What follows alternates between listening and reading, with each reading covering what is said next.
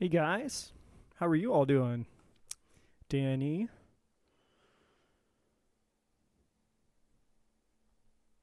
Aesthetic Delta. Let me know if you guys can hear me. By the way, just want to make sure that my microphone is operating correctly.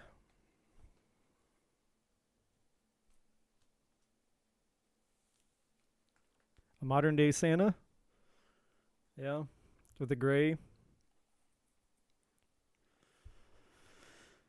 I'm not white yet. I'm gray, but I'm not white.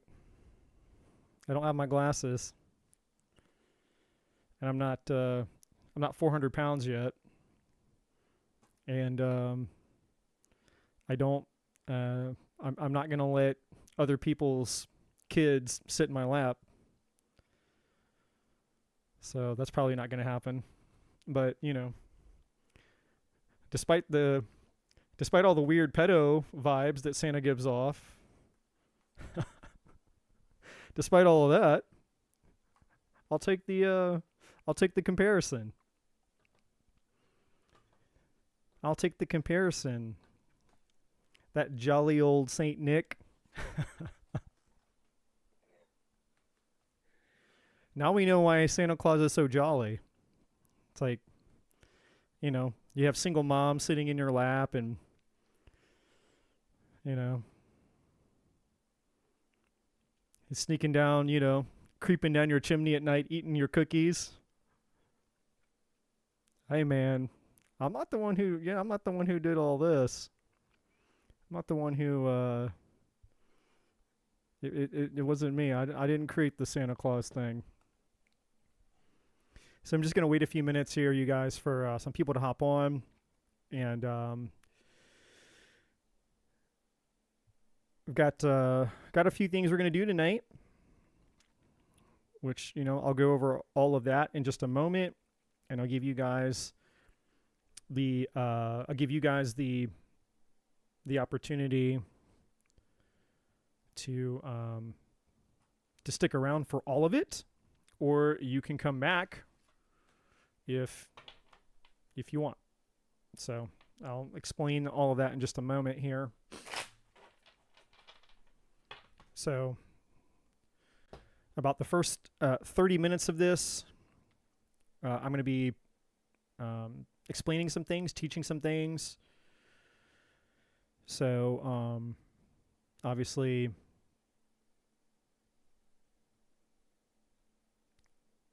then after that, I'm having a brain fart. After that, I'll be getting into the reading. So the first 35 minutes will be some things that will definitely transform your guys' life if you stick around for it. Absolutely free for you to learn. Go into 2025 ready and armed to change your life, change your relationships, all the things. But I'll explain all of that in a moment. But, if you got other things you want to do, then you can come back probably it's almost 7:15 Eastern time. So, if I'll pass, you can come back at 8 maybe. Maybe 8 o'clock Eastern if you want to skip all of the things that I'm about to talk about. If you just want a reading and you don't want to hear me, you don't hear the other things that I have to say, then you can come back in 45 minutes and I should be doing readings by then. However, if I were you, I would stick around because I'm about to give you guys some free life-changing information that my coaching customers, clients pay me a lot of money for. So this is an opportunity for you to get that information completely for free. All you have to do is just listen. I have some other things to share, a few other little updates, some things that you guys might want to get in on coming up in 2025. Wait, you're dyeing your hair? She's like, you guys stirred up some stuff in the chat. You're like, wait, you're going to dye your hair? Like, no, I'm not going to dye my hair. It'll be a cold day in hell before I ever put dye in my hair. Although, maybe I could bring back the Backstreet Boy thing. Maybe I could get the bleached blonde tips like the Backstreet Boys and the NSYNC from like the 1990s. I could get bleach tips again, you know? Yeah, no, I'm not going to be dyeing my hair. At least not dyeing the hair that's up here. Maybe I'll dye the hair in other places. I'll leave that up to your guys' imagination.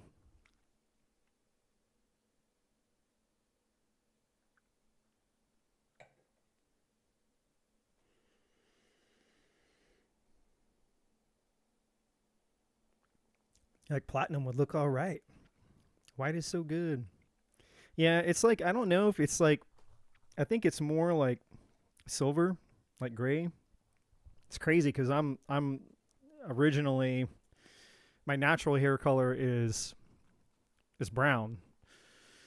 So, you know, I'm only 43. I mean, Jesus, you would think I'm 60 years old with all my gray coming out here. I don't know how many people are probably going to be on tonight, so I may just jump right in. I know it's the holidays, so I expect that people are probably busy doing things, and I know your guys' time is valuable as well, and I don't want to keep you guys waiting for too long, so I'll probably just get started here. Obviously, this is being recorded, so the people that are missing out, they can come back and watch it. They can watch it again later, and I'll just make a note about it on my channel once this uploads. But so yeah, tonight should be fun, everybody. Basically, I'm gonna be here. I'll probably put my cutoff somewhere because I have to drive tomorrow to Florida. So I can't be up until like 5 hours. I'm at 5 hours, 5 a.m. You know, I have a habit of, you know, being in this chair and going like epic marathons, which I can't help. I just, you know, once I'm locked in, that's it. I lose track of time, and then 5, 6, 7, 8, 9 hours go by. But I'm gonna have to like try to pull myself out and be aware of time. So I should be good if I quit by 1 or 2 in the morning. So that's what, if I start doing, say from what, 8, so 9, 10, 11, 12, 1, 2, if I'll be here for probably at least 5 or 6 hours tonight. So, so there's plenty of time. With that being said, I want to go ahead and dive in to all the things, but essentially, you know, I don't know how much you guys follow, you know, other things going on in the world, spirituality or whatever, you know, whether you follow astrology, you listen to whatever, I have no idea, you know, but what I can tell you guys, just from my own personal experience, my own research, and being, you know, kind of part of all this woo-woo stuff, and even my own intuitive downloads and things like that, we're definitely, and I know this is kind of cliche because we hear this stuff a lot, you know, every time it's like we're moving into a new year, there's always people who say, you know, this year is going to be a this or a that and another, right? Like there's nothing new there. That's pretty cliche. But for those who have been, you know, I would say paying attention, like definitely tuned in to what's, you know, going on underneath the surface of all the external things that have been going on in the last 4 years, because really from 2020 to now has been kind of like a season, like a vetting process. Like we just went through kind of like a fall and a winter, essentially. And in the fall time, things begin to die, and winter, everything basically becomes barren and dead. which prepares us for spring, which is a renewal, right? There's a guy who talks about this more in a historical element in a book called The Fourth Turning. I made a video about that. I'll be sharing some links with you guys tonight. You can check out in regards to that kind of stuff. Just some things if you guys want to look, listen to or check out for your own interest, or maybe you're just bored over the holidays and you want something profound to listen to that, again, is life-changing, because everything that I do on my channel here and everything that I'll be doing on my channel moving forward, especially 2025 going forward, is going to be about one thing and one thing only, which is helping the collective basically to wake up and to become, take their power back, right? And unfortunately right now, the number one problem that we have in the world, the number one issue is what I call the powerless pandemic. There is a pandemic of powerlessness. A bunch of people who are operating out of powerlessness instead of understanding the power that we all have inside of us. Culture would have us believe that our success, our fulfillment, our desires, whatever we want is connected to things outside of us. And so that's what we pursue.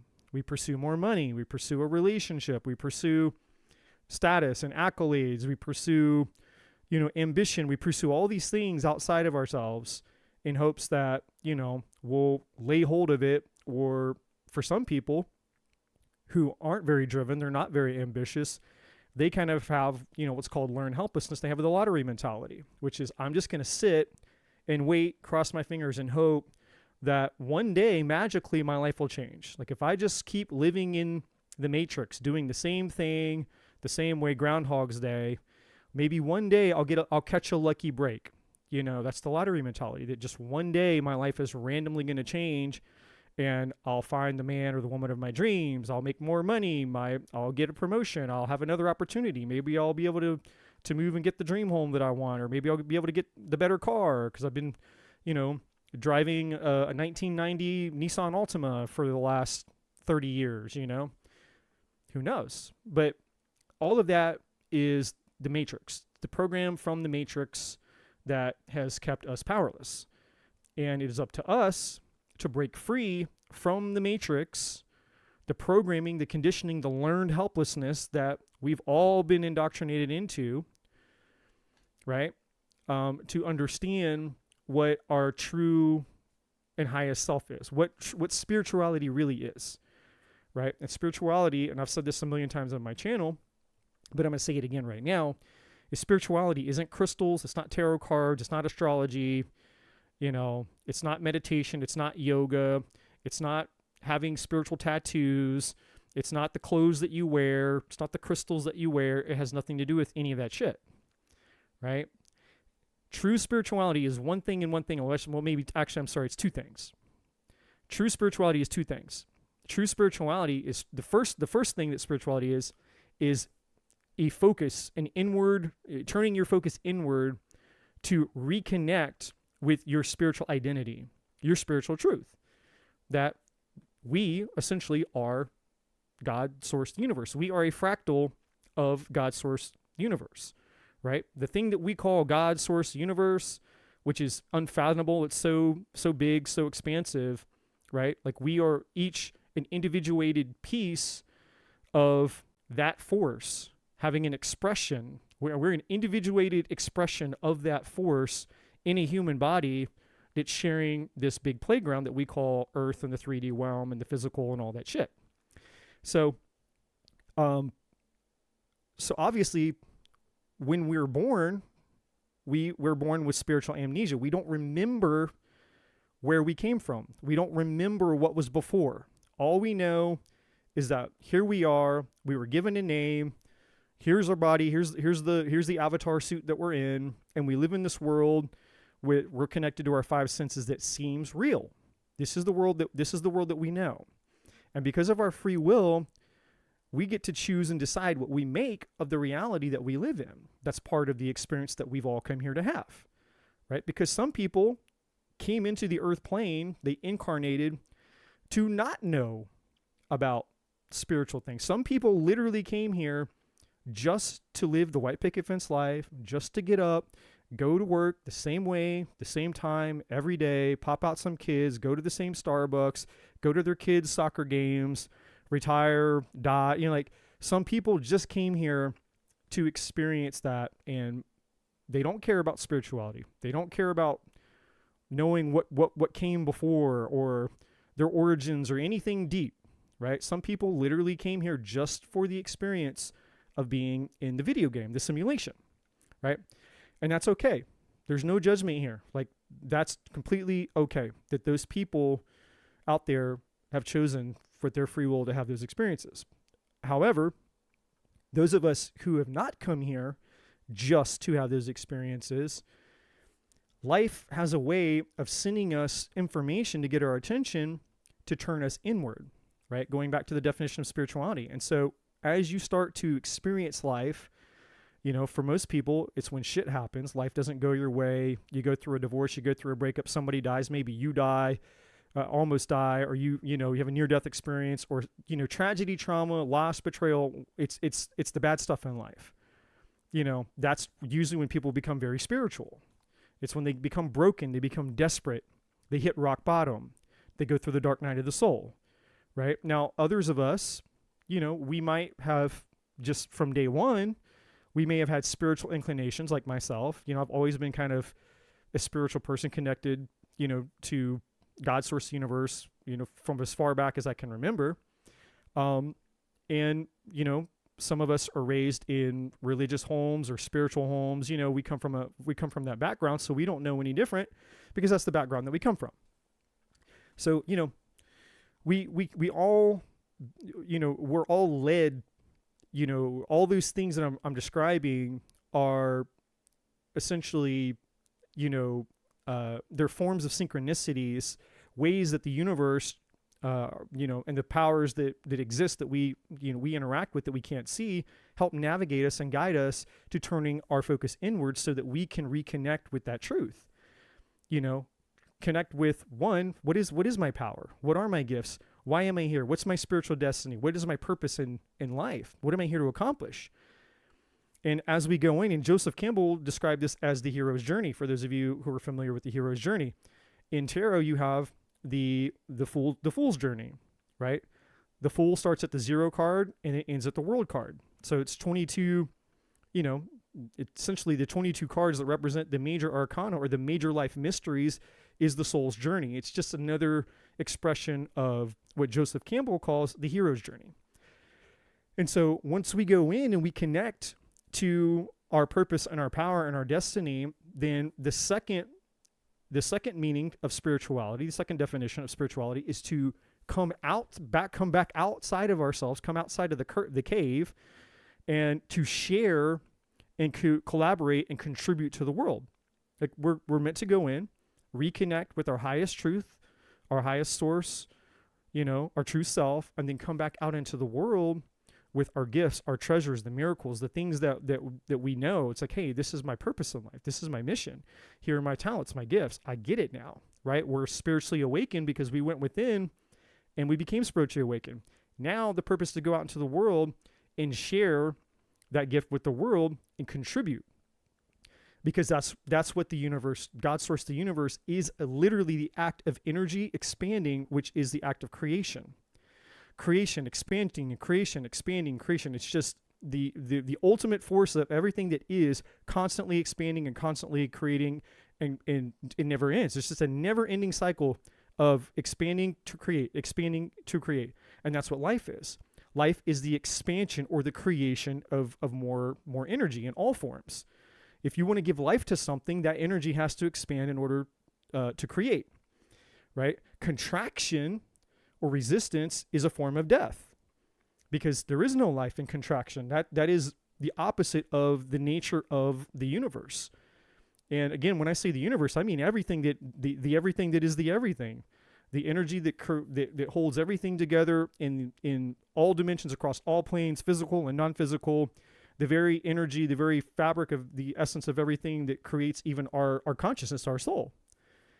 Because you are not your body. You are not your name. Your name is just a thing given to you. And I guarantee you there's other people who have the same name that you have out in the world. So I'm not the only Eddie. Eddie's just the name my parents gave me. Eddie is not this body. My parents gave me the body. It's the avatar. It's the suit. So who is the you that's peering out from behind these eyes? The eyes are the window to the soul. So what is the consciousness? What is the force inside of this body, this avatar inside of you that's looking out into this world, that's experiencing the illusion of a physical reality that we think that this is all that there is, right? Well, that soul, that thing that you are is that force. And so, you're a fractal, you're a testicle, a fractal, a testicle. You're not a testicle, you're not a fractal. You're a fractal of that force expressing itself, right? And inherently in every human being, we all naturally, when we're in a healthy, balanced state, we all naturally want to do the same thing. We naturally want to create. We naturally want to expand. We naturally want to grow. We naturally want to share, right? If you have your phone and you're scrolling, on Instagram or something, or you find something hysterical, you're dying laughing. You find something, right? And you're just absolutely laughing so hard you're crying. What's the first thing that you want to do when you find something extremely funny? You want to share it. What's the first thing you do when you're driving down the road and you see this car crash in front of you and this crazy thing happens and you're shocked? Like, oh my God, this is crazy. First thing you want to do is what? You want to share. What happens when you get really good news or something unexpected out of the blue happens? Like, oh my God, you're never going to guess what happened today. You want to share it, right? So all throughout life, anytime there's things happening, the normal inherent nature of humans is to expand, is to share, is to collaborate, is to contribute.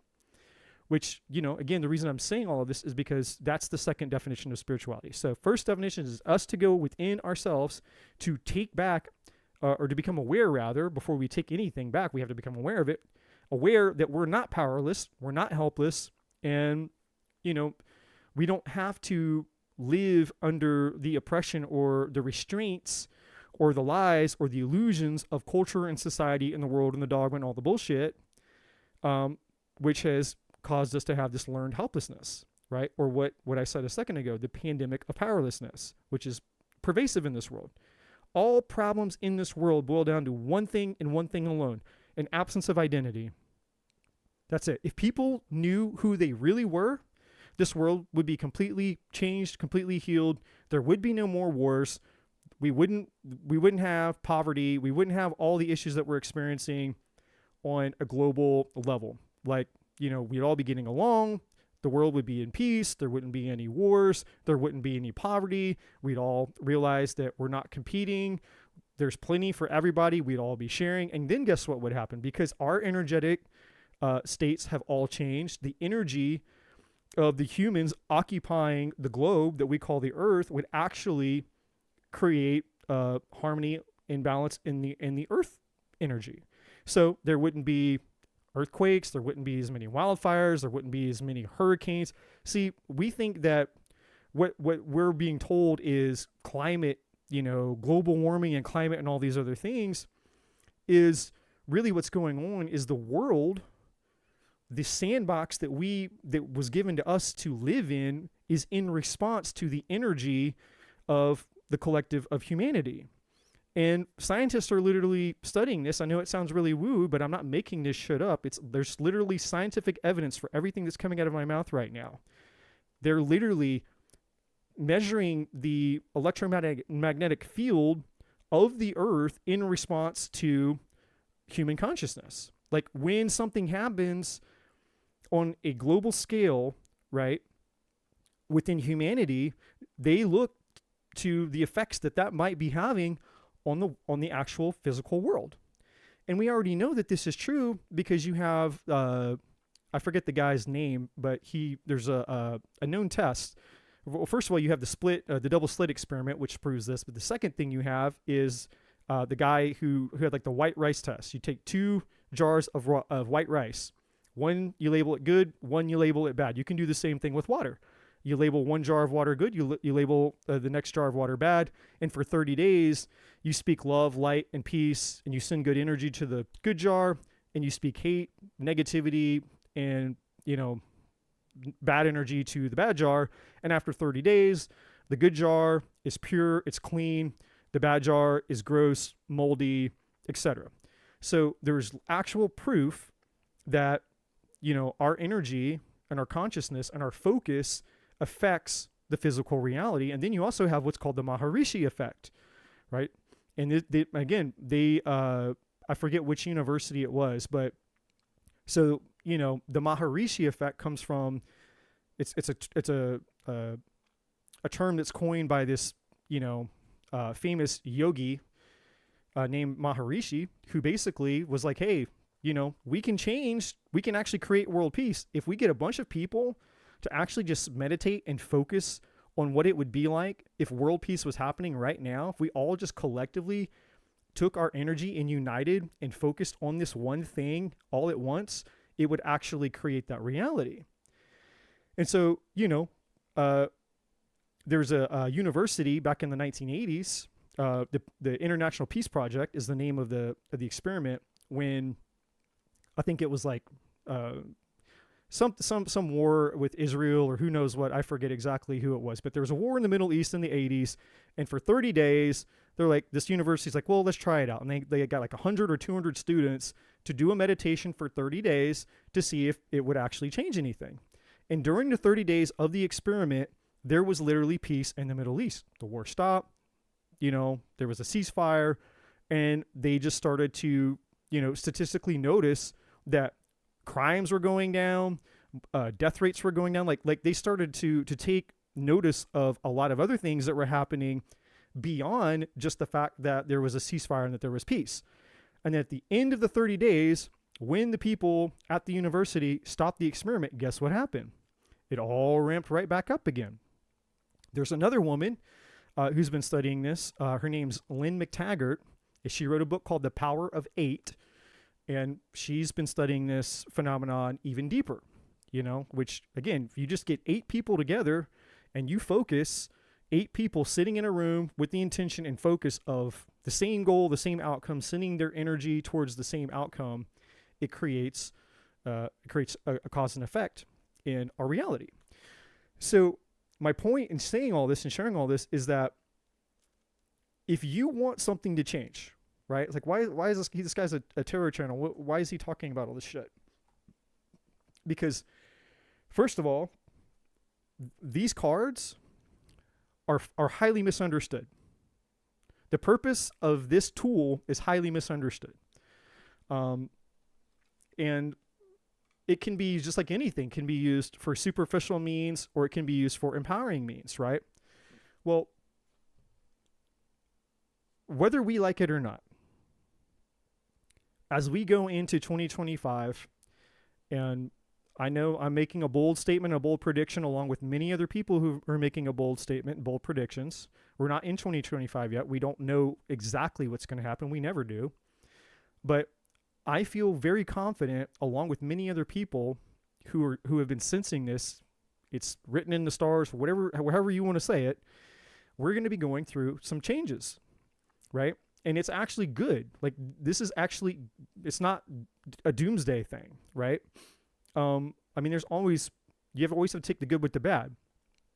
But this is actually a time of a mass spiritual awakening. Now, what does that mean? Okay. It doesn't mean what a lot of people think it means. So a mass spiritual awakening in the sense that, first of all, in order for there to be a spiritual awakening, there needs to be a reason for the spiritual awakening. And again, like I said, for most people, a spiritual awakening isn't something they choose. It's something that kind of chooses them, right? But you're just going about your life. You're born, you wake up, and you're living your life. And then shit starts to happen to you. You end up hitting rock bottom. You end up going through who knows what, trauma, pain, suffering, loss, dark night of the soul. Something happens or maybe the dark night of the soul is a slow process of just living with spiritual bankruptcy. You're you feel empty no matter what you do, right? These people who wake up and it's like, I don't have a terrible story. I haven't like a major loss. It's like people who just have an ordinary average life, but day after day, it's like something inside of them is eating away at them, scratching and clawing at them. It's what I call purpose depression. It's a symptom. You're purpose depressed. In other words, your soul, your spirit, the thing inside of you is telling you, hey, you're meant for more. You're living basically this nothing life. You're just this robot, like that. You're just going and doing the same thing. And there's something inside of you saying there's more to this. There has to be more to this. What's the point of this? What's the meaning of life? And so then those people, they start wondering, they start asking questions, because eventually that dissatisfaction, that unfulfillment gets too heavy. It's a 10 of Wands energy or a 10 of Swords energy, right? Like eventually the dissatisfaction and the unfulfillment inside of you will become so strong you can't ignore it anymore, right? You can suppress it, and a lot of people do. They turn to medication, they turn to drugs, they turn to alcohol, they turn to addictions, they turn to sex, and then of course we live in the age of distractions. So distractions all around you. You can be a workaholic. You can just spend time on social media. Every time there's a moment of space where your brain can have a thought of its own, you fill in that space instantaneously with something else, right? And as long as you stay distracted, it's like you're suppressing that sensation that's uncomfortable inside of you, saying, hey, you're meant for more. But eventually, even the distractions aren't going to work anymore, because you can't outrun spiritual bankruptcy. There's no medication for spiritual bankruptcy. You can't. It's impossible. It's a spiritual issue, right? It can't be solved with practical means. And so, moving into 2025, all of these people are not going to be able to ignore whatever that purpose depression is, whatever that void is inside of them. So here lies the spiritual awakening that I'm referring to. They're going to have a lot of people who, for however many years, have been getting by with distraction. Like they've been living an untrue life, untrue to themselves, a life untrue to themselves, living in their distractions, living with their medications, living with all the things, living in their suppression and all that shit. Well, 2025 is taking all that away, right? And there's all sorts of places you can see this in astrology, numerology, all the different systems that are showing that this is what's happening. Basically, this is my interpretation, my paraphrasing of a lot of things. This is my explanation of it. Other people on other channels or wherever you go, they might explain it differently, but this is my explanation of it. So here you are moving into 2025, and people can't run away from that spiritual bankrupt feeling inside of themselves anymore. So what's going to happen? You're going to have a lot of people going through a lot of spiritual crises, right? But the beauty of it is there's an opportunity now for a great spiritual awakening, because when people hit rock bottom and they become desperate, then they start asking new questions. Their mind becomes open, because they're so desperate to be free from that intense feeling they can't ignore anymore, that they're basically like willing to do anything, willing to try anything. They become open to all possibilities. And that's when the spiritual awakening can happen, right? And so that's what the mass spiritual awakening is about, right? And so all that to say is that the purpose of me being here on YouTube, of course, I'm here to serve you guys. Of course, I'm here to help you guys with, whatever your questions are that you have. But predominantly and hopefully for as many of you that I can, and I'm just being completely honest with you guys, for as many of you that I can convert and influence to step away from just coming and looking for easy Band-Aid, quick little answers to things in your life, which is really just promoting more powerlessness. Like, as many of you that I can convert out of that powerless thinking and actually connect you into your power, the better.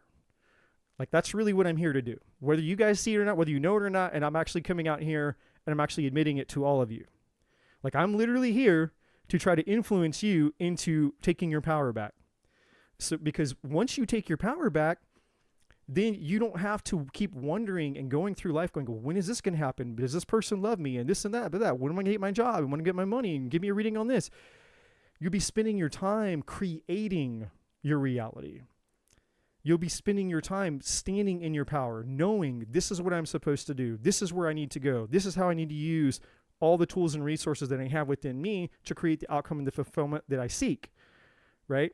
And then you don't have to live out here in this cycle, this carousel of just going round and round and round and round and round. The powerless carousel, the powerless cycle, just going around the rat wheel, right? The definition of insanity, doing the same types of things, expecting different results, but never really getting where you want to go, never really grabbing hold of the fulfillment that you desire, right? And so I want to break you guys free of that. So one of the things that I'm committed to doing going into 2025, and the first thing that I want to share with you guys, two things we're going to do, okay? The first thing I want to share with you guys, and I've shared this with you guys before, but is coming up in 2025. I got it here on the screen. My friend and I have decided to partner up, my friend Trudy and I. So some of you guys know Trudy. Some of you may not. If you don't, you're new to my channel. Trudy has a tarot channel of her own. She's been like a spiritual mentor and guide for me. She is absolutely, she's a freaking master. Okay. Like, this woman is like, she's like the master Yoda, in my opinion. So, she and I, you know, over the years, I've gotten to know her on a personal level. Her channel, I forgot to mention, is Soul Tribe Tarot. So, you know, I'll try to get a link for that, later. But, anyways, we decided after, you know, getting to know each other and just, you know, over the last year, we both have been sensing and feeling that changes were coming. And so like, hey, we know that we have a call to help the collective in any way. We're here to serve you guys. We're here to serve the collective and taking your power back and being a part of this kind of new world, this new era that humanity is all moving into. We're moving into this direction whether we want to or not. And so it's like, you know, the question is, do you want to go into this new energy, this new world, this new era that we're all moving into, like basically unhappy, unfulfilled, panicked, you know, not knowing who you are, not knowing what to do, not knowing how to benefit from it? Or do you want to go into it empowered, connected to your purpose, the meaning, the meaning and purpose of your life, knowing like, hey, you know, I'm not here just to exist and have some mundane existence here doing the same thing and then one day I'm going to die. Like, if you're here and you're hearing my voice, it's for a reason. It's not by chance. It's not by accident. You're here hearing these things that I'm saying to you on purpose tonight. And so this is a great opportunity, 8 days now before the end of 2024 to start thinking, you know, and kind of maybe having a come to Jesus moment with yourself if you haven't had one before. And what do I mean by that? I mean, really questioning your own fulfillment, questioning your own satisfaction. Are you really happy with where you are in life? Yes or no? Are you happy with the relationships you have? Yes or no? Are you happy with yourself, your own self-worth, your own self-image, your body? Yes or no? Are you happy with your career? Yes or no? Are you happy with the other relationships in your life, your family, your children, you know, your coworkers? Yes or no? Are you happy at your job? Yes or no? Like, nothing can change until we can get 100% brutally honest about what, you know, where we stand with all the areas in our life. You know, and so many people live in denial and they're afraid to look at all the areas in their life they're actually very unfulfilled. They would rather stay in denial. They'd rather wear the blindfold and stay in distraction, distract themselves, or, you know, suppress, you know, instead of confronting the truth. Because the truth is the only thing that can set us free. If you want to take your power back, you want to change your life, you have to get out of denial. In fact, that's like what I think that's like one of the first steps in like the 12-step programs, right? I mean, I've never been, but I think that's one of the first steps. Like the first step is you have to get out of denial. You have to admit that you have a problem before you can free yourself from the problem. Because you can't heal yourself in the same environment that's been hurting you. And for most of us, the environment that's hurting us isn't what we think. It's because most people think the things that are keeping them stuck, keeping them unhappy, keeping them dissatisfied and unfulfilled are things outside of them. That's learned helplessness. That's powerless thinking. When the opposite is true. 90%, 95%, and for some people, 99% of your unhappiness and your dissatisfaction is due to one person and one person alone, yourself. And that can be a very bitter pill to swallow when you have to look at the fact that your life looks like this because you created it. Now, you may not have intended to create it. You may not have known better. You may not have had the tools and the resources to know how to do anything different than what you've been given. That's a different story, right? But nonetheless, you were creating it. But the silver lining in that, and the good news is if you have the power to create the unhappy life, that means you also have the power to create the empowered life, the powerful life, the fulfilling life, the life of your dreams. You have the same power to do either one. And so knowledge is power. Applied knowledge is power. When you understand, you get the knowledge how to tap into your power, and then you apply that knowledge and take action, you're taking your power back. You're taking responsibility for your life. You're taking responsibility for your happiness, for the things you create. And all of a sudden, life becomes magical. The world opens up to you. You tap into the infinite possibilities. So coming up in 2025, you guys, I'm going to keep harping on this for the next 8 days until we enter 2025. I'll actually be going between now and New Year's Day. So I don't know. It'll be the 27th, the 28th, the 29th, or the 30th, somewhere in the next coming days. I will be coming on again, hopefully more than once, but I will be coming on again at least one more time before the end of the year to do another live where I will specifically be sharing the details of this group, the Conscious Collective. Okay, it's going to be a closed group, and it is a membership group. So if you're interested in being part of a group of people where you want to be surrounded with like-minded people, you want to be a part of, you take your spiritual growth, your personal development seriously, and essentially, you want access to a shit ton of free resources and making friends, making connections, finding, spiritual community, which is hard to find. It's very hard sometimes. The spiritual journey can be very lonely because, it can be hard to feel like you can just be yourself around the normal people. It's like, well, here, you're part of a group where you can be 100% yourself, right? And now what this group isn't, just really quick, and again, I'm not going to get into all the details explaining this because I'm going to share that in my next live where I'm going to break down all the things. I'm going to explain to you exactly what this group is, what it's not, what you need to do to participate if you're interested, what you can expect, what the benefits are, all the things. I'm going to explain all of that in a future live. But really quick, what I'm going to tell you what this group isn't, okay? This group isn't a hobby group. It's not an interest group. There's hundreds of spiritual interest groups out there, right? Interested in astrology, interested in tarot, interested in numerology, interested in psychics and channeling, whatever. This is not an interest group. This is we are here to change ourselves, and we are here to tap into our power, and then we are here to figure out and find ways for us to go out and help change the world. So this is like, a very proactive, a spiritual development group, like a self-help group, and so it's not for the faint of heart. So, if you're just like, I don't know, it sounds kind of cool. Well, it's not for you. Like, this is like, that you want to change your life.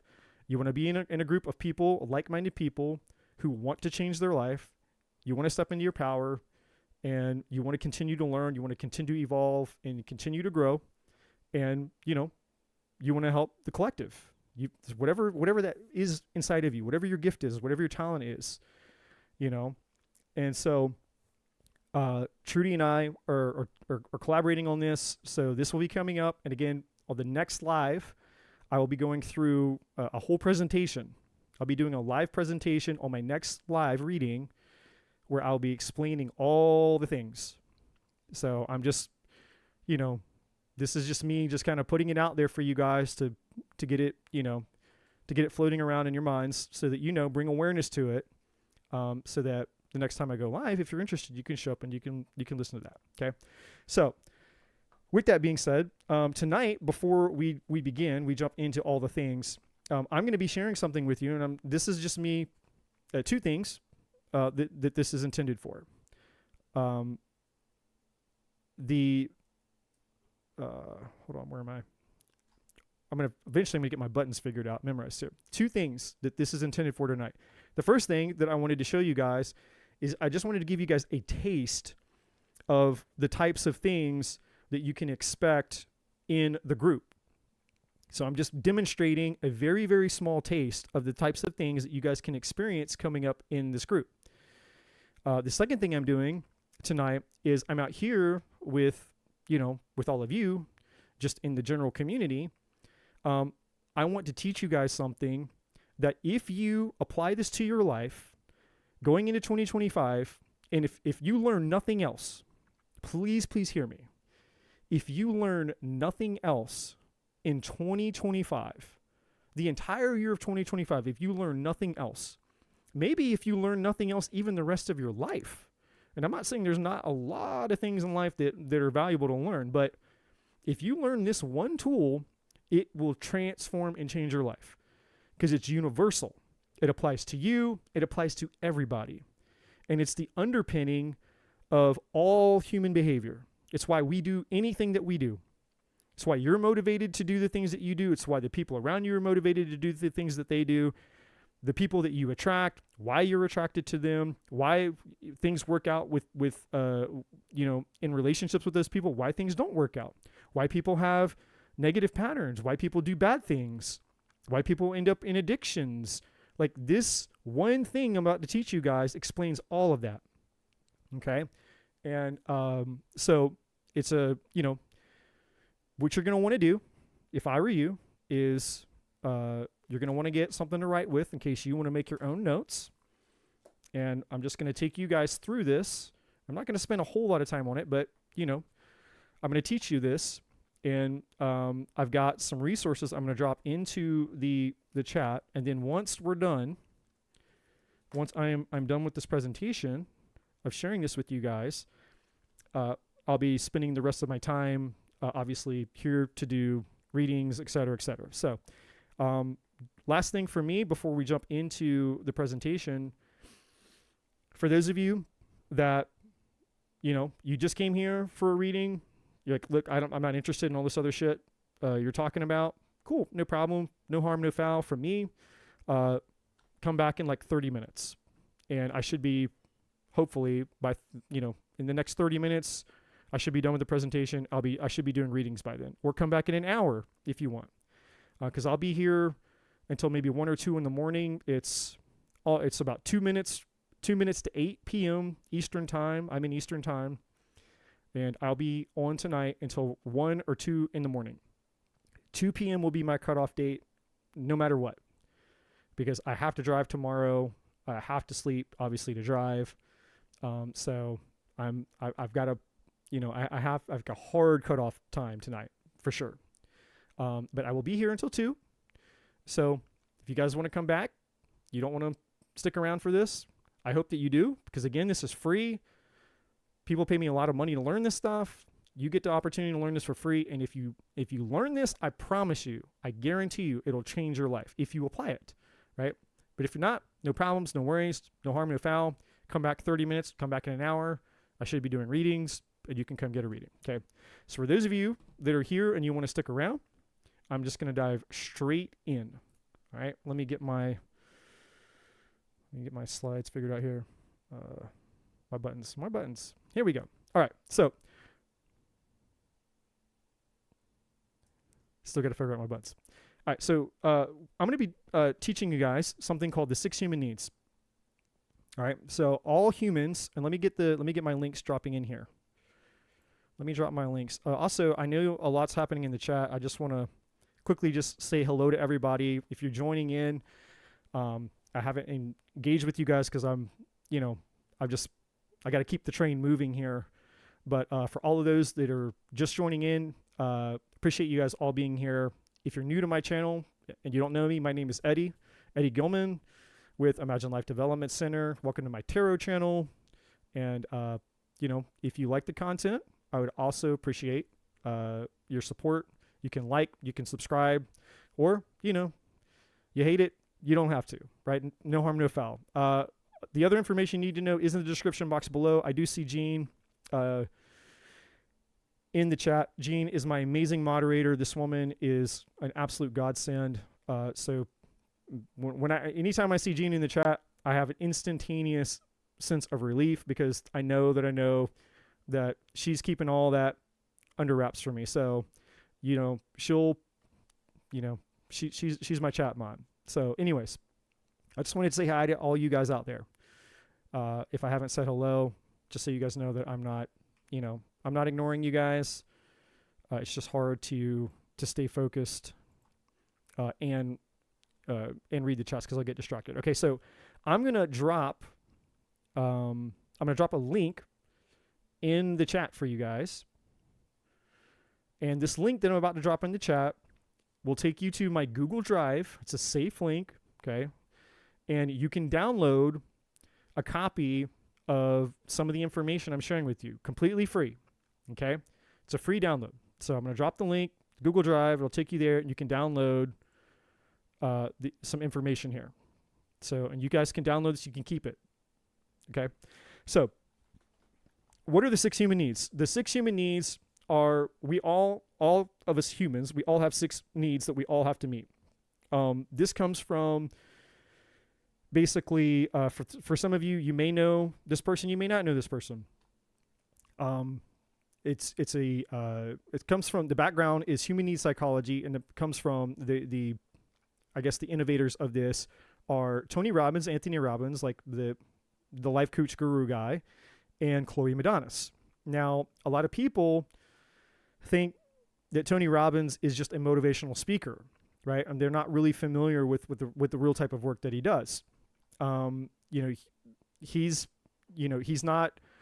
kind of interesting. Like he didn't go to school, and he didn't get an actual certified background, but he studied psychology, and all these, he read like 700 books and studied psychology. And then he just went out on his own, and basically in his early days, like way back, in the early 80s, he basically was just, to get his, to start his business, essentially, he told people, like, send me the worst people. Send me the people that you can't fix. They've been coming to therapy for years and years and years. These people have phobias, they have addictions, they have problems, and they're just, basically unfixable people. I know that's not a word. And so he would get all these people who apparently had problems that could not be solved, or they had lifelong phobias or addictions and all these things, and he was changing them. And he would do it within like an hour or less. And so he started promoting himself. He said, whatever problem you have, I will fix you in an hour or less. And he was very confident.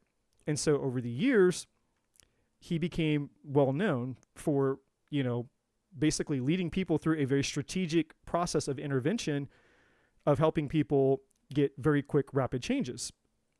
And so one of the things that he realized, and as he partnered up with a very, very famous psychologist named Chloe Medanis, what he realized is that all humans, every one of us, has 6 fundamental needs that we have to meet.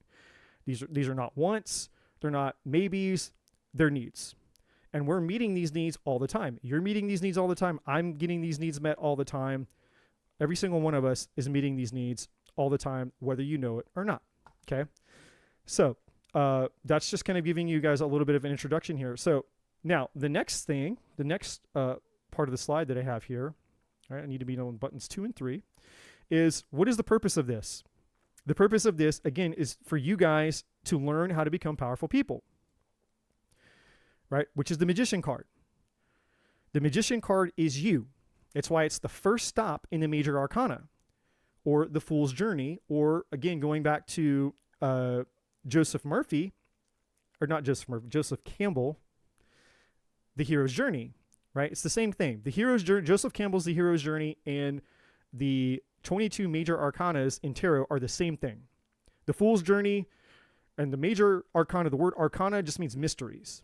So the major mysteries of the evolution and progression of the soul.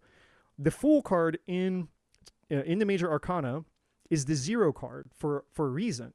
The Fool represents God, source, the universe, the soul, the nothingness, the great nothingness, right? It's infinite possibilities. It's the freedom. It's consciousness, basically. That's what the Fool card really is. It just represents just base consciousness.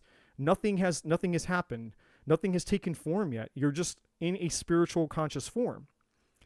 Now, the first step, the reason that the Magician card here, the reason that the Magician card is the first card, the official number 1 card, which you guys can see up here at the top, right up here above his head, that number 1 is meaning the first step of human consciousness. In other words, the soul has entered the body at this point. The soul has inhabited the body, and now it's up to us to understand the world from which we operate in, which has to do with the 5 elements. Okay?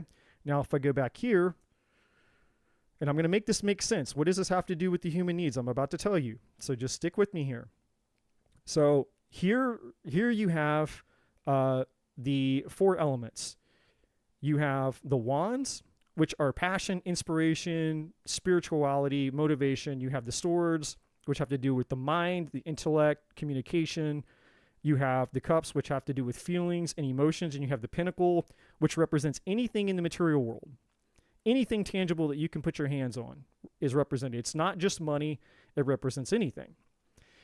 Up here, you have essentially, now, it's hard to explain, but if I was to take the tree of life in Kabbalah and impose it behind the this magician, and when I say the Kabbalah tree of life, some of you guys know it looks like this weird diamond thing.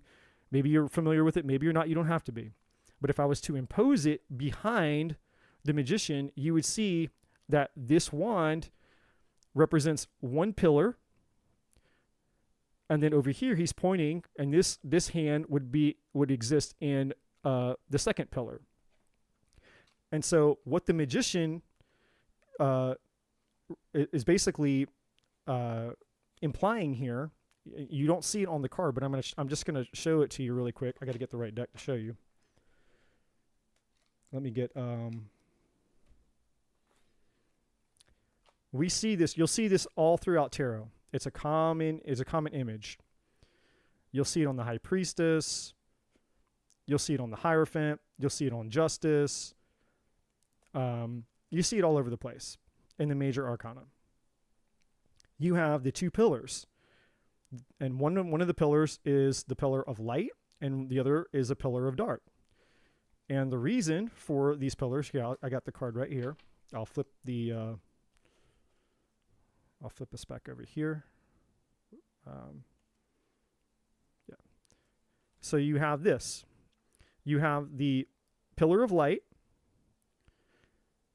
and you have this pillar of darkness, and what you don't see behind the High Priestess herself is that the tree of life of Kabbalah. You can see it kind of outlined behind her here a little bit, but she's sitting in front of it. And so when you study spirituality, you understand that the pillar of light is the things that exist in the conscious world, the things that we can see. This has to do with external consciousness, the things that are known to us. The black pillar has to do with the subconscious, the things that are not known, right? The light and the dark. The middle path, if you guys are familiar with spirituality, this is the middle path. You are the middle path. essentially. It's up to us to learn from both of these pillars and integrate both the light and the dark duality, the dualistic nature of reality, one of the Hermetic principles, into understanding who we are and what we are. Right? So there's a ton of symbolism in this card. This one card alone, which is why it's also the second. So the Magician is the first card. This is the second card. The Magician is the white pillar. The High Priestess is the black pillar. And this is another theme in the major arcana. Because the Magician represents the external world, our power in the external world. We are the ones who master the four elements. We master the four elements and then apply the fifth element, which is the pinnacle. The pinnacle, or the star, represents spirit. And so anytime you see this this infinity sign, and I'll give you guys another example of this, the Strength card. You see, we have the same person. The Magician, at this stage, at card 8 in the major arcana, the Magician is now represented by this feminine figure, and you see the infinity sign above her head again.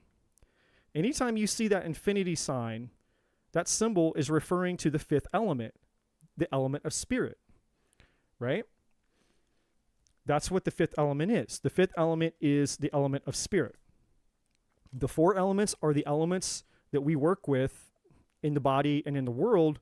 The fifth element is consciousness, or the Fool. The Fool is the infinity sign, right? The Fool card is essentially that infinity symbol. It's the soul. That's what that's representing. Now I'm going to show you guys something to make this just a little bit more on this side, because it's going to help you guys understand how spirituality and human behavior coexist. Because if I just teach you the human behavior, that's fine. But I want to teach you guys something. I want to teach you how spirituality and human behavior coexist in this way, so that you can get the most out of this. Because you're not just a human being, you're a spiritual being, right? And these two things, again, coexist because, again, of having to do with the white pillar and the black pillar. So when you're dealing with just psychology, you're dealing with just the white pillar. That's just psychology. That's just the mind and human behavior, the physical stuff, the external world. And that's the world that we live in most of the time. We're troubleshooting our problems by treating symptoms. We're not troubleshooting the problems by treating the cause. Spirituality, true spirituality, is about... I need to get my shit together here. That's what I need to do. True spirituality is about understanding these two pillars. Yeah, there we go. I need that card, I need that card, I need that card, any other card that I need. I need the pinnacle. Give me the pinnacle, and I think I should be not distracted with this. I wasn't, no. There we go. I'll take that one too. Maybe that one. Yep, definitely the chariot. We'll take that one. I'm just going to give you some quick examples. There's the pinnacle, and then I just need the sun. The sun was back here. There we go. All right. So, all right, now I'm gonna switch the camera here, and I'm gonna break this down. Let me get to where are we at here? Yeah. All right. So now we have the table. So let me show you guys. So we have the Magician here. Right now, on the tree of life, it's not the same here, but on the tree of life, the white pillar would be on the left and the black pillar would be on the right. So this white wand that he's holding up would be over here on the white pillar, and his finger would be pointing down to the black pillar, because the reason that the Magician is pointing down is saying the subconscious, right? And he's also saying, yes, as above, so below. Yes, all that stuff is true, but He's pointing to the dualistic nature of consciousness, what we can perceive out here in the external world, versus the subconscious, what we can't perceive, which is beneath us, right? So there's that. Now, here's the pinnacle. I just wanted to show you guys. The pinnacle represents the 5 elements. So you have the 4 elements that are on the magician's table by these points, the 4 points. And then the 5th element, the star pointing up, the highest point of the star is the 5th element, spirit, right? So the point of the star, if I get the magician card here and the pinnacle, that right there, the infinity symbol is the point of the pinnacle, showing that you are connected to spirit, right? Now, conversely, well, before I get to that, so let's just put that there. So again, I just want to show you guys this, a few other examples. So this is the white pillar, going back to the high priestess. There's the white pillar. The things that are known, consciousness.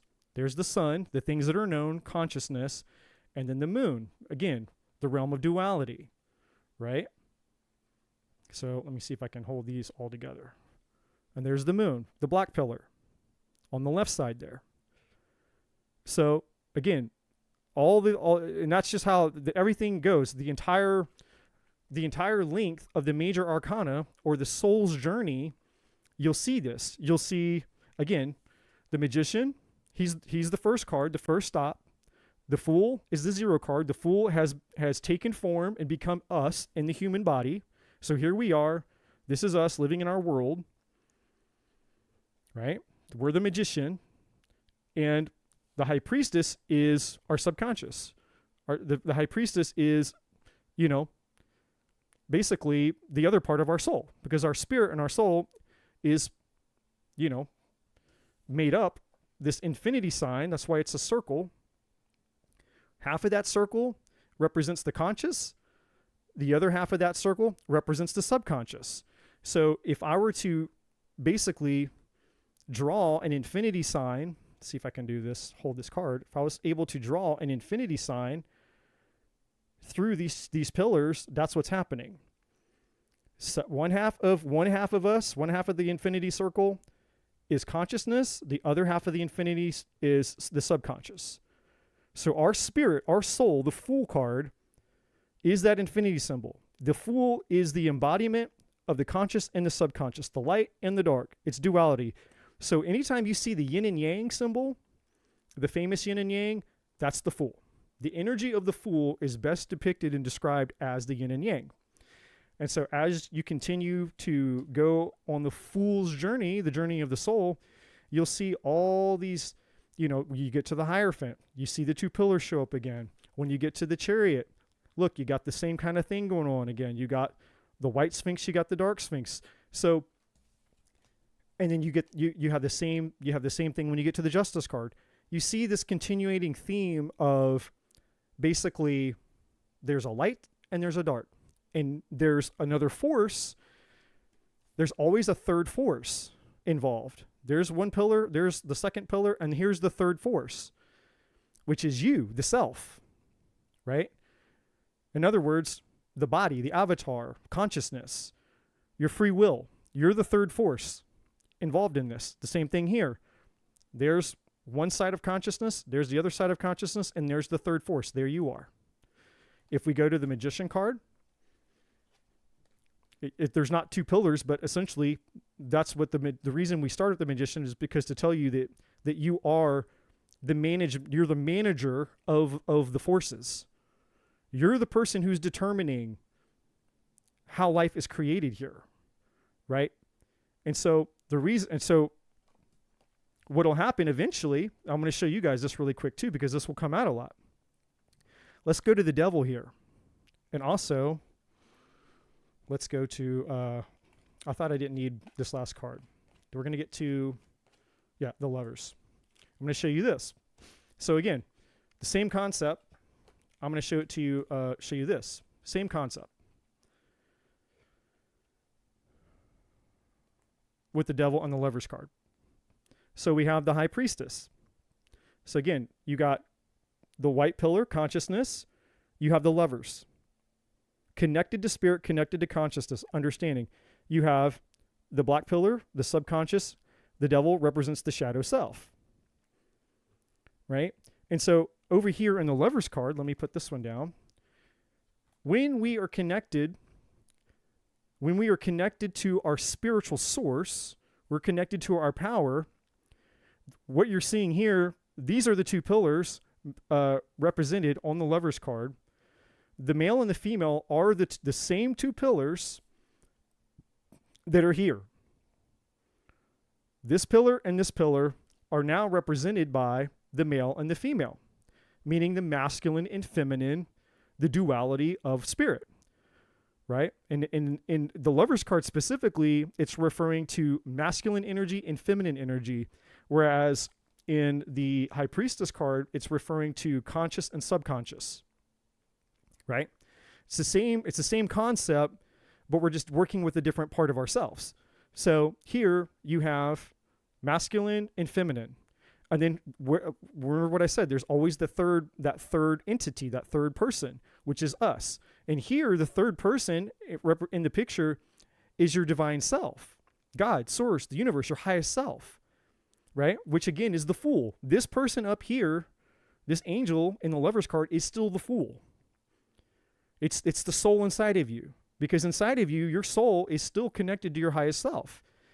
Now, we don't always operate out of our highest selves all the time because we have free will.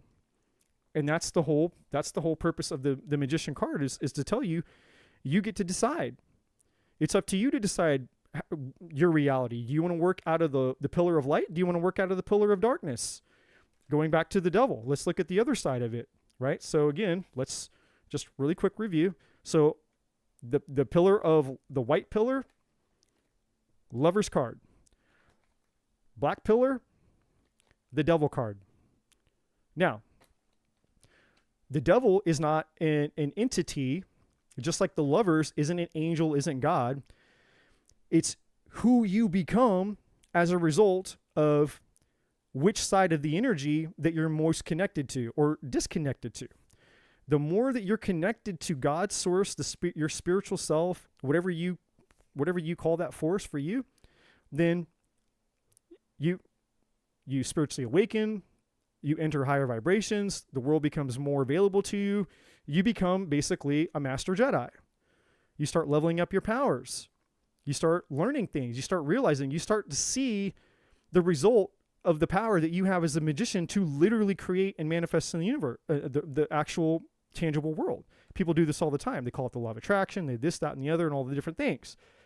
And all of a sudden you start to realize, oh my God, I literally can create the reality that I want. Yes, you can. But that creation only happens the more that you stay connected to this part of your energy.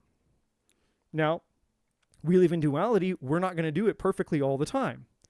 Now, for those, because energy has to be in balance. There is a balance that happens. Just like there's daytime and there's nighttime, right? There's what's called esoteric spirituality and exoteric spirituality. The exoteric spirituality is what everyone's familiar with. It's the things outside of us, like external astrology and numerology, and predicting and all that kind of stuff. Anything that has to do with things occurring outside of you is exoteric knowledge, right? Esoteric, ESO, esoteric knowledge is inner, meaning if you get a book on inner astrology, then that will tell you how to transform yourself. It's a totally different type of information and knowledge, and the way that you apply that knowledge to yourself to create transformation, right? So that's a side note. But anyways, for those of you who get out of balance, or for those of us who get out of balance, the first thing on the devil card I want you to pay attention to is notice that the star is pointing down. The tip of the star is pointing down. It's the same 5 elements. The same 5 elements represented by these points, but the 5th element was spirit. It's pointing downward.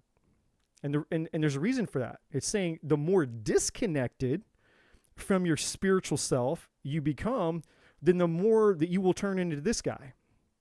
You will become the devil. So people that you think are toxic, they're unhealthy, and there's levels to this stuff, right?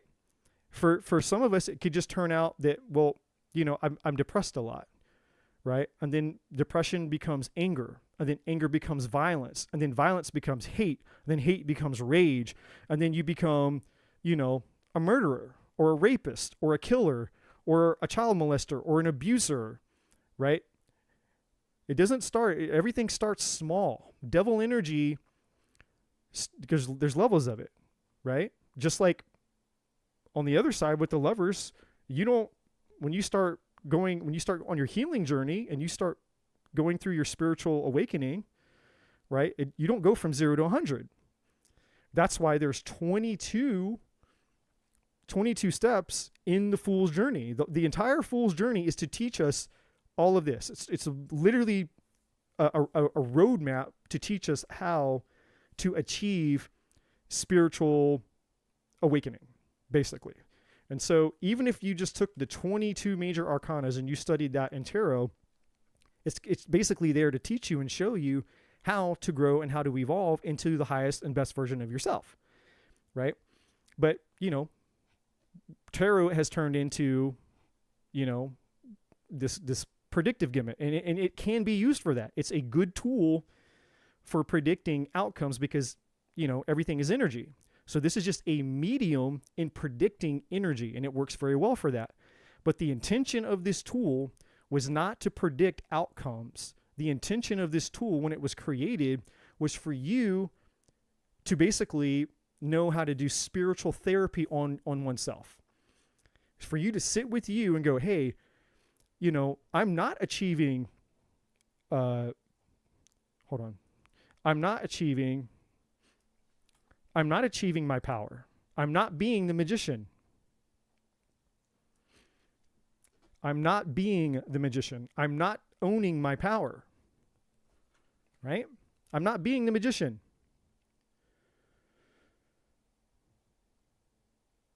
And so what tarot, the power and the beauty of this tool is to teach us how to become the magician so that we can take our power back, know what needs to change within us so that we can actually get what we want, right? So the purpose of this presentation is one of the elements, one of the aspects of this presentation is to teach you guys how to become the magician. And as I move forward on this channel from time to time, more so in the group that I mentioned before, that I will be doing with my friend Trudy, I'll be, sharing a lot more of this stuff in the group. So my tarot channel, I'll share this stuff from time to time with you guys just to keep you interested, because again, using tarot just as a predictive tool is promoting more powerlessness because it's not going to help you. It's not going to change anything. You're just going to be sitting there waiting, wondering what's going to happen. What does this person think about me and blah, blah, blah, blah, blah. Instead of you taking your power and becoming the magician so that you can just create, you can bypass all the bullshit. You can bypass the frustration. You can bypass the time gap. You can take control of your life. You can become a powerful person because you, me, everybody is the magician. We all have all the tools and resources and the power available to us to create our reality. It's just, if we don't know how to access that power, then of course we're going to be limited in our ability to use it. So one of the things that I'm teaching you with this tool as here, the 6 human needs this is one of these tools. This is going to help you guys become the magician. It's going to help you become a practical psychologist and learn how to troubleshoot your life.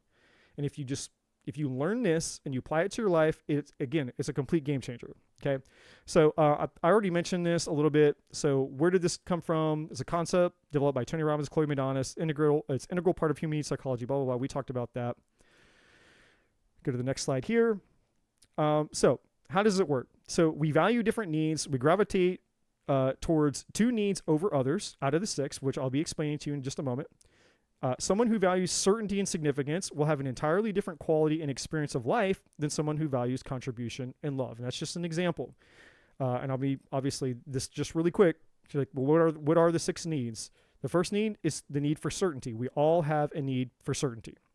And if you downloaded the link, the PDF, the free PDF in the link that I dropped into the chat, which I'll drop into the chat again really quick.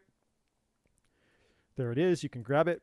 You'll see on the PDF there is the first need is certainty, right? The second need, we can't have just certainty all the time because then life would be boring. So we have a need for uncertainty or variety is the second need. The third need is the need for significance. We all have a need to feel special, unique, valuable, and important.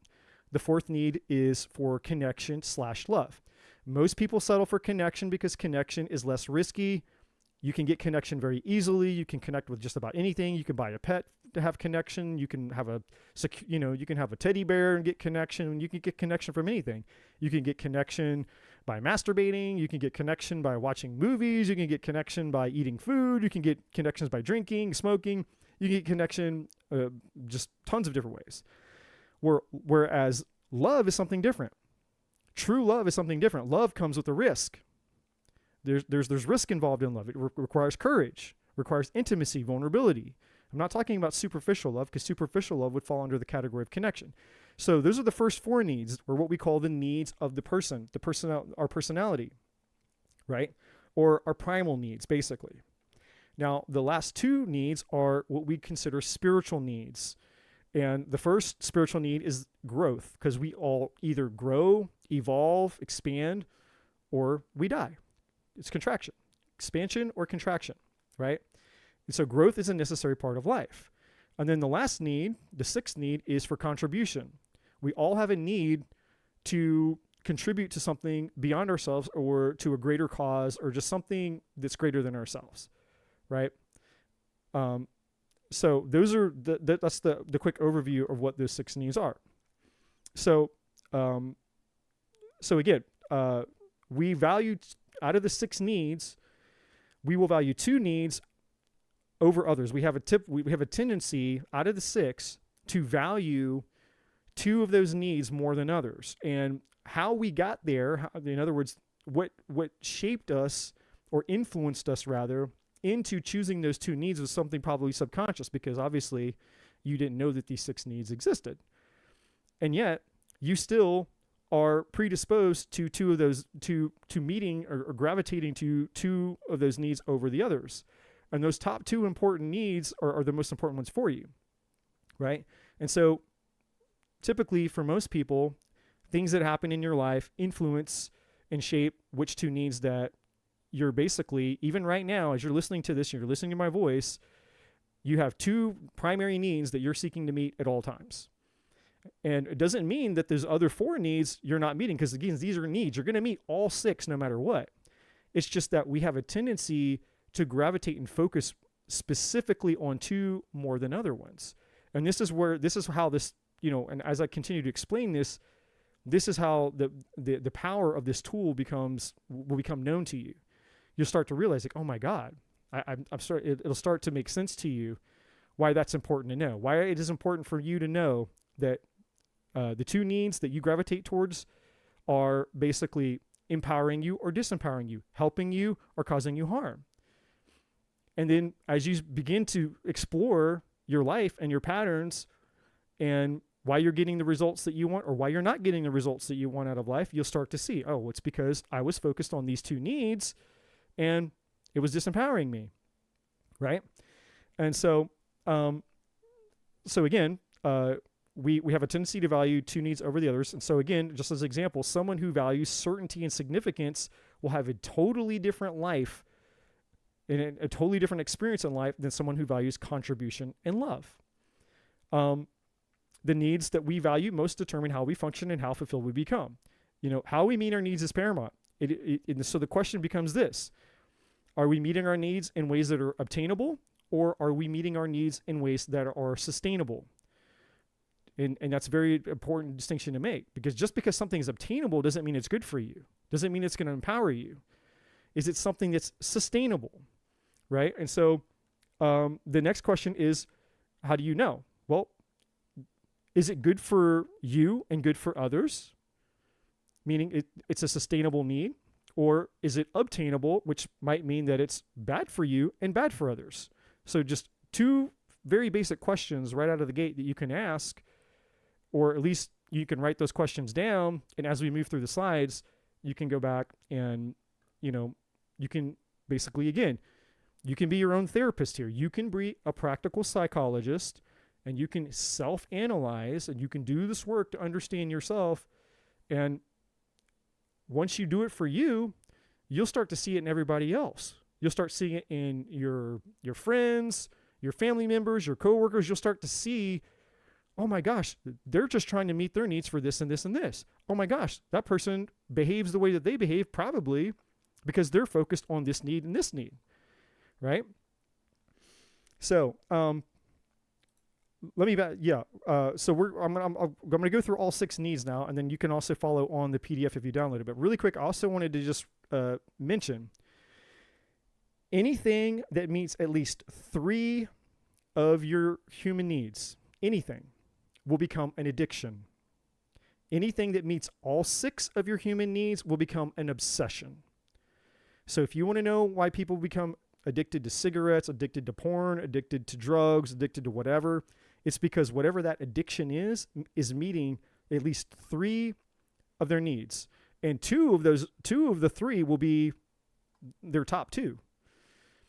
And then you have people that are completely, absolutely obsessed with something. It's because whatever that something is meeting all 6 of their needs at high levels. And what do I mean by that? At high levels? Well, as we go through the slide, I'm going to teach you guys how to just do a very simple way to grade and rate yourself.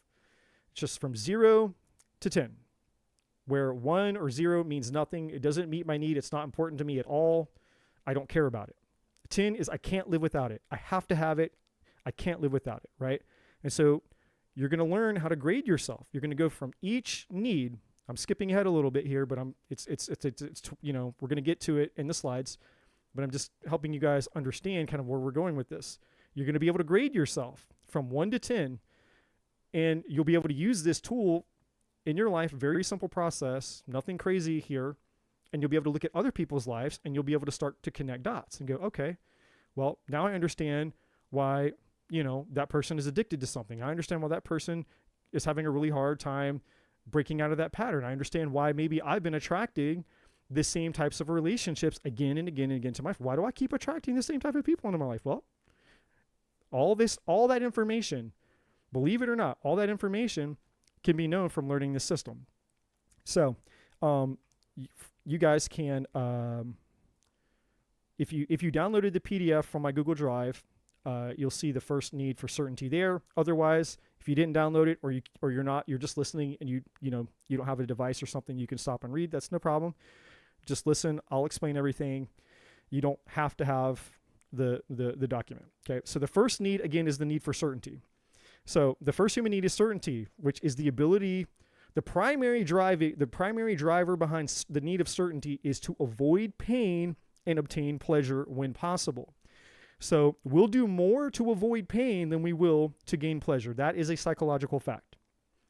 You, me, everybody, we will do far more to avoid pain than we will to gain pleasure. That is the need, the inherent need of certainty. So we can obtain certainty by eating, smoking, drugs, sex, anger, violence. We can obtain certainty through resilience, faith, God, religion, success. And certainty-driven people rarely take risks. They stay in their comfort zones and often suffer from boredom or purpose depression because they're not taking any risks in life. They're not stepping out of their comfort zone. They're not growing. They're not expanding. If your top need is certainty, then you're basically just living in a shell, living bunkered down. You're afraid to take risk. You're afraid of what's going to happen. You're afraid to get into a relationship. You're afraid to get your heart broken. You're afraid to get hurt. You're afraid to take risks, right? It's a very, very fearful life where there's no risk taking. There's no chances. Yes, you'll feel protected and you'll feel safe. You'll have a degree of certainty, or the illusion of safety, because certainty in itself is an illusion. There's no such thing as certainty. Are you absolutely certain that you're not going to die tomorrow? Are you absolutely certain that the person that you're in love with, whether it's a partner, or whether it's a wife, a husband, whether it's a child, whether it's a pet, whether it's a family member, are you absolutely certain that you know that they're not going to drop dead tomorrow? Are we certain that, some crazy bastard in some other country could press the nuclear button and launch nuclear war, and all of a sudden the whole world blows up? We have zero certainty. We don't know shit. Certainty actually is an illusion, but it's still necessary. It's still a need, because there's a part of us that again, it needs to know that at some point, to some extent, that we can obtain security and certainty when necessary. But again, is it obtainable or is it sustainable, right? And so when you're out of balance, again, going back to the magician card here, because again, all this is pointing back to the magician card. Everything that I'm talking about, by the way, this whole presentation is going to continue going back to the magician, right? Are you being a powerful person, or are you being a powerless person? That's what all this is about. Are you being a powerful person, or are you being a powerless person, right? So over here, I'm just showing you an example, an archetype here with the Four of Pentacles. So the Four of Pentacles energy is a great example of somebody who has certainty, or what I call certainty sickness. When you're out of balance and your primary focus in life is certainty no matter what, then you're going to have what I call certainty sickness. And people who have certainty sickness are basically very miserable people, because they're not taking any risks. They don't want to get hurt. They don't want to lose. They don't want to fail. They're just living in, they're letting life basically just pass them by. They're just like this person in the Four of Pentacles here. You're just sitting here waiting to die. And sure, you might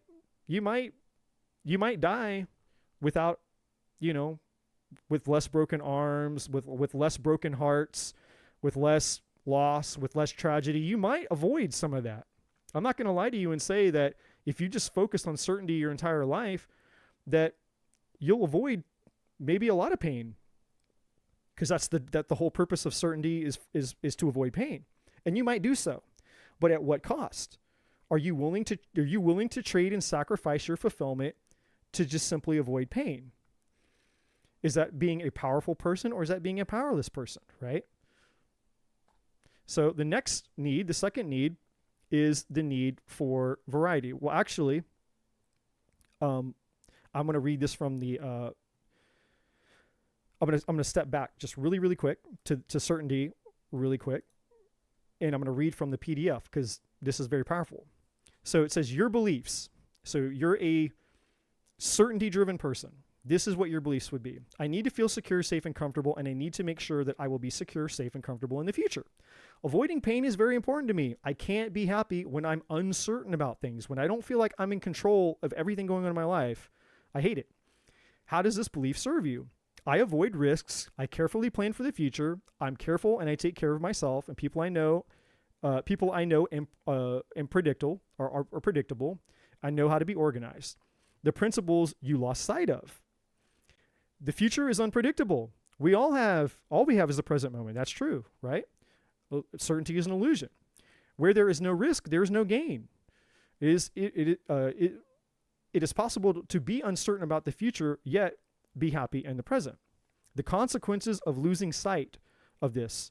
I limit my new experiences. I have trouble letting love flow when I don't feel secure and comfortable. This is very, very, very true, by the way. When it comes to relationships, if you're certainty sick and certainty is your primary driving need, it's going to be very difficult for you to find love and to keep love in your life. And I deal with this all of the time in helping people in relationship coaching. This is why I'm teaching you guys this tool, because this tool that I'm teaching you guys is one of the very first things that I teach all of my coaching customers, especially when it comes to relationships. Because when you map out how you're getting your needs met and which needs are your top two most important ones, then you start to realize where all of your your issues are when it comes to your relationships. Because like, oh my God, I get it now. No wonder why I can't keep people in my life. No wonder why I attract certain people in my life, because I'm certainty sick. And there's different cause and effect for each one of these. Like if I flip the role, and let's say your top need wasn't certainty, let's say your top need is significance, which we're going to get to in a second, then the outcome of your relationship is going to take on an entirely different tone. The issues and the challenges that you have as a significance-driven person versus a certainty-driven person are black and white, two totally different experiences, right? You think about it like a phone number. If you give me your phone number, those phone numbers are in a specific order. They're arranged in a specific order. I can take the same set of numbers and rearrange the order, but I'm going to call a totally different place, right? That's why the order matters. The importance of this matters for that reason. Okay. So it's not just like, well, it's all the same, somebody whose top need is significance and somebody whose second need is certainty. That's going to be the same as somebody whose top need is certainty and their second need is significance. Just those two needs right there being flip-flopped. It doesn't sound like they would make that big of a difference, but it's a astronomical difference. Okay, that's how important this stuff is, right? So the principles that people in certainty have lost sight of. The future is unpredictable. All we have is the present moment. Where there's no risk, there is no gain. It is possible to be uncertain about the future, happy in the present. The consequences of losing sight of this principle: I limit my new experiences. I have trouble letting love flow when I don't feel secure and comfortable. I have trouble involving myself with people for fear that they will cause me pain. And people sometimes think that I'm controlling. I may seem unenthusiastic and even boring. I am predictable at the cost of being spontaneous. And then you can get if you download the PDF, it'll tell you, there's other stuff. I'm not going to go through all of it. It'll take forever. So there's a lot of other things you can read there. It'll tell you how to grow, how to balance it. It'll give you characteristics. There's a lot of stuff in this PDF for that. Okay. So second need is for uncertainty or variety. Okay. This is the second need. We can't just live in certainty forever. We also have to have uncertainty or variety, because otherwise life would be boring. So the second need, I don't know why I put the first. I made an error on the slide there, but whatever. If life is certain and predictable all the time, we will become depressed, unmotivated, bored, and die. Uncertainty, variety, stimulation, spontaneity, and unpredictability are essential for growth. We can get variety from the same methods as certainty. We can get variety from eating, drugs, sex, or anything that changes our focus or our state. And when I say state, I mean our emotional state, our physiological state. We can get it by setting goals, contributing beyond ourselves, learning, growing, taking on challenges, or using our imagination. You can just close your eyes, and you can envision. You can spend hours in meditation, envisioning things, and be completely, not be bored at all. Right? It's not the word I'm looking for, but so over here, the archetype that I chose was the Seven of Cups. Yeah, this is somebody who has, if all else, you can use your imagination and you can experience all types of variety just by imagining things that you want or desiring or creating, fake plays or dreams or movies in your mind, right? You can get lost in your mind in the realm of your own thoughts and experience variety, right? But here the archetype, we got all the cups representing all the different things that are coming out of the cups. Like, well, there's variety is available to us everywhere all the time. So, again, you guys can read the PDF if you like. I'm not going to read the whole thing, but I'll just put I'll just read the first part of the PDF. I'm not going to go through all of it because it'll take too long. So for a uncertainty or a variety person, I believe that happiness comes from having many different experiences and challenges that exercise my emotional, intellectual, or physical range. My emotional well-being requires uncertainty, suspense, and surprise. I need the excitement that comes from variety, right? So these are people who need a lot of stimulation in their life, a lot of variety, right? That would be that need. So the third need is the need for significance. We all have the need to feel important, special, unique, and needed. We can get significance by overachieving, our looks, our behavior, being good or being the best at something. We can get it through knowledge, hobbies, talents, wealth status, accolades, political affiliations, religion, or breaking through, overcoming, assisting, and helping people. We can get significance by having problems. In fact, this is probably the number one way that people get significance. The number one way that people get significance, the need to feel important and special, is by having a problem. And when you constantly have a problem, or you have an unsolvable problem that can never be fixed, then it's beneficial for you. It's a great way to get your needs met, right? Remember the question: is it obtainable? Is it sustainable? Is it good for me and good for others? Is it bad for me or bad for others? Well, sometimes, again, we don't understand our unconscious patterns. So a lot of times people, in order for them to feel that they're special, that they're valuable, and they're needed, that they're worthy, that they're good enough, they'll have a problem that requires people to give them compassion and empathy. It's like, oh my gosh, you're having a problem again? You're having your problem again? Oh, let me help you. Let me help you. Right? And so, at first, you might get a lot of attention for having the problem. But if you're living with somebody and you're constantly in a powerless victim state because you're focused on getting your need for significance met, eventually what's going to happen is that person is going to come to resent you because they're realizing that you have a problem that's never getting fixed and never getting solved. And actually, the truth is you don't want to solve it. And the reason that you don't want to solve your problem is because it's benefiting you. It's meeting your needs. I have a problem that's meeting my need, even if it's not helpful or beneficial. And see, this is where this tool will begin to grow and expand for you. Is, am I meeting? We're going to get our needs met no matter. But the question is, you have to ask yourself: is the cause and effect of the way that I'm choosing to meet my need empowering me or disempowering me in the long run? Is this ultimately going to lead me to a life of fulfillment and happiness, or is it just my way of meeting my needs in the temporal moment to breadcrumb myself? I'm bullshitting myself. It's like, oh yeah, I can keep having this problem and I'll keep getting significance. Or dopamine selfies on social media. If you're a beautiful woman and you put up a bunch of pictures of your half naked self on social media, what are you going to do? You're going to get attention. And so you start getting the dopamine hits from getting all the selfies and all the likes and all the fake from people who don't know you. And then, 5 minutes goes by and the dopamine wears off. And what do you got to do? You got to go get it again. So you got to keep doing it. So again, is it obtainable or is it sustainable? Well, in the moment, it's obtainable. But is it really empowering you? Is it helping you? Is it improving the quality of your life? Is it actually helping you get what you want out of life? No, it's not. Right? And so that's just another example that most people can relate with. And so the archetype here is the Six of Wands. I can get significance when I'm the most important person.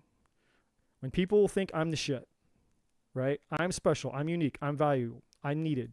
The fourth need for connection or love. So the fourth human need is connection/love. Most people crave love, but settle for connection because love requires courage, vulnerability, and intimacy. Connection is less risky and therefore less painful when lost. We can get connection, love by having problems or through God, religion, spirituality, through animals, friends, family members, having a purpose. We can get it through sex, contributing beyond ourselves, or through sickness, disability, giving, receiving, or walking in nature. There's lots of ways for us, again, to get our needs for connection. That's the easy way. Connection is available all around us. Love is difficult because love requires courage. So we have the archetype here of, the caduceus here, which is love and courage, basically, two souls here being shared. So what's happening in this picture? Is it connection or is it love? We don't know. Could be either or, right? So those are the first four needs. We just went through the first four, the primal needs. Now we're going to move to the two spiritual needs. So the first spiritual need, but the fifth human need, is the need for growth. We all must grow and evolve or we die. Spiritually, usually, Like when we say grow or die, it's usually talking about our fulfillment in life, our spiritual growth. You're spiritually evolving and spiritually growing. Going back to the analogy of what I said earlier at the beginning of this would be growth. Hold on. I'm holding it up to the camera, and I haven't changed the camera. Yeah. We either grow, this is spiritual growth, the Lover's card, or we die, the devil. Again, the more disconnected from spirit or source, meaning represented by the point of the pentacle pointing down, the more disconnected that we become from spirit, then the more that we die. So growth, expansion equals love, fulfillment, power, and life.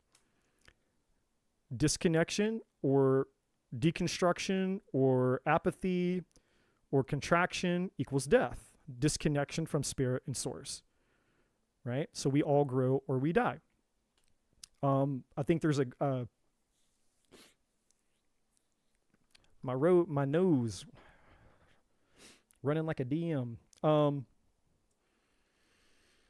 think there's a guy, David Hawkins, who wrote a book called Power versus Force, and he talks about it on an energetics level. So he maps out the energy of emotion, and he talks about what happens in the two realms of consciousness. And this is my paraphrase, but basically, as we go into higher states of emotion, that puts us into higher states of consciousness. And as we go into negative states or negative emotions, the lower end of the spectrum, which has a vibrational frequency attached to it, the more that we get into this devil energy stuff, right? So it's important to understand our need for growth, because if we're either expanding, we're growing, we're leveling up, or we're contracting, we're dying, and ultimately we're going to become this asshole. And we've all been this guy. Every single one of us has been this asshole. There's not a single person on here who's not been this asshole at least one time in their life, if not more times in their life. And I guarantee you that somebody, all of you probably know at least one person in your life who is being this asshole or is connected to this asshole, right? And it's unfortunate because, it's part of our evolution, but it's unfortunate because once you become the devil, it's a hell of a hole to climb yourself out of, because devil energy is very, very, very potent. Because on the level of getting our needs met, devil energy affords us the obtainable option to immediately get your immediate needs met. And so most people reach and grab for the low-hanging fruit. Let me get the easy thing, the quick thing, the fast thing. Quick, easy, fast, and low effort. It's obtainable. And they're not thinking about the long-term cause and effect or the long-term result of, this will meet my needs in the short term, but how is it going to meet my needs and help me in the long term? Right? So that's a whole other thing. So moving along, the last and final need is the need for contribution. Hopefully my internet connection won't completely bomb out. I don't know what's going on. We'll just cross our fingers and hope that the internet doesn't die. All right. The last and final need is for contribution. The sixth human need is the need to contribute beyond oneself or serve something greater than ourselves. Everything in life contributes to or is removed by quantum/spiritual laws of life. Life isn't just about us. And we see this out in nature, right? Anything that's not contributing, not benefiting the planet, decays, erodes, or disintegrates, or the ants come and they bite it, they eat it up, or some other type of, creature or some type of fungus or something, parasite will come and will devour that thing, or it'll just naturally combust and convert into something that's useful and beneficial, right? Like, cow shit, manure, right? So cows take a shit, and then in the ground, it becomes fertilizer. So it gets repurposed into something. So those are the 6 human needs. Now, moving on. So awareness. We've reached the part that's most important here. We've reached the point where it's most important. This is awareness. We've reached the point of awareness. We are here. The infinity sign over the magician's head. How aware are you? How aware are you when it comes to this concept? Becoming aware of our top needs will help us understand our patterns, drivers, and behaviors. We can troubleshoot any area of our life and understand why we and others do what we do. With this awareness, we can change the way we meet our needs or the top needs we value by focusing on others. This is how easy it is. Once you become aware, consciously aware of the disempowering or empowering ways you're getting your needs met, then now you have something to work with. Obviously, if something, is meeting your needs in a positive way, great. So where this is really going to benefit you is understanding when you're meeting your needs in a disempowering way. So now you can troubleshoot an area of your life where you've been stuck, you haven't seen any progress, you're not moving forward, you're unfulfilled. Well, that area of your life is, you're probably meeting certain needs, but they're not the needs that, if you had the awareness to change it, you would have a different outcome, which we're going to explore. So, troubleshooting. We can assess our top needs, but it has to be done honestly. So this isn't what you want them to be. You actually have to be honest with yourself and say, man, okay, this is how I'm getting my needs met. Not how I wished I was meeting my needs, but this is actually what it is. If you're going to bullshit yourself and you're going to lie to yourself, then you're going to stay stuck, right? The truth is what sets us free. So we can assess our top needs by measuring how people, situations, hobbies, relationships, attachments, behaviors meet our needs. This can be done globally by evaluating our spheres of life or assessing isolated situations and circumstances. We can meet any or all of the 6 needs by changing our perception, which is a belief that we have or an appreciation of, or we can change the need by procedure, which is what we call a vehicle or approach. So if you want to change a need, so let's say you're a certainty-driven person in relationships. So your relationship sucks. You want to change your relationship. Well, your top need is certainty. Your second need is significance, which is, I see this as a very common pattern in almost, 90% of the relationship coaching clients that come work with me. 2 groups of people in relationships. Top need is either certainty and significance or the other way around, significance and certainty. And so those are the 2 most common groups of people who come to me and they say, my relationship sucks, we're having problems, this, that, and the other, blah, blah, blah, blah, blah. Well, once I take them through this process and we look and see what needs they value the most, 90 to 95% of the time, it's one or the 2. They either have certainty and significance or significance and certainty as the top 2 needs. And so now all you have to do is learn how to change your needs. Well, you can do it by either changing a belief that you have or by changing something that you basically do. The ways in which you go about getting the needs met in a physical sense or the physical form. Sometimes maybe non-physical forms, but it's one of the 2, perception or action, essentially, right? So let's look at some examples here. So the green is yes, it's meeting my needs in a good way. The red down, thumbs down is bad, right? So we can meet our needs in positive ways, good for us and good for others, or negative ways, bad for us and bad for others. We should ask ourselves, am I meeting my needs in a way that is obtainable or sustainable? Let's look at some examples. Stages of life, right? So this is where you guys are going to want to get your pens. You're going to want to get your paper out.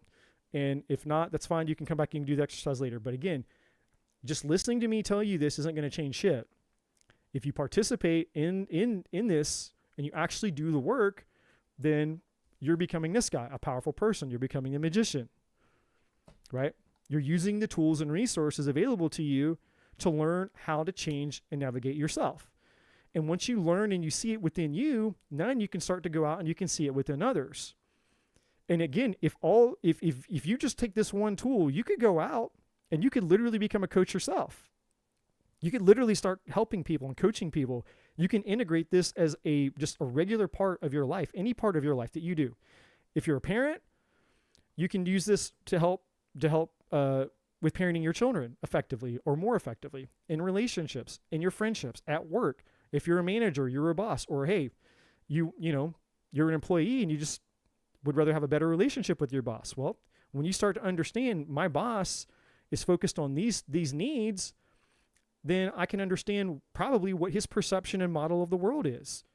And so now I can, I can interact with my boss in a way, understanding that that's what his or her top two needs are, in a way to where now I'm kind of involving myself, interacting with them in a way that they will understand at a much better level. So the options here are limitless, So let's take the stages of life. Now, what is a stage of life? A stage of life is any major point of life. So we have childhood. That's one major stage of life.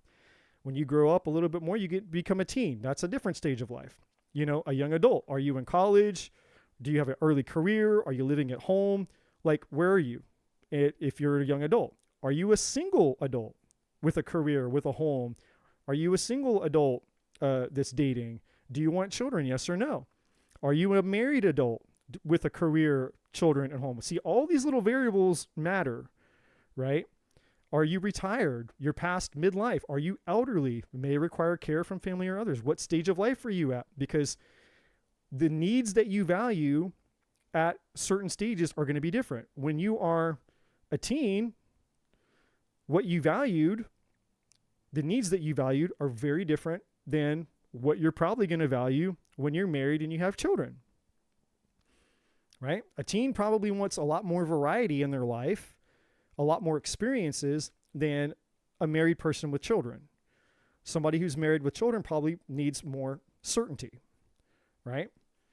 So you have to, what stage of life are you in? So this is the exercise. We'll just do it as we go to save time. What stage of life or would you consider yourself in? That's the first thing you're going to want to do. Second thing, the sphere of influence. Okay, our spheres of influence are like the major containers of life that we're focused on. So are you primarily focused on relationships, which would be family, your intimate relationships, your friends, etc., your children? Or are you predominantly focused on yourself, your personal growth, your body, your aesthetics, working out, health, your hobbies or interests? Or are you predominantly mostly focused on your work, your job, or your mission in life, your purpose in life, right? Career, society, culture, whatever. So what you're going to want to do is you're going to want to get on your paper, whatever you have, as you do the exercise.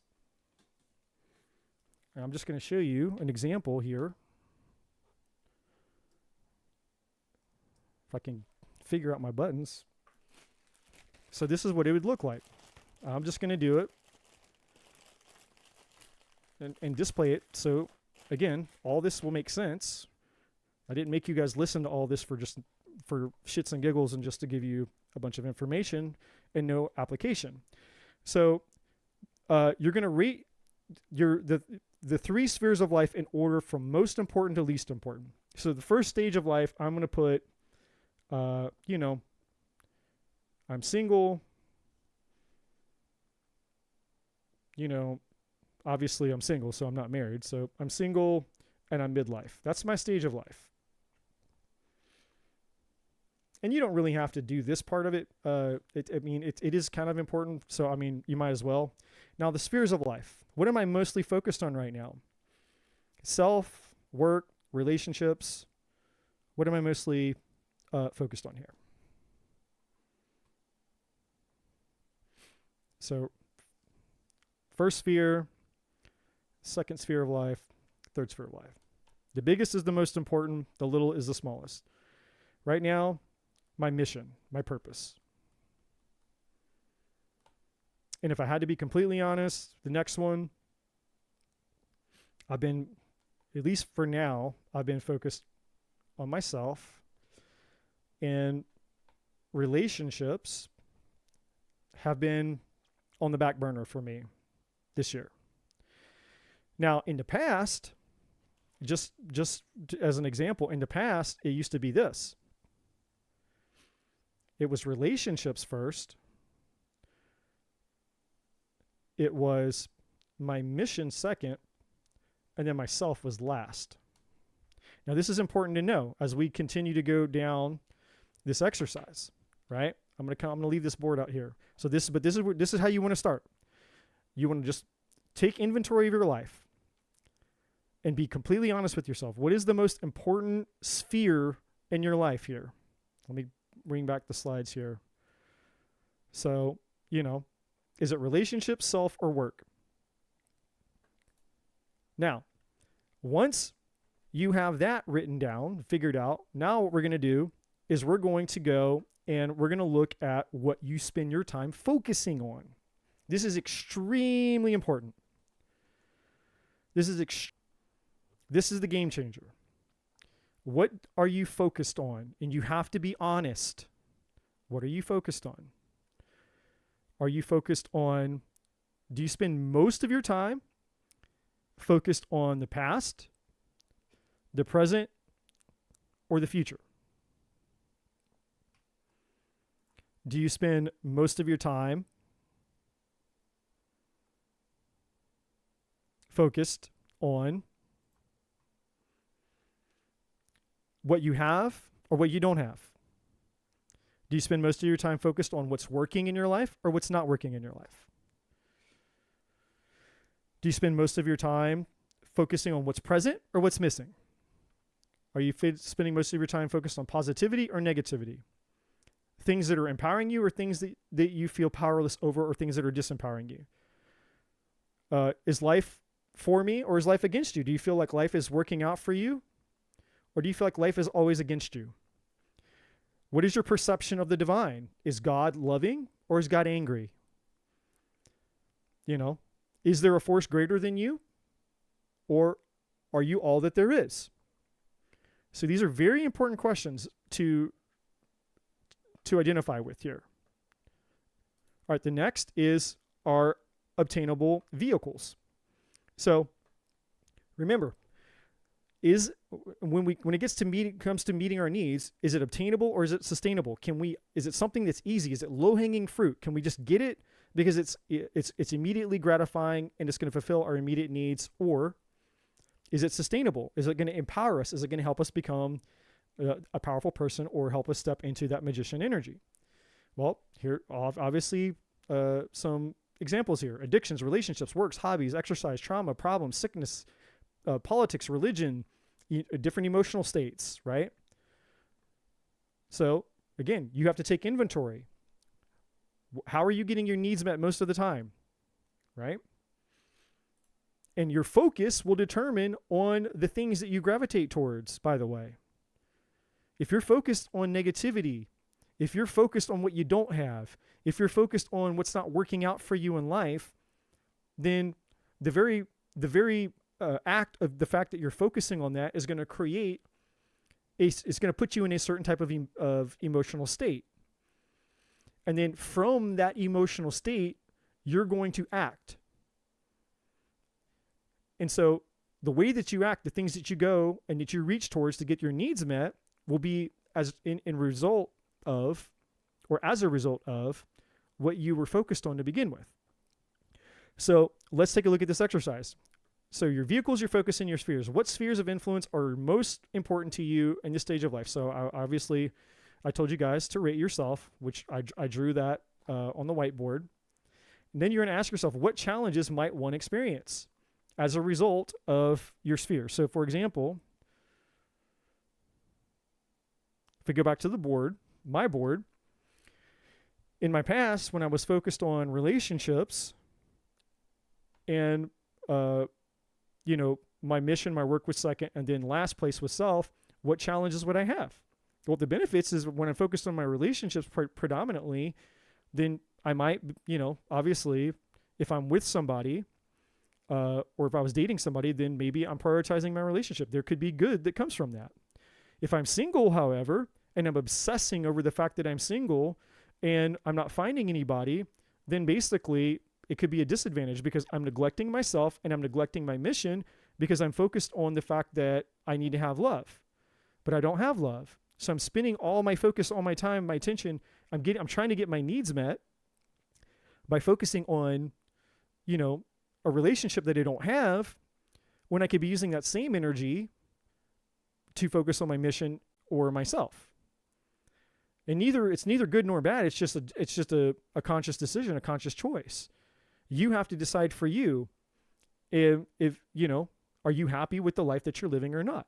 If you're happy with this setup, you're happy with this hypothetical situation here where your relationship, you're focused on the fact that, well, I'm single and I can't find anybody, but my mission in life is suffering and myself is suffering because I'm spending so much time focused on trying to find somebody, find love. I'm trying to find somebody. I need to have love. I need to have love. That your mission is suffering and yourself is suffering in some degree, large or small. If you're okay with that, I'm not here to judge you. Up here, this is my current. So this is, this was my past and this is my current. So obviously, if I'm focusing on my mission right now and I'm focusing on myself and I'm not so focused on my relationship, well, then the benefit is obviously my mission is growing. I'm connecting with people. I'm contributing, and I'm very fulfilled right now. I feel very fulfilled in my life right now because I'm meeting all of my needs in very positive ways. I'm meeting my needs for certainty. I'm meeting my needs for variety. I'm meeting my needs for significance. I'm meeting my needs for connection and love. I'm meeting my needs for growth. I'm meeting my needs for contribution. All of my needs are getting met at pretty high levels here in my mission. And then myself, when I focus on my self-development, my personal growth, what I'm doing is the more that I focus on myself, is the more that it empowers this, my mission. Because you can't, your purpose and your mission can't outgrow you. You are the limiting factor of your mission, your purpose in life. So if you don't grow and you don't evolve, then your mission and your purpose doesn't grow or evolve.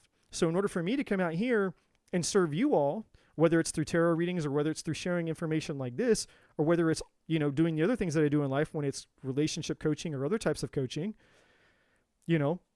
I have to work on me to keep evolving and keep growing so that I can be better and better and better and better at what I do when I come out here to serve all you guys, right? So the more that I work on me, the better my mission becomes. Now, this is in this current season of life. Now, if I met somebody and relationships came into the picture, then that would be a whole different situation. It'd be a whole different scenario, right?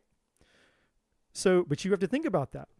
So when people, let me go back to this real quick. When people come to me with relationship advice and the wife is pissed off at the husband because all the husband does is work all the time, you can see, we'll call this person number one, and we'll call this person number two. So person number one is the husband, person number two is the wife. You can see how this would create this dynamic, this setup in a relationship or a marriage would create problems. Because the man is focused on his mission. His needs and his priority are mission focused. The wife is focused on relationship. Her needs, she wanted to get her needs met from the man, from the relationship. Well, these two things are not in alignment because he's focused on the mission, not her. And she's focused on trying to get him, and that's not going to work. She's going to resent the fact that he's focused on work and work gets all of his time, all of his attention and all that. And she feels neglected because she's relationship focused. He doesn't feel neglected and he doesn't feel that there's any problems in the marriage or the relationship because all of his needs are getting met because he's trying to get his needs met through work. He's like, yeah, I'm really happy. I'm perfectly happy with my life. What the hell's, she's the one with the problem. My wife's the one with the problem. Okay, well, let's find out why she's having a problem. Well, here it is. Here's why the wife is having a problem. She wants to get her needs met from her husband because she's relationship focused. He's not relationship focused. He's mission focused. There's a big discrepancy there. It's not one that can be, it's not an obstacle that can't be overcome. It can be overcome, but again, you have to become aware of it. I'm just giving you guys some examples of how this stuff can work, how powerful this stuff works. All right. So example 1 is for you to rate your sphere of life, which we just did. Second, your vehicles for your focus and spheres. We did that. What are you focused on? Past, present, what you have versus what you don't have, blah, blah, blah. Okay. So next exercise, the vehicles, the focus and spheres. So what vehicles do you use to meet your needs? Are they obtainable? Are they sustainable? How does your focus influence the needs you desire most? Exactly. If you're focused on what you don't have, you're focused on what's not working, if you're focused on what hurts, if you're focused on the past, if you're focused on the pain, if you're focused on scarcity, if you're focused on loss, if you're focused on betrayal, if you're focused on what you don't have, right? Then again, how are you going to get your needs met? What's going to be influencing you? Positive energy, negative energy, right? What emotional state are you going to be in, most likely based upon your focus? If you focus on shit, scarcity, poverty, loss, betrayal, hurt, what people did to you, what you don't have, what you can't have, your limitations, you're focused on your challenges, you're focused on why you can't have it, why you can't fix it, why you can't break through, then how does that affect you energetically? Are you going to be happy? Are you going to be excited? Are you going to be full of life, full of motivation, full of inspiration? Are you going to be sad? Are you going to be depressed? Are you going to be angry? Are you going to be pissed? Are you going to be apathetic? Are you going to be numb? Right? Because it's really hard to create change when you're in a low vibrational state. When you're apathetic, depressed, and sad, and bummed out, and you're drained, no energy, no life, no zest, no inspiration, no passion. It's really hard to motivate yourself to go make a change because you're just in a low vibrational state. And you keep yourself in a low vibrational state because of what you focus on. When you change what you focus on, you change the state that you're in energetically, and now you have access to the resources, the magician card. You start to step into becoming a powerful person because you start to realize, hey, I'm meeting my needs in a disempowering way, and I become adapted to it. I become addicted to it. Because remember, anything that meets 3 of your needs, at least 3 of your needs will become an addiction. So most people become addicted to their powerlessness. That's why people get stuck in patterns, because you're addicted to your powerlessness. You're meeting your needs in very, very obtainable, low-hanging fruit, easy ways to get, but it's very disempowering for you, right?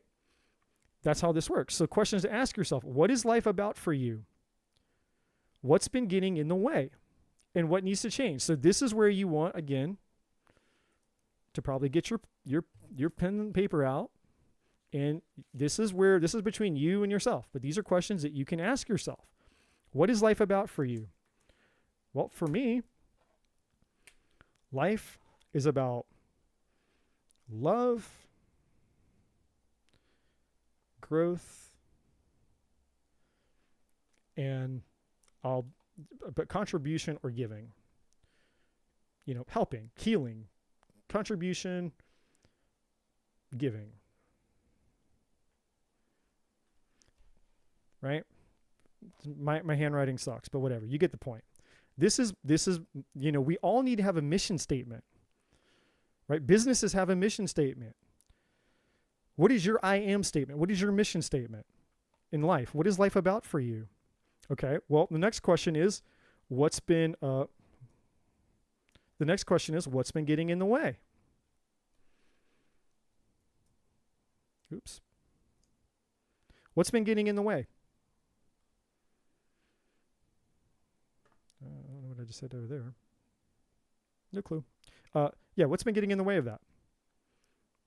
So I would need to go in. Would need to go in, and I have no idea what I clicked to put that shit on my screen. I have no idea what I just clicked to put that on. Okay, it's off. What's been getting in the way of this for you? Is there something that's been getting in the way for you? You have to be honest with yourself and what would need to change. What's been getting in the way of me with love, growth, and contributing and giving to others? Time, energy, money, resources, people, my thoughts, my beliefs, my health. What's been getting in the way of my mission statement, right? And then what can I do to change it? What can I do about it? The next exercise is, now we're getting into rating our needs. So this is where all of this is coming together now, right? It's all coming full circle to make sense. What needs do you value most based on the information you provided, and how important are those needs to you from a scale of 1 to 10, where 1 is not important at all and 10 is I can't live without it. So here's an example, right?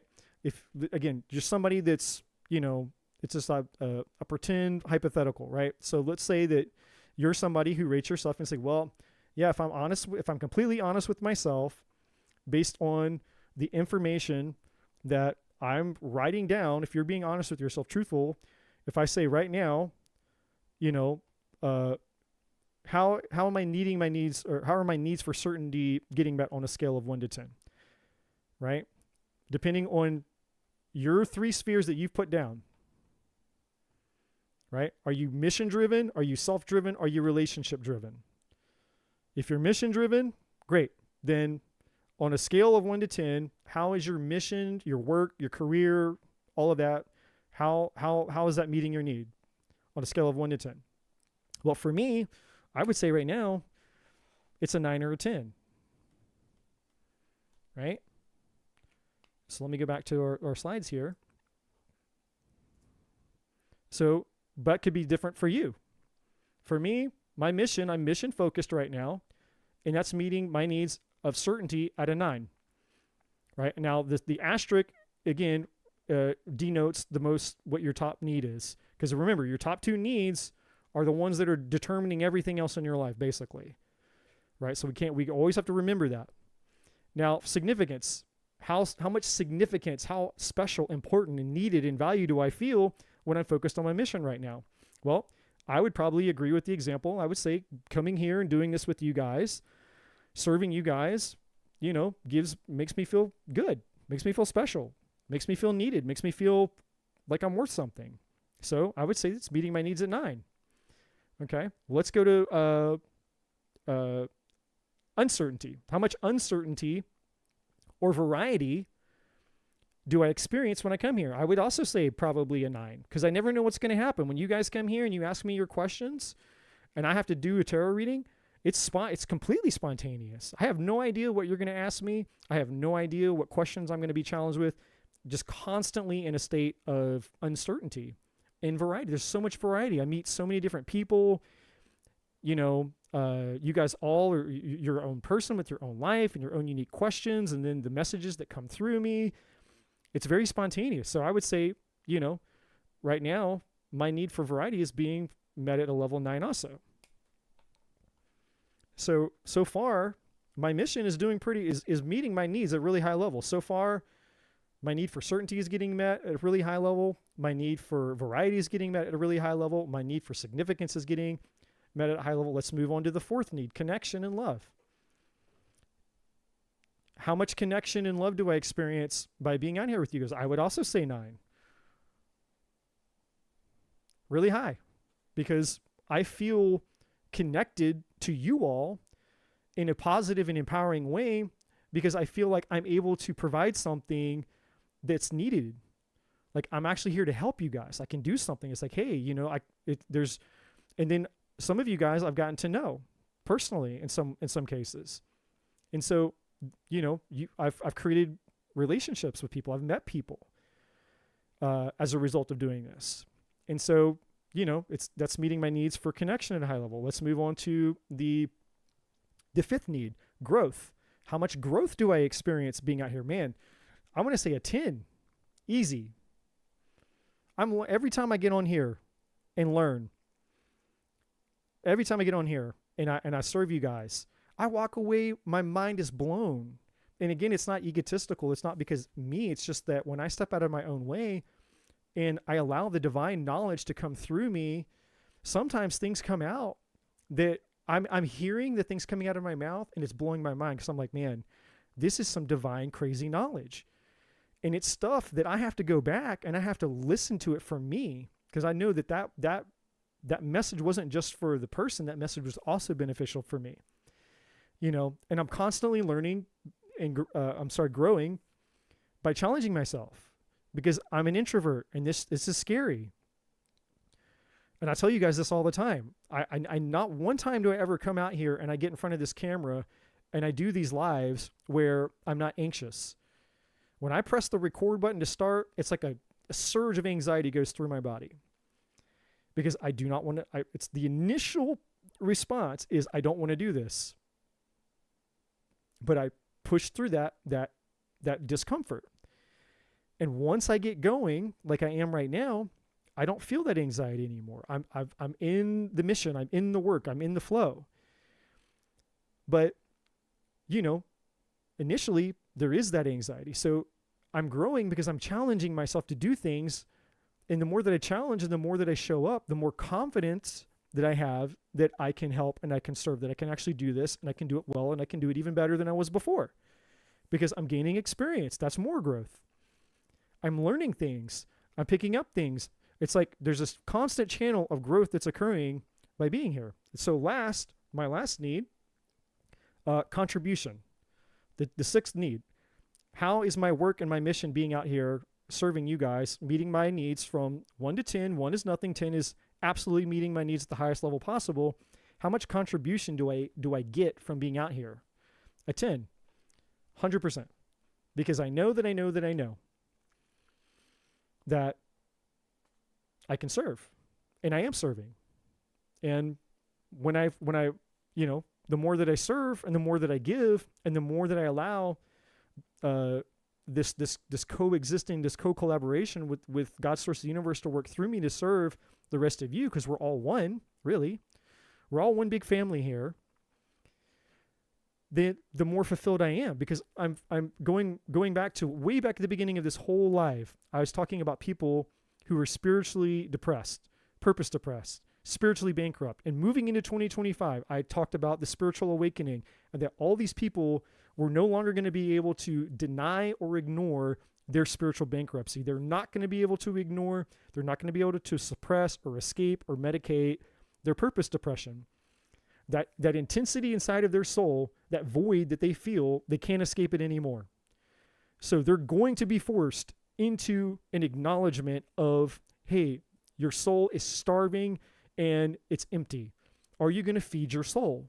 Are you going to give your soul, your spirit, your highest self what it really wants? Yes or no?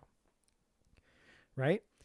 And so to be out here and to be part of the great work, the great awakening, to make myself available to this people, so that basically, because I've led myself to my own awakening, I can lead people to theirs. Because you can't lead somebody where you have not led yourself. It doesn't work that way. But because I've led myself to my awakening, and I've tapped into my spiritual gifts, I can come here and I get to share those gifts with you all in the collective. It's contribution. So it's meeting my need for contribution at a high level. So let's take a look at this. So I've ranked myself. I know it's kind of shitty. It's all over the place.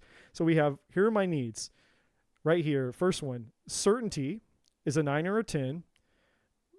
Variety that I get from being mission focused is meeting my needs at a 9. How much significance am I experiencing? A 9. How much connection and love am I experiencing? A 9. How much growth am I experiencing? A 10. How much contribution am I experiencing? A 10. So with my mission meeting all 6 of my needs at extremely high levels, basically my mission is like my obsession. My mission right now is my obsession, because there's nothing else in my life really that's meeting my needs at such high levels in a sustainable way. Remember, is it obtainable? Is it sustainable? Meeting your needs. Is it good for you and good for others? Is it bad for you or bad for others? That's the question. Is this good for me and good for others right now? Yes. Is it meeting my needs empowering or disempowering ways? Empowering ways, not disempowering ways. There's no negative benefits that I have by getting my needs met by my mission right now. And again, I'm just using myself as an example. Your life, your situation, your circumstances are different. There's no right or wrong here. You could be a relationship-oriented person right now. You could be a self-focused person right now. And when I say self-focused, I don't mean selfish. I mean you're just focused on yourself, your health, your wellness, your well-being, you know, your spiritual development, your personal growth, right? It doesn't matter which one of the spheres is your primary sphere of life. It's just, you know, how is that sphere of life meeting your needs, and is it meeting your needs in ways that are obtainable or sustainable, good for you, good for others, bad for you, bad for others?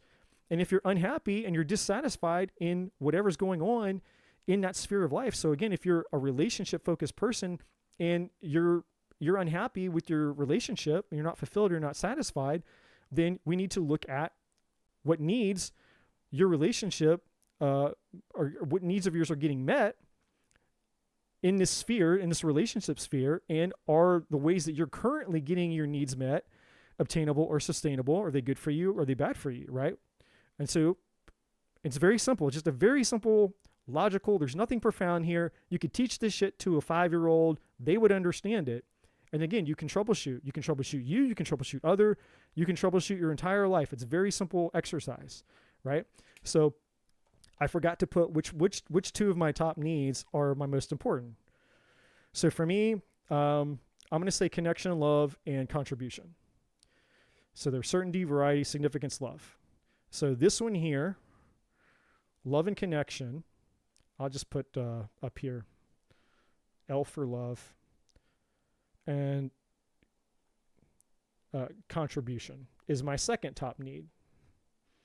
So these two, love and contribution, are my top two needs. So this guy and this guy. Contribution is the sixth need. So these are my top two needs out of the 6 that I value most, right?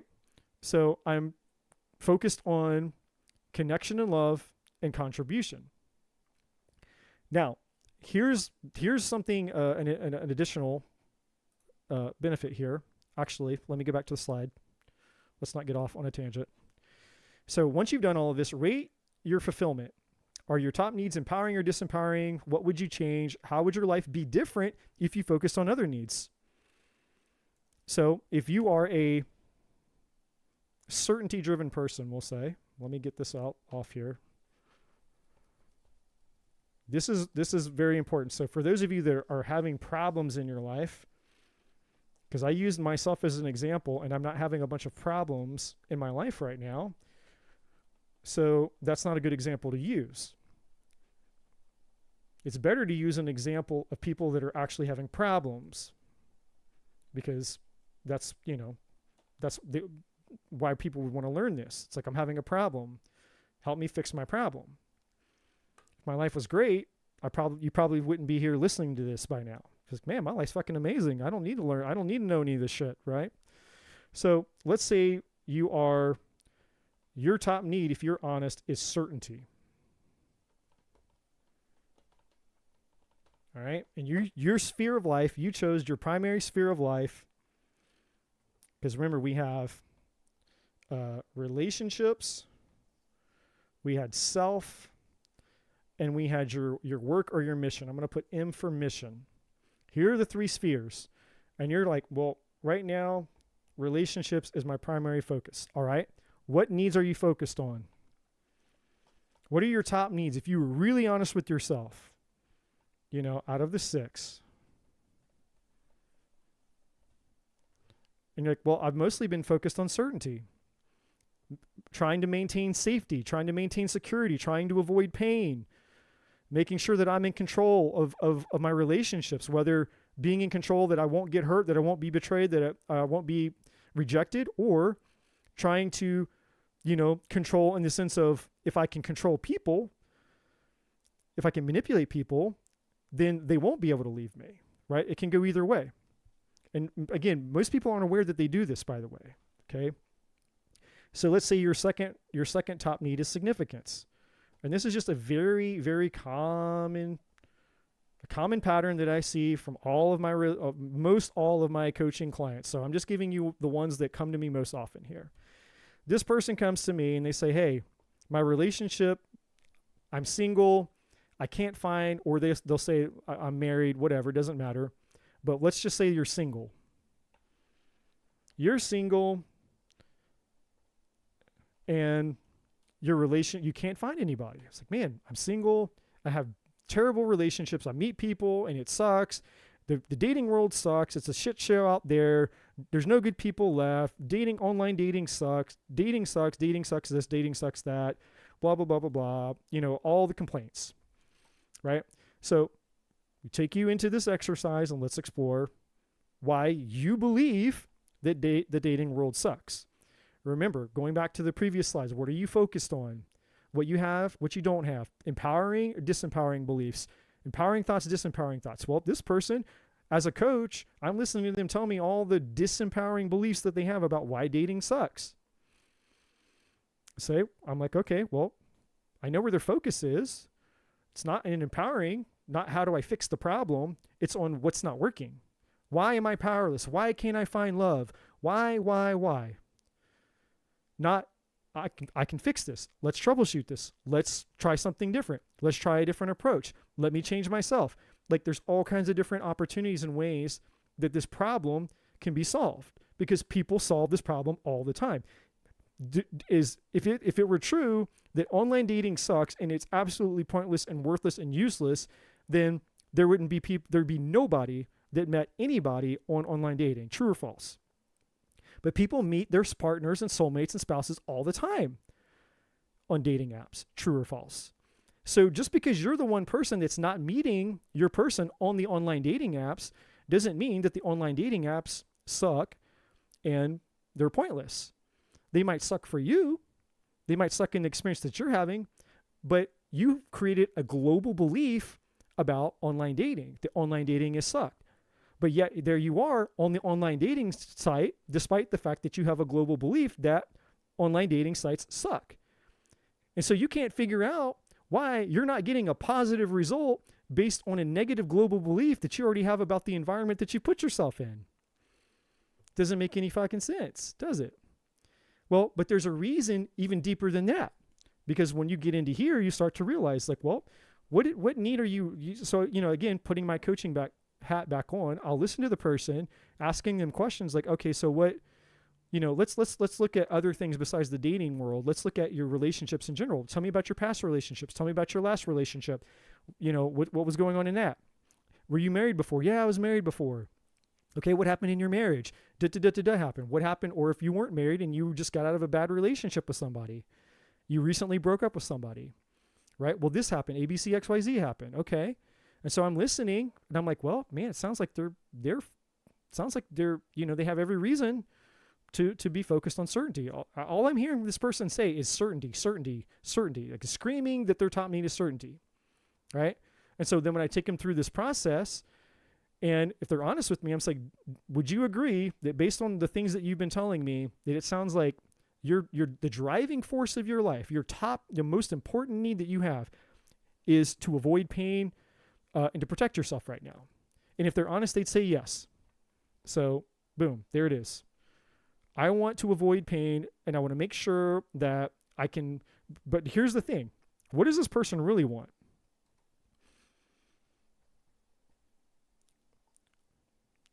This is what they really want.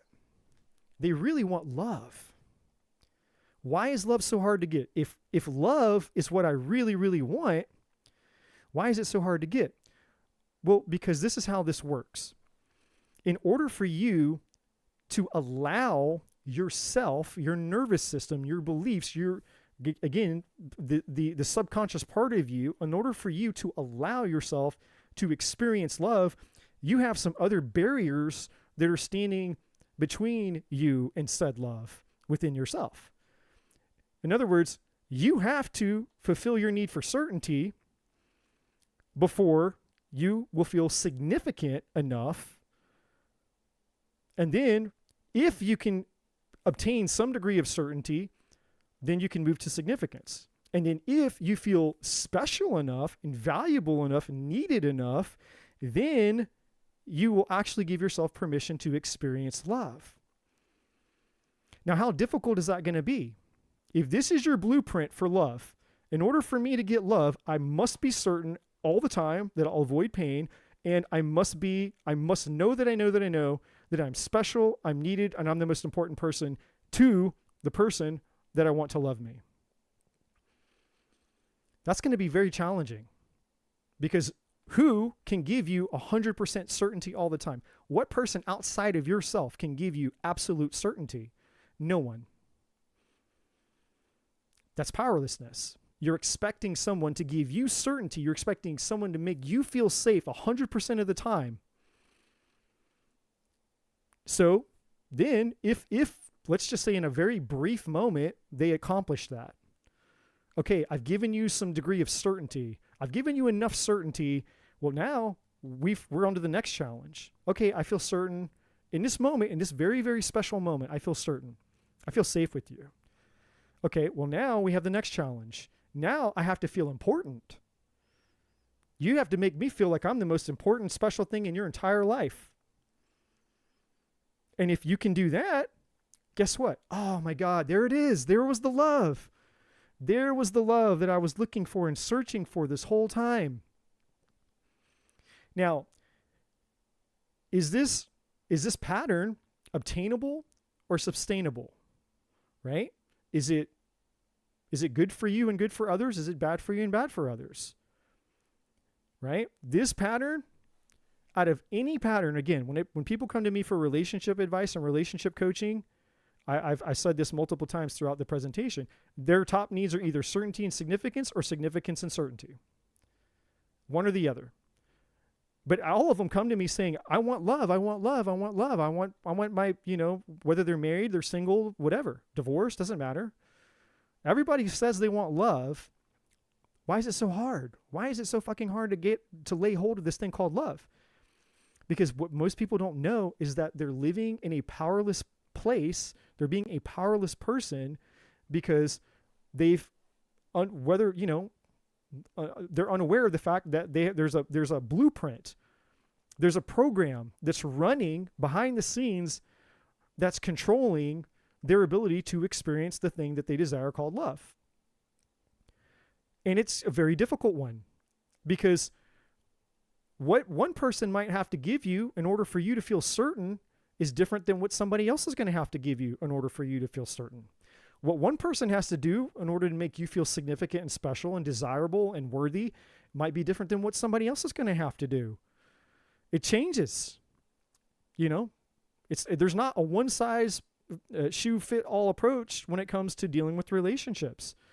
And so you're having this experience, and so this is how the pattern continues to evolve and grow and becomes a bigger issue down the road, because you keep having an experience of, I want love, but I'm not getting love, right? So the goal is to get love, but this is where we end up. We end up in pain, rejection, or disappointment. The goal was to get love, and this is where most people end up.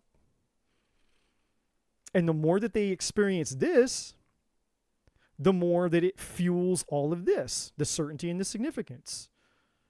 Because again, certainty is about avoiding pain, avoiding rejection, avoiding disappointment. So all we're doing is we're feeding your negative pattern for certainty. We're giving it more fuel, more fuel, more fuel.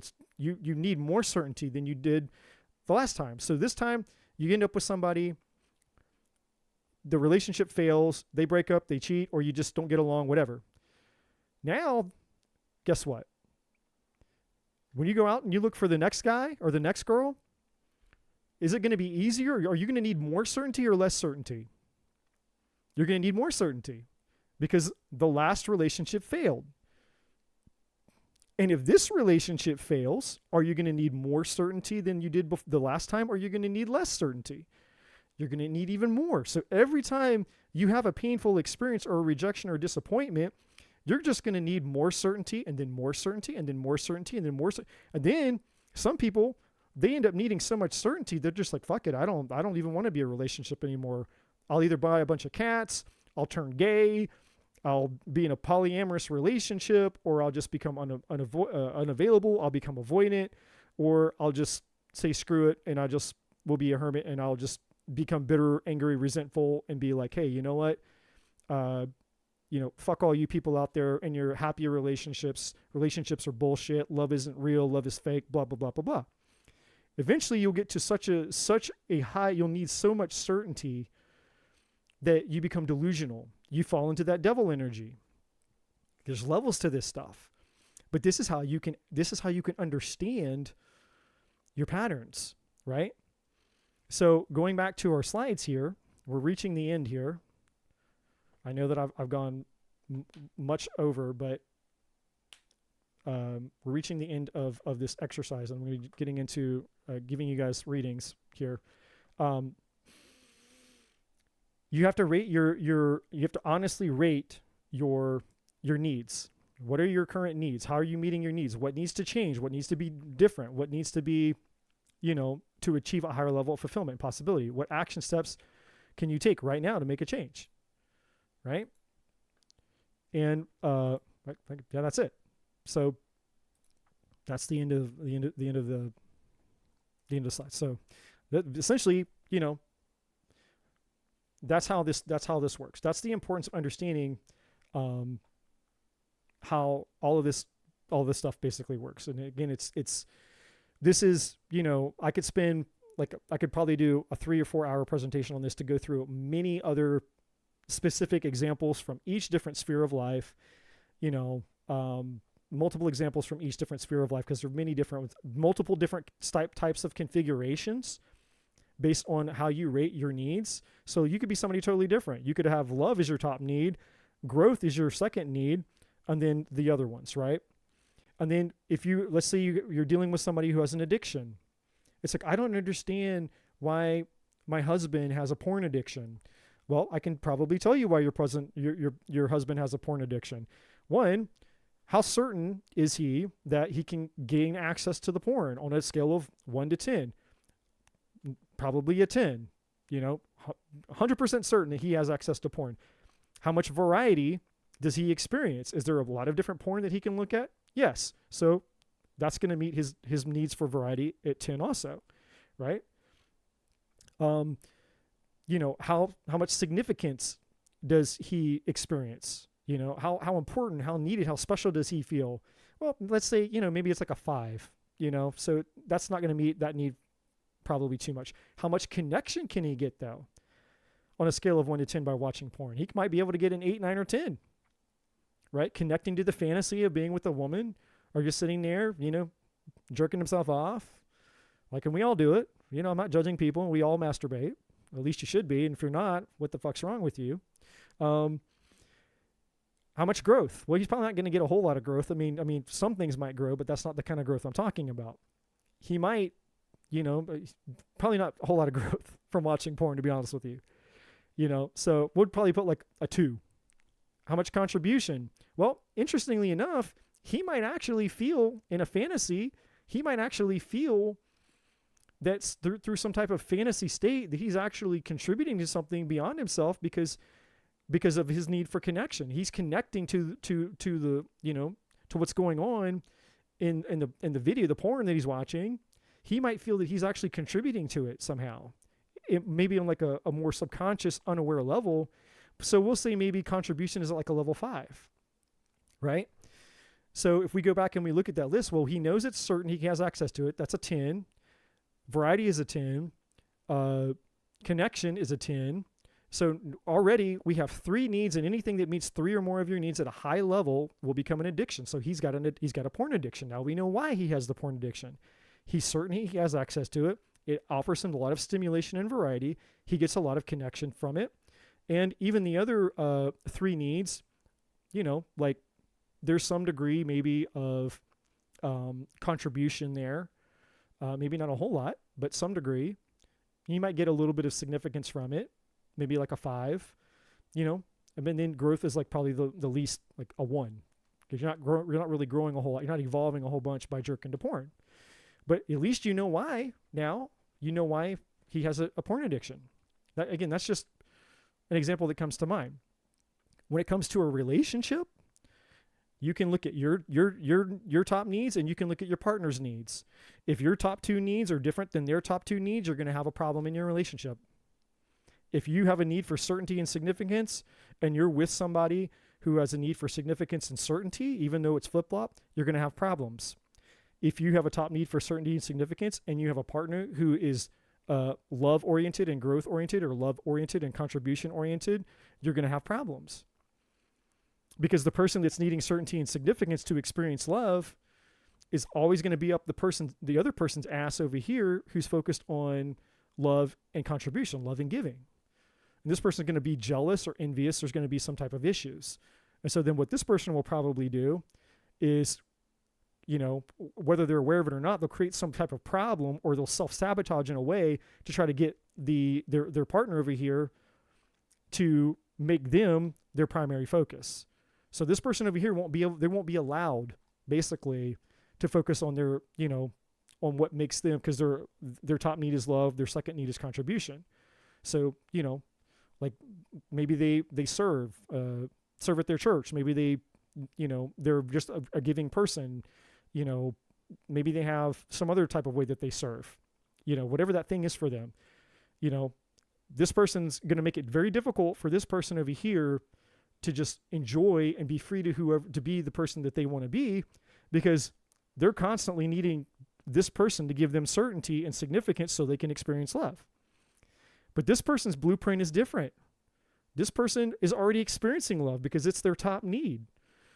And they're over here worried about how they can give that love to the world, including their partner, but also other people, something bigger beyond themselves, right? So you can see how different configurations, different people having different sets of needs can create different types of problems, right? And so as you become a practical psychologist, as you learn to become the magician, as you troubleshoot yourself, and you learn and it's going to take you a little bit of time, but it's not hard, right? You just evaluate where you feel stuck in life right now. Where am I stuck? Where am I dissatisfied? Where am I unhappy? Start with the spheres, right? Start with the spheres. What's most important to me right now? Relationships, myself, my work, my mission, my passion. Start there. Once you do this is a recap, and then I'm closing out and finishing the presentation.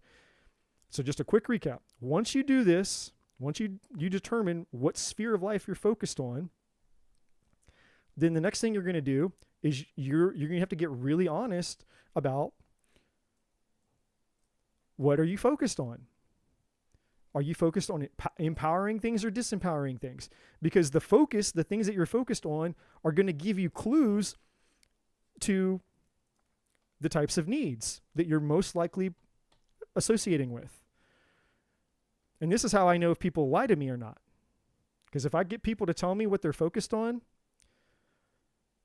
and then we get to going down the list of their needs, and their needs don't match what they said that they're focusing on, I know that they lied to me. And it doesn't mean they don't, people, we typically don't, the people who come to me for coaching aren't lying to me maliciously, but they're just lying because they feel once they become aware of the disempowering behavior, they become embarrassed. We start to experience shame and guilt because we feel like, oh, I'm not doing it right. Oh, I'm failing. Oh, I have a problem. Oh my God, I'm fucked up. It's like, no, you're not failing. You're not a fuck up. You're not a reject. You're not broken. You just didn't know what you didn't know because no one taught you this. You're a human being.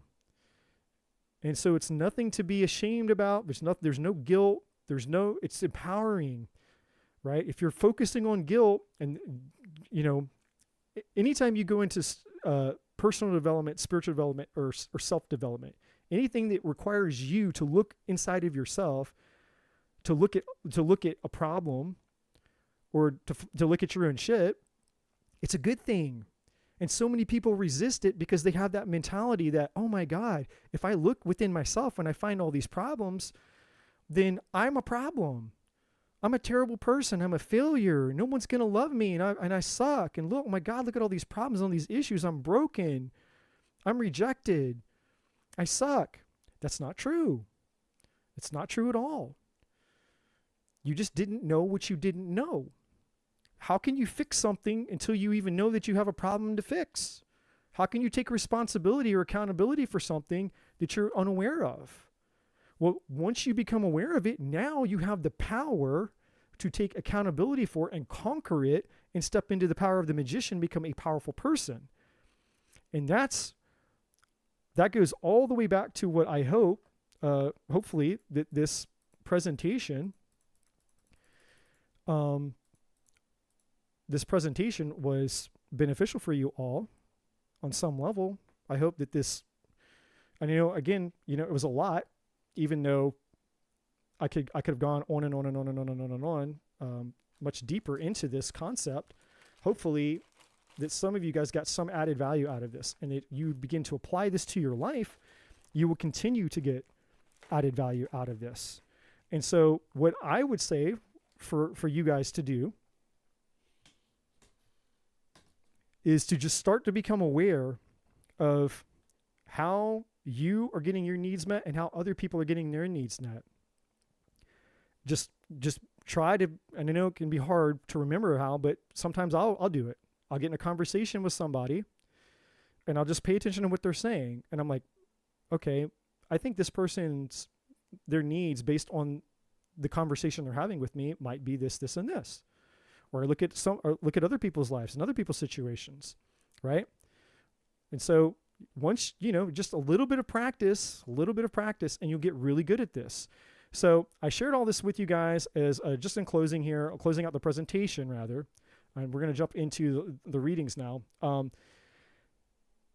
I shared all this with you as, again, just as a reminder that this is just one example of many of the things that I will be sharing inside of the Conscious Collective group that I'll be starting with my friend Trudy. Again, a lot of you know Trudy, some of you may not. She has her own tarot channel, Soul Tribe Tarot, and we're going to be talking about a lot of this kind of stuff. Now, this is just one example. What I shared with you tonight is the tip of the iceberg.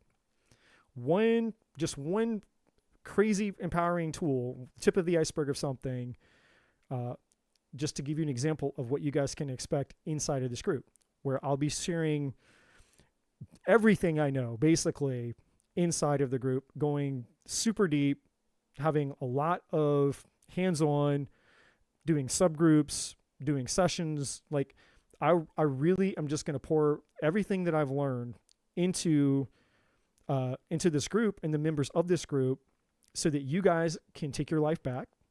You can take power, take control over your life. You can become the magician. You can access your spiritual destiny, your spiritual gifts, and you can start to literally create the change in your life that you want to experience. You don't have to live stuck anymore. You don't have to wonder and wait and when's life going to happen and when's this going to, and all that kind of shit. Like, I'll teach you the tools, and you don't need to be Albert Einstein to learn this. Like, I could teach anything that I have in my mind could be taught to a 5-year-old. You don't have to be smart. You don't have to be anything. You don't have to understand. You don't have to have a background in anything. You could be a homeless person off the street. Doesn't matter. Like, it's very, very, very simple things and concepts to learn, and they're very practical. That's why they work. That's why I chose this methodology instead of therapy, because, and I've got nothing against therapy per se, but in my opinion, and based on my experience and the experiences of many others who've participated in modern therapy, therapeutic models, not all of them, but a lot of them, a lot of therapy promotes more powerlessness. And that goes against my mission statement. I am not here to promote more powerlessness in the world. That's the powerless pandemic. I am here to promote powerful, you becoming the powerful person, you becoming the magician, you becoming the person that has the power to change your life, take control of your life, no matter what happens, that you will give yourself your own certainty, that you give yourself significance. Like, I know that I'm important. I give myself my own degree of certainty. I don't need to get that shit outside of myself anymore. It doesn't have to be the primary focus of my life. Am I going to be safe? Am I going to be safe? Is someone going to give me my certainty? Is someone going to make me feel special so that I feel good enough to deserve love? Because the two primary fears that people have, there's only two. You peel back all the layers. You come to me and you tell me what your problems are. You tell me what your fear is. That's the surface level shit. If we peel back the layers and we get down, way, way, way down to the core, there's really only two fears that all humans have. The fear that we're not good enough, or the fear that we won't be loved, or that we'll lose the love that we already have. That's it. The fear that we're not good enough, and the fear that we won't experience or have love, or that we'll lose the love that we already have. It'll be taken from us. Those are the two primary driving fears that all human beings have.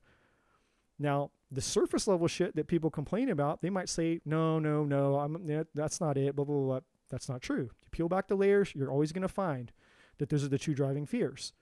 And if you believe that in your subconscious, in your blueprint, your subconscious, you believe in that, then it makes sense why so many people living out in the world are so focused on certainty and significance, or significance and certainty. And again, in order for them to experience love, those other two needs have to be met, because the top needs are the doorway, the gateway needs. It's like certainty, got to meet certainty. And if I get through that gate and I get through that door, now we're into significance. And then if you can give me just the right amount of significance, then finally I give myself freedom to experience love. And see how crazy that is you're projecting the key to the lock that's within yourself out here into the world. It's like you're holding the key to meeting your own needs, but you think that the key's out here. Somebody else has the key. It's like, I want love. I want love. I want love. I want love. Well, the love is tucked away behind your need for certainty and behind your need for significance. Why don't you just use the key that you have in your hand to give yourself the certainty, give yourself the significance, and then you would experience however much love you want. But see, most people don't do that. Most people want somebody else to come and give them the certainty, give them the significance so that you can experience love. See how powerless that is? If you have to rely on somebody else to give you certainty and give you significance so that you can experience love, you're screwed. You're powerless. It's outside of your control. And that's why so many people struggle when it comes to love and relationships. Just as an example. Because they feel powerless and hopeless and helpless, that if somebody else can't come into their life and provide them with the exact right blueprint set of needs for them to be able to experience love. Because it's not that the love that you're desiring isn't already inside of you. It's the belief that it's not inside of you. It's the belief that somebody has to give you access to the love that's already inside of you, waiting to be experienced by you. And that's another gift of spirituality, going within yourself, finding your power, finding the love, finding the certainty, finding the significance, finding the variety, finding the growth, finding the contribution, finding the connection, finding the love, finding all the things for yourself, within yourself, and then bringing that outside of yourself to share with the world. Self-actualized, right? And so, hopefully that all makes sense. I hope that, again, you guys that was beneficial for you all. And so now that we're done with that, we'll be transitioning over to the readings. I'll be looking at catching up with you guys here in the chat in just a second. But again, I'll be sharing more about this group either the 27th, 28th. It'll be before New Year's. So before New Year's, I'll be talking more. I'll do another presentation, and I'll be specifically talking about the group, the details of the group, how you can join, how you can get access, all the things. So, and for those of you that hung around for all of that, I appreciate you guys, appreciate your patience. And for those of you that are, want a reading, great. Welcome to Human Innovation Tarot. My name is Eddie. You can donate to skip the queue if you like. I don't know if anybody has or not or whatever, but I will be on for probably until 2 because I want to get through a lot of you guys. So it's 10:09 Eastern time. So 11, 12, 1, 2. So I'll probably be here for 3 or 4 hours. Okay. 16 people. Okay, hold on. Let me get back to the chat really quick.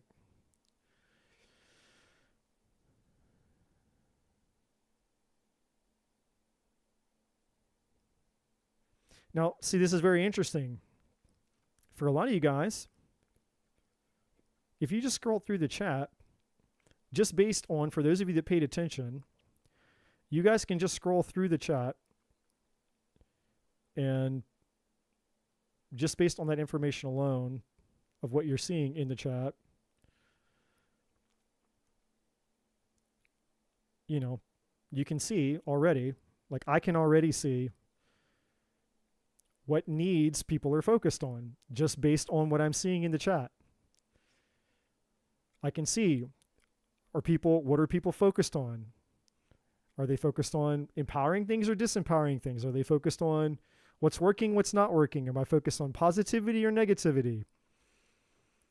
And already in my mind, I can make, probably accurately assuming like, well, this person's, what are their top needs? What are they focused on right now? Obviously, based on the questions we're asking, what sphere of life are they focused on the most right now? So,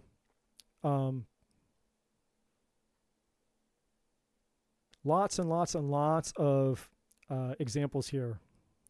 So, the list. Okay, Gene, thank you so much for the list. Oh my God. I'm going to have to stand up here for a second. So the list is what? We got 17 and 1. There's Trudy, everybody. Everybody say hello to Trudy, Soul Tribe Tarot. So 17 free, 1 donation. So who's the donation? Who donated? Worthy Queen. Okay. Worthy Queen, if you are here, you donated, you are up. Who is using black magic on me and why?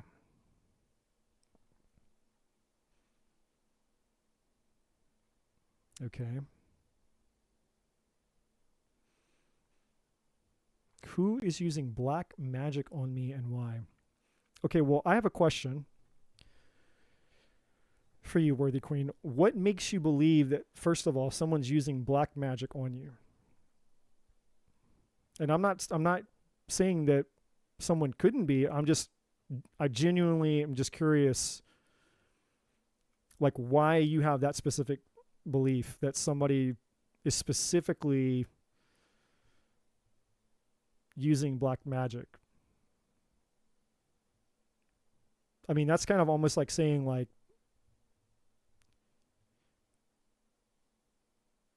you feel it. And things around me. Okay, my next question to you is, are you open to the possibility that it's not black magic? I'm not saying that it is or isn't. I'll find out for you. I'll let the cards give an answer, but are you open to the potential possibility that it's not black magic? Because intuitively, what I'm getting, what I feel my guide is giving me, and again, I'll let the cards back me up or not. Intuitively, I don't feel that that's true. And I'm not going to lie to you and tell you that it is true. Well, it's a lot of things.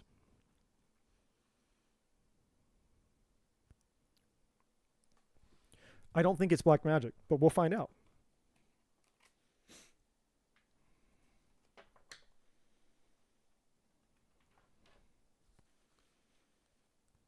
I just noticed something. I need to fix something really quick. I need to do this so I can see what you guys are saying when I'm looking this way.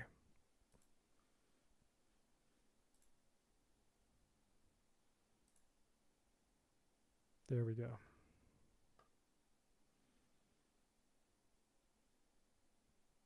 All right, that's what I needed. Okay. She's open. Awesome. All right, so let's find out. What is the negative energy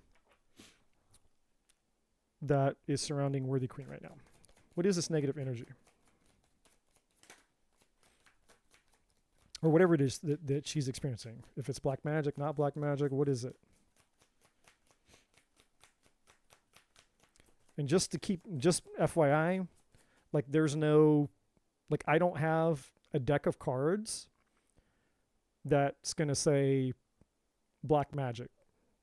So there's that I literally don't own a deck of cards that has that on it. So anything that comes out,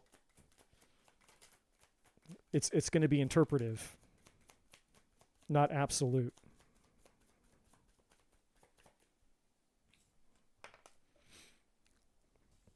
Okay, well, we have validation here. Collective in reverse.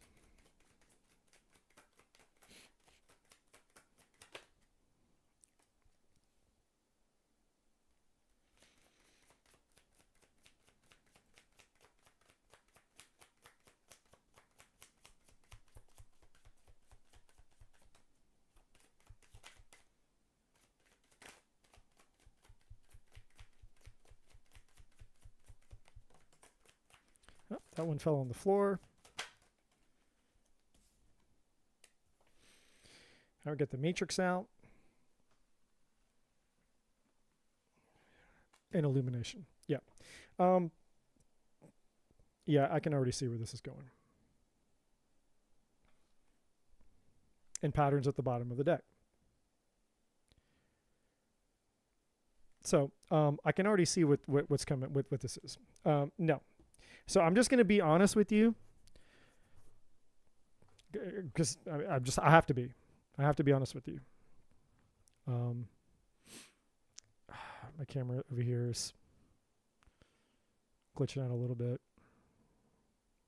You working? Hold on. Let me see if there's a way. Let me switch. Give me 2 seconds. Let me switch over to this maybe.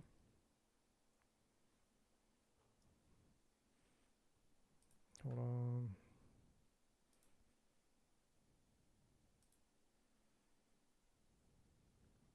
If it's not one thing, it's always something else. This? Okay, no. This.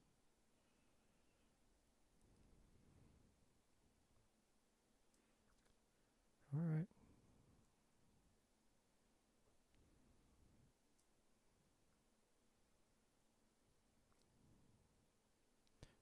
It was. I apologize.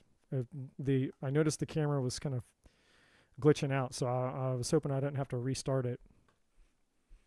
So hopefully it won't.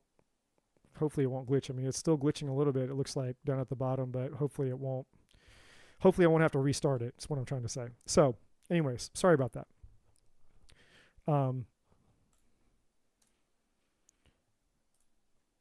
So. Yeah, this isn't black magic. This is a pattern, right? So there's some type of pattern here, a pattern of thinking, a pattern that you've had, perhaps for a long period of time, and I'm going to try to figure out what it is, but it's not black magic, and it's been influenced. The reason that the matrix card is here for you is showing that this was something that it's a program. It's a program that you believe. It was handed to you. You inherited this program from the Matrix, and the Matrix is just representative of institutions, any institution, religion, politics, family, generational. Institution could be anything, right? But it's the Matrix. It's the bullshit. The bullshit that we believe that goes uninvestigated. So it's swimming around in our subconscious, unconscious patterns, beliefs, and all these things that we're just unaware of. We don't know where that programming, those thinking came from. Well, we may not be consciously aware of it, but where it came from is from sources outside of ourselves. Now, the beauty of the opportunity that you have here is the illumination is here. Because now when we bring awareness to the thing that's causing this issue, you'll be able to address it, right? So the illumination here is here. That's positive. Now, what this has to do with, there's some type of uncertainty you have around the way that you think your life is supposed to be going right now. And because life is not going, how to describe this? When life doesn't match our model of the world, meaning when life doesn't match our expectations of what we think should be happening, then we experience all types of symptoms, right? And those symptoms show up in our body as emotions. And all a negative emotion is an indicator. It's like a flashing red light going off inside of us saying, hey, pay attention to me, pay attention to me, pay attention to me, pay attention to me. But see, we have been taught to associate in a very disempowering way to negative emotions, because for the most part, when you experience a negative emotion, what do you want to do? You want to run away from it. You want to escape it. You want to medicate. You want to suppress it. You want to change. You just want to, you'll do anything. Most people will do anything to escape a negative feeling or negative emotion as quickly as possible. Like most people don't want to just camp out in anxiety or depression or whatever negative emotional state. We want to get out of that negativity some way, shape, or form. And because we're so focused on escaping the negative emotion, we don't actually sit with it to explore it. We don't have a conversation with it. I know that sounds strange, but we don't. We don't have a conversation with the negative emotion to listen to what the negative emotion is actually trying to tell us about what's really going on in our inner world. In other words, why is this negative emotion here? And if we could retrain ourselves to learn how to listen to our negative emotions, then we could self-diagnose lots of things that are going on inside of us. And then guess what we wouldn't need? We wouldn't need medicine. We wouldn't need all these pills. We wouldn't need this. We wouldn't need that. We need all this harmful shit that we turn to as humans because we simply want to get out of that negative feeling, that negative state as quickly as possible. And just like I said in the presentation earlier, we will do more to avoid pain than to gain pleasure, right? So not very many people have the ability, to sit in that emotion and converse with it, connect to it and say, hey, what are you trying to tell me? What are you trying to teach me? What is this really about? Right? And so here with the building card, what this is telling me is that there's a part of you that, and again, this is a pattern. And by the way, just so that you hear me, my friend, there is no judgment here. Zero judgment from me. I'm just the messenger, but I just need you to understand that there's no judgment here. Okay? I'm going to be, I talk very, very bluntly and I talk very directly, but don't misunderstand my bluntness or my directness as a lack of compassion, right? Because I don't want this pattern to be perpetuated as a result of you having this reading with me. Because there's some degree of self-judgment. There's lots of things that are going on with this energy here, and I'm going to try to decipher it and decode it for you. But by pointing out that there's a pattern here, it's not to be pointing out that there's something wrong with you. Okay? It's not that there's something wrong with you. You're not broken. It's just we all have patterns. We all have things going on within ourselves all the time, right? And that's why it's great to be at a reading like this. It's great if you're with the right person, it could be great. Just like if you're with the right therapist, it can be great. If you're with the right coach, it can be great. But if you're with the wrong person, or you have nobody at all, then chances of change are very slim, because most people don't have the tools and resources available to them to fix their problems. If they did, then you would, if you knew what to fix inside of you and you had the tools to do it, you'd probably do it. At least I think you would. I genuinely think that you would. So again, I'm not here. There's no judgment from me, and there's nothing wrong with you. So this isn't we're trying to figure out what's wrong with you. This is self-discovery, right? So neutral objectivity. So what I want you to do is I want you to become a student of life right now. And I just want you to be in a neutral place of objectivity where it's like, I'm just here to learn. I'm here to learn about myself. Like what can I take away from this that I can change so I can stop whatever this negative emotion that I'm feeling, so I can break this pattern by way of illumination, so that I can get my freedom. So you can get your freedom from the fucking matrix, because the matrix is what keeps all of us stuck in one form or another. It's the perpetuation of powerlessness. The matrix, the blue pill. You take the blue pill, you're asleep, you're in the illusion of the matrix. The perpetuation of powerlessness. Why is that important to know? Because when we are powerless people, then we must depend on something or someone that has the power. Right? And that's not what the world wants. Our systems, our institutions, our government, our religions, you name it. They do not want self-actualized people who own their fucking power. They want you powerless, because when you're powerless, then you need them. You rely upon them. They are the ones that are needed. They're the ones with the power, and you have to go to them. You have to spend your money and give your money to them. You are reliant upon them, and that's what the systems all want. All systems, the government and politics, they want you relying on them. They want all control. Religion is the other side of it. They want to tell you who God is, who God isn't, what you're allowed to do, what you can't do. You're a sinner. You're not a sinner. If and only if you follow these rules or that rule or not those rules. You can only get to heaven by doing what we tell you to do. And if you don't do what we tell you to do, then you're going to burn in hell, or whatever the deal is. A, B, C, X, Y, Z, you fucking name it. Right? The matrix is a system that perpetuates powerlessness so that you remain reliant upon the system. Taking the red pill, just like in the movie The Matrix, awakens you to the fact that, no, I am a powerful person. I don't need the fucking system. I don't need any of that. What I do need, though, is illumination. I need to understand that I'm not a powerless person so that I can break out of my patterns. Right? So that's the framework that we're working with here. I'm just setting the framework here, setting the tone of the framework that we're operating in right now, the container, if that makes sense. Okay?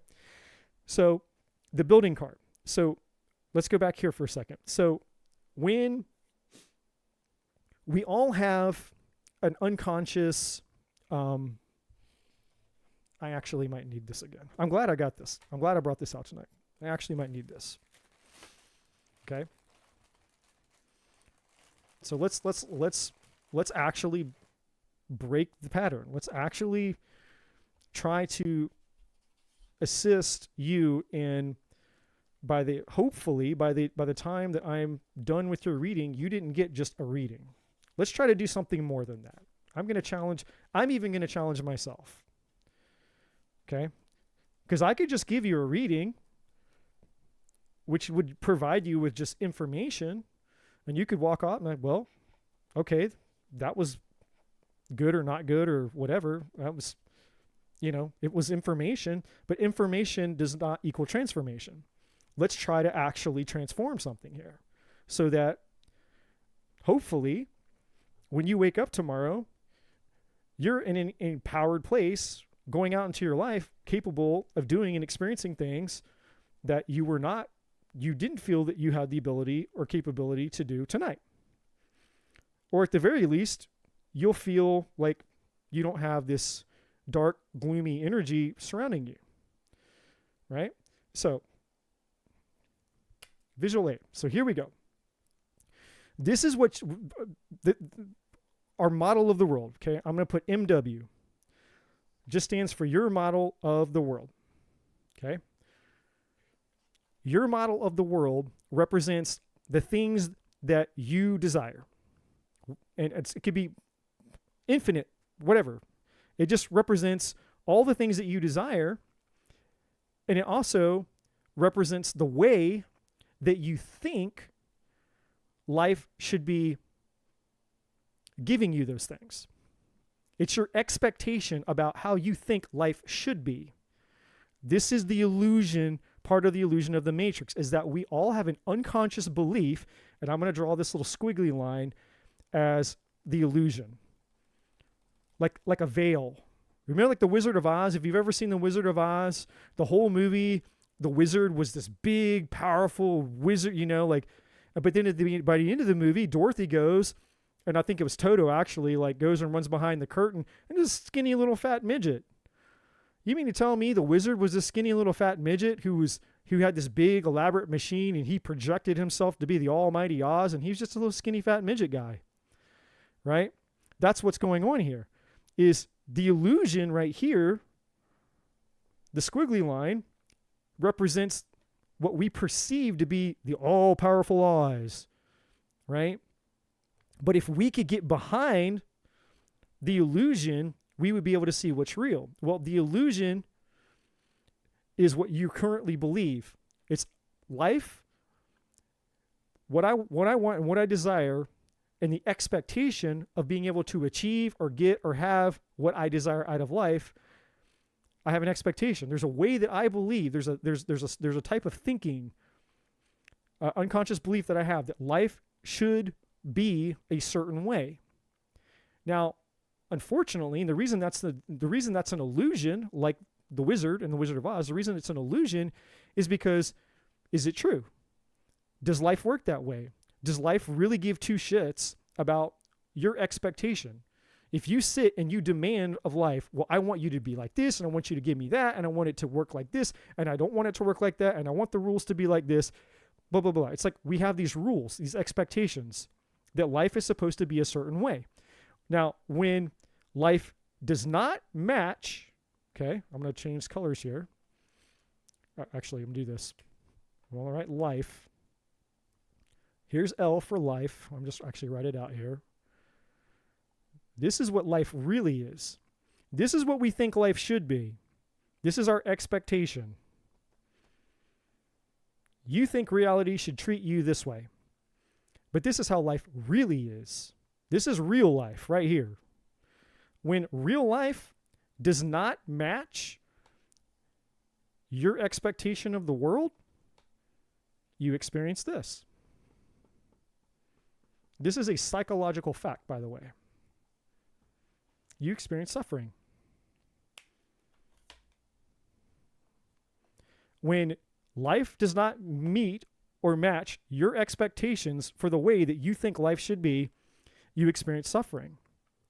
Suffering is all of the experiences and negative emotions that you're experiencing inside of yourself. Going back to what I said, all a negative emotion is an alarm and an indicator signaling to you that there's something inside of you that needs to be investigated. So why the fuck did I just share all this with you? Let's talk about that. The reason I just shared all that with you was because of this card, building. And it's like, what the hell does that card, building, have anything to do with everything you just shared? Well, it's not so much the words, and it's not so much even really with the card. It's just that what these buildings in their translucent type of form here represent are the expectations, the unconscious, subconscious expectations that you have about the way you think life should be based on the programs that the Matrix has given you. And your life has not been living up to those expectations. Life has not been meeting your expectations about what you think life should be. And so now you have all these situations and circumstances that have been happening in your life. And so what the brain has to do is the brain has to attach meaning to the experiences that you're having so that your brain can make sense of it. That's how the brain works. Now, here's something for all of you that are here listening. Your brain, this guy up here between your two ears, doesn't give two rat shits about your happiness or fulfillment. Your ego and your brain could care effing less how happy and fulfilled you are. The primary function of the brain is to keep you safe at all costs. Now, the second thing that the brain does, and this is very important for you to understand and know, is anytime you experience something in life, the brain will attach a meaning to it unless you take control of that situation and you attach your own meaning to it. So this is where the whole idea of conscious awareness and unconscious awareness come into play. If you are a consciously aware person, you go through a bad experience in life, a consciously aware person might say, hey, I know this terrible thing happened to me, but it's going to work out for my highest good. And even though I'm not sure how or why or what's going to happen, I don't know how, this is going to turn, I'm not sure where the treasure in the pile of shit is or how this is going to turn out good for me. I don't know, but I just know that somehow, some way, some shape, some form, this terrible thing that's happened to me is serving me for my highest good.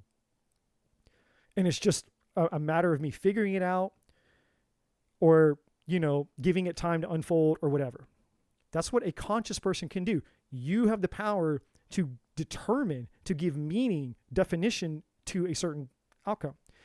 What unconscious people do is they allow the brain to create the story. And so something happens, something negative happens, whether it's big or small, doesn't matter. Unconscious thinking. Something negative is happening in your life. An undesirable experience is occurring in your life. The brain starts associating meanings. And the meaning in the story that it's going to associate to the experiences you're having are always to do one thing: protect you. So your brain's like, hey, I don't like that. That experience we just had, that was painful. It sucked. I felt shitty. I didn't like it. The brain goes, okay, cool. Let's create a story about that situation, right? And so that story becomes a belief. That belief gets projected onto, it becomes part of your model of the world. That's how this works. You have a negative experience. Your brain creates a meaning. That meaning becomes a belief. And once it becomes a belief, that belief gets uploaded into the whole bank of beliefs. All the beliefs that you have. Your bank account of beliefs, which is called your model of the world or your expectation of how life should be. Because how else would you have an expectation about how life should be? Or how do we form an opinion about how life should be? Well, you form an opinion about how life should be based on the experiences of life that you're having. That's how we all come to a conclusion. Everyone's conclusion to the meaning of life is sheerly based on the experiences that they're having in life. If you have a bunch of shitty experiences in life, then you might conclude that life is shitty. If you've lived your life, the Paris Hilton life, and you've lived in luxury and wealth, and you've lived in the silver spoon, and everything's been handed to you, you've never had to suffer or hurt a day of your life, you might think life is great. I'm really lucky, right? So your model of the world is based on the experiences that you're having. It's shaping that because your experiences are shaping your beliefs, and your beliefs are shaping your model of the world. And your model of the world governs the expectation that you have about the life that you think you should have. It's a projection. I think I should have more money. I think I should have an honest, successful, wealthy, tall, dark, handsome man in my life who'll never betray me, never cheat on me, and treat me like I'm a queen.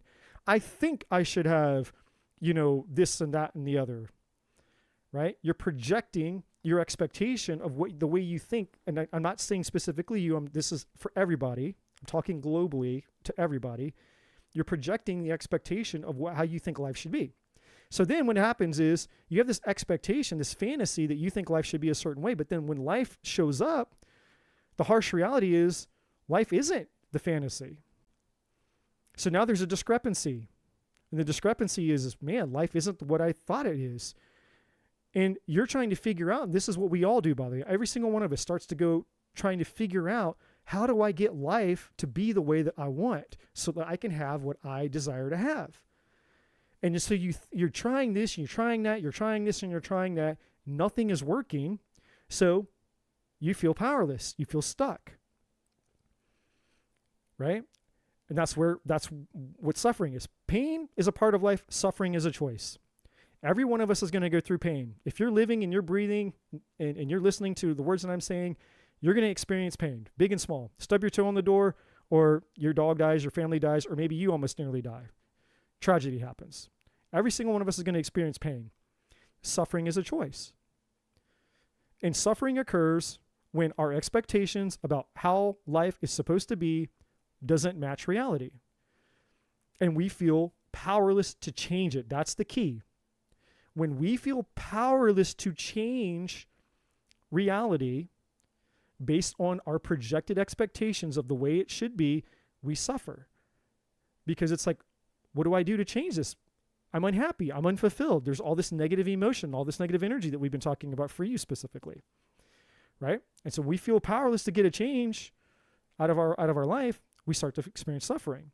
So what happens is the emotion that we're going to globally call suffering is an invitation into ourselves to untangle the bullshit and the lies and all the programming so that we can understand, we can experience it. So that brings us further into the reading for you. So here we have the collective in reverse. So essentially, this card is just another way of backing up the matrix card here. The collective in reverse, essentially saying is like, look, a mass majority of the collective, meaning the global population of people, are entrenched in the matrix lies. It's a pandemic of powerlessness. We have a bunch of people who feel stuck, unhappy, unfulfilled. They're miserable. They got the dark clouds swirling around them too. And it's like, what do I do about it? And like I said at the very beginning of the reading, this is literally the mass awakening. People are just going to start feeling more and more of negative energy, more and more depression, more like, I don't understand. Some people, their lives are actually great. They got money, they got the woman, they got the man, they got the job, they got millions of dollars in the bank account, they got the Ferraris, they got all the shit. And they're going to wake up one day and they're going to be like, I'm fucking miserable. What happened? And they're going to start, what do I need to do? I don't understand. They're going to think that they have a diagnosis. Is it my health? Am I psychological? What's going on? And they're going to start going all out here to troubleshoot a spiritual problem. They're going to get on medications and they're going to therapists and all these things and changing their diet and doing all these different things to try to give some type of comfort and relief to the spiritual bankruptcy that they're experiencing in their soul. And the only way that you can deal with a spiritual problem is with a spiritual solution. There's nothing outside of you. There's no pill. There's no diet. There's no man. There's no money, woman. There's no money. There's no wealth. There's none of that shit's going to help you. There's no therapist, at least not traditional therapy. You can't sit in front of somebody and talk about your problems and like, oh, well, thank you for sharing that. Well, I'm sure, come back next week and we'll, you can bitch to me more if you want. Like, that's not going to solve problems. So what needs to happen here, and first of all, I'm getting ahead of myself. So let's get over here. We didn't talk about the validation card. So the first thing that came out this was the first card that came out. There's two things here. There's two energies attached to this for you, Worthy Queen. The first energy is tied to the underlying, it's the linchpin. And the linchpin is like the Jenga game. If you know what that is, you have the blocks and it's a game. You pull the blocks out and everyone gets a turn. And then when you pull the block out, you put it on top of the thing. And you lose the game if the person that pulls the block out and collapses the tower, you're the person that lost the game, right? Well, in this case, the intention is to pull the block and let the tower fall. The tower is like the infection. It's the limiting beliefs. It's the false beliefs. It's whatever the thing is inside of you that's keeping you stuck, that's keeping this negative type of energy around you. So we want to pull whatever that thing is out. We want to pull out the infection, and we want that whole negative belief system and all the shit in your mind, all those negative disempowering beliefs to crumble so that your mind can create empowering beliefs, right? So the validation here, the linchpin, the block that we need to pull out of the tower has to do with the fact that at some point in your life, probably way back when you were a child, you did not get enough significance. So going back to the whole presentation, I don't know if you're here for it or not. I don't know. But significance, your need to feel special, unique, desirable, worthy, good enough, all of that, right? In fact, for those of you, Jean's like, but hold on. Paris Hilton got sexually abused, and maybe she did. I don't know if she did or she didn't. And when I use the Paris Hilton analogy, I'm not bashing Paris Hilton. I'm just saying that, Paris Hilton probably has it better than a lot of people do. So you can come here, and I just dropped it in the chat for anybody that wants it again. The PDF, you can open the PDF and you'll see all the needs, and you can scroll down. It's the third need. The third human need is significance. And you read that whole section in the PDF. It's not long. It'll tell you all about the need for significance. So that's what this card was saying, that when you were young, and this is how our brain is formed with our caretakers. Like we're born, we're innocent, we don't know anything. Between the ages of birth and the age of 7, like 90% of our formative patterns, our belief systems are shaped in that year. So you can be a 50-year-old person that has a 7-year-old program. And that's why certain people, no matter how old they are, they're immature. They might be successful in their business, or they might be successful at work. They could be a leader, a CEO, but in their relationship, when it comes to their wife, they're emotionally unavailable. They lack intimacy. They're scared intimately, or maybe they even throw adult temper tantrums when they don't get their way. They can literally have the emotional maturity of a 7-year-old because that pattern, that belief, that part of them didn't upgrade with their age. Like it didn't mature as they matured. And this is a very common pattern with people. You can mature in age and certain things in your life, and you can gain certain types of knowledge, but unconsciously or subconsciously, those patterns are still the same. You're running on ancient, super, super, super old patterns, or something that happened to you way back when you were a child is still affecting you, even all these years later. It's one event, one thing that's all it takes for many people when you're a young child.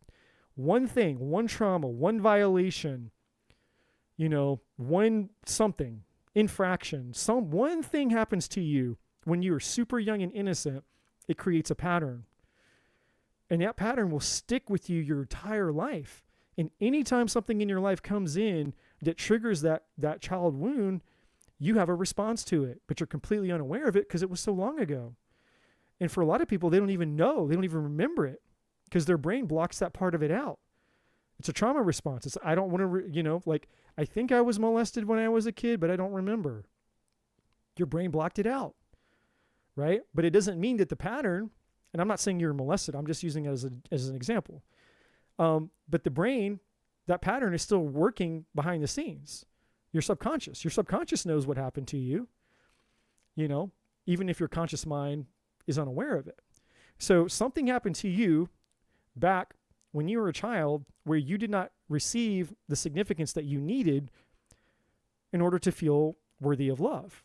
And again, as a child, that's the most important time for us to actually feel love because our brain is creating a blueprint of survival. It's our survival needs. We're a child. And if I'm not loved and if I'm not important, then who's going to take care of me? Who's going to feed me? Who's going to provide me shelter and acceptance? And so you have a blueprint here somewhere inside of you where you felt like you weren't special enough. You weren't unique enough. You weren't good enough. And that's tied to the pattern. This is the linchpin.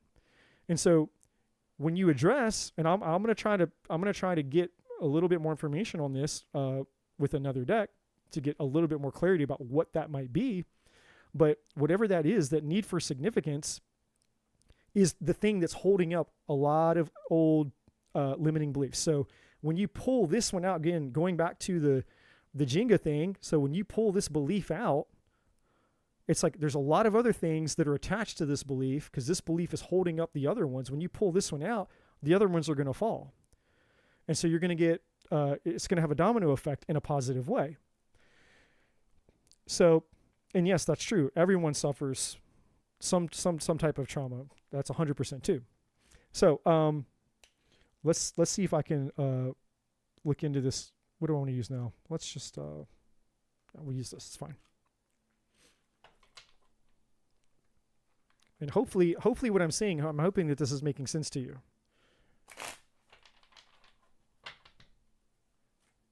Hopefully you guys are tracking. All right, so why is the validation here? What happened here with this validation? Oh, I forgot to tell you the second energy. I'm sorry. I said there was two energies attached to this. That was the first energy. The second energy attached to the validation is that you actually, you have a purpose here. You have a purpose here. And when you uncover, once you reach this, the illumination, in other words, once you work through all of this, on the other side of it, you actually have a purpose here. The star is saying, hey, there's something that you're meant to do that you're going to be very good at, and you're going to become very well recognized for it. So that's actually the paradox of it.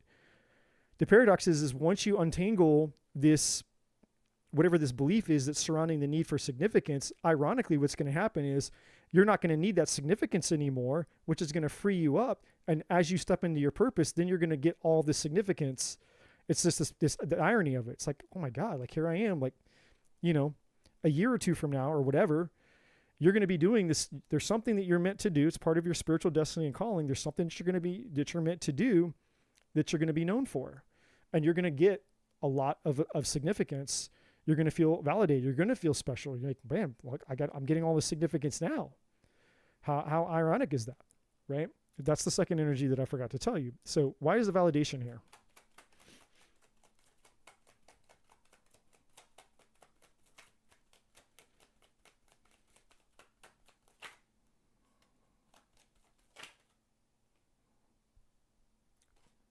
Yep.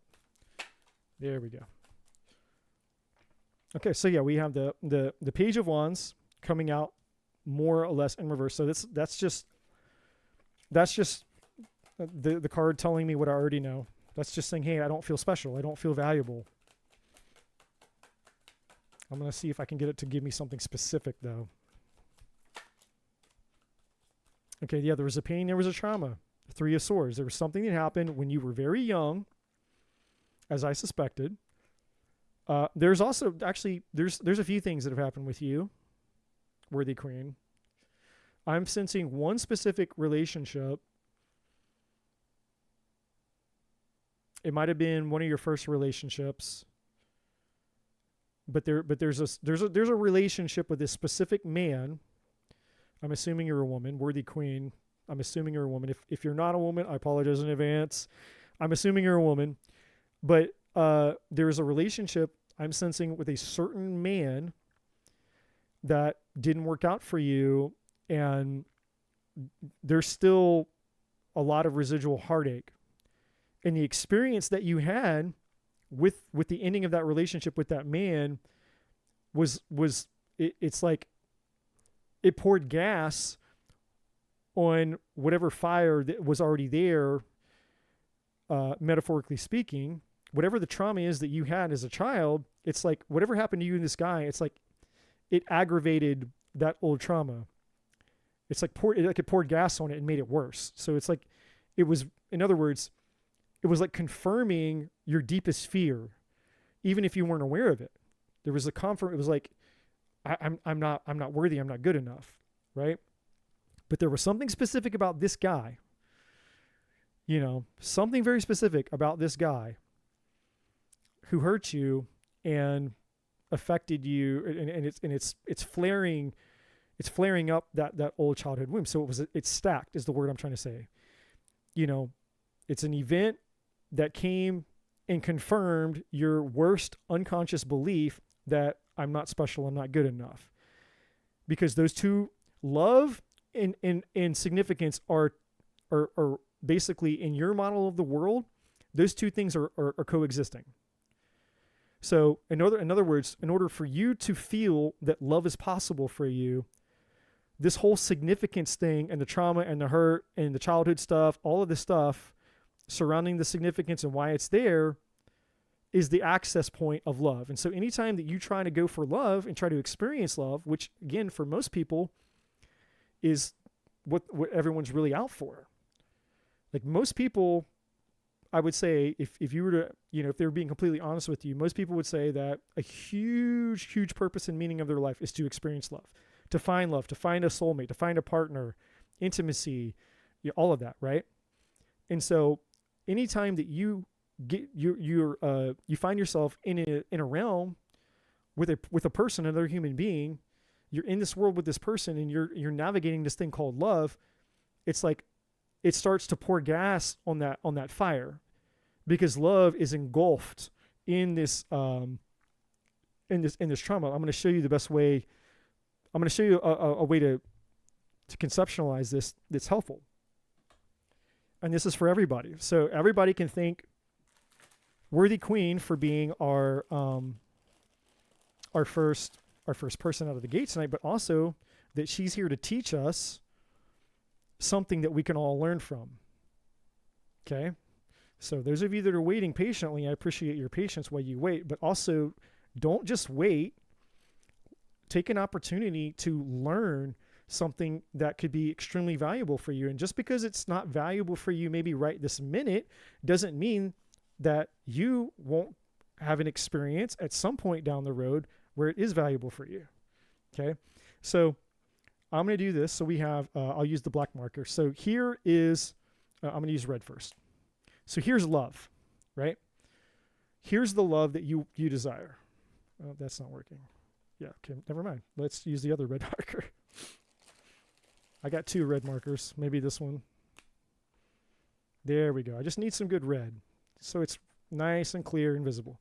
This is love, the energy of love. This is pure, untainted love energy with no distortions in it. Okay? Now, what happens is, as we experience trauma and we experience loss, fear, all these things, it's like this black pen.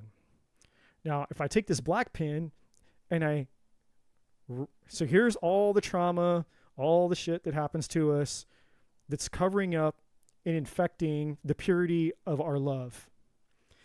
Now, what color do you see? Do you see red or do you see black? Right? It's like, well, I see both. It's not one color is more than the other and the other's not more. It's like just all kind of tangled up in there. Right? And so the reason I'm showing you this is because, again, the significance, this pattern that you have that we're trying to untangle here, whatever happened to you with this guy, going back to this energy attached to this card. So you have 2 things going here. You have the childhood issue, and then you have this issue with this guy. And there's another issue too. There's 3 swords, 3 issues, 3 traumas, 3 major influencers into this energy I'm explaining to you right now. Okay. The first one is something happened to you as a child. I don't know what it is, but it happened to you when you were a child. The Page of Wands in reverse says, hey, something happened to you when you were a child. You weren't special enough. You weren't good enough. And that became a hard-coded belief in your mind, which is what we're talking about.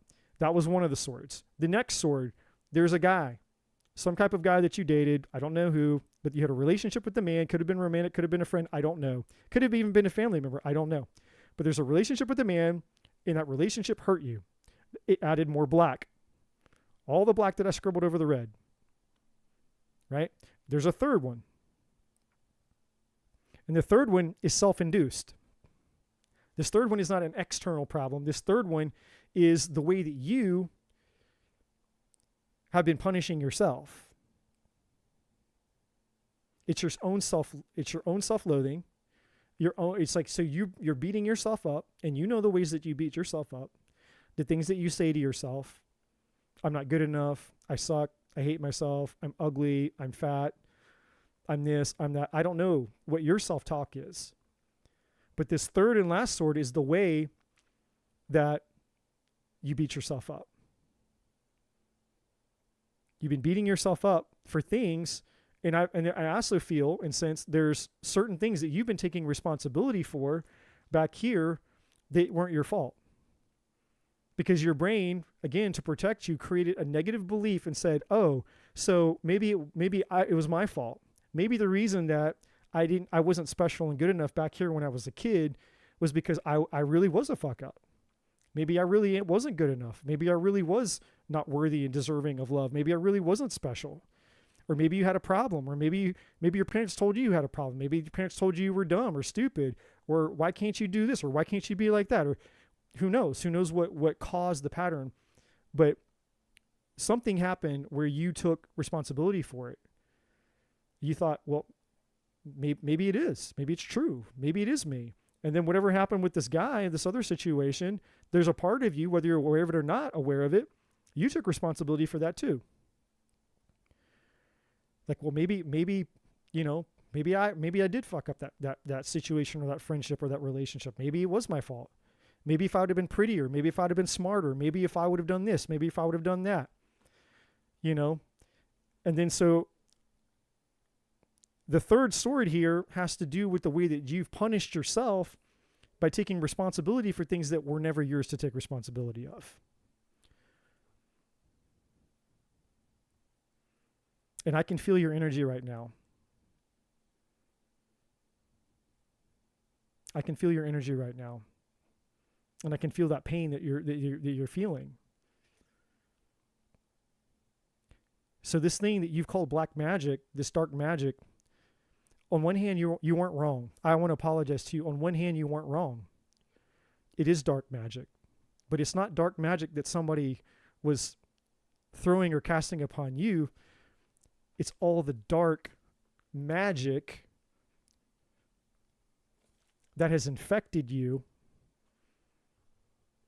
because you partnered with a lie and a belief that you aren't good enough. You're unworthy. That you don't deserve love.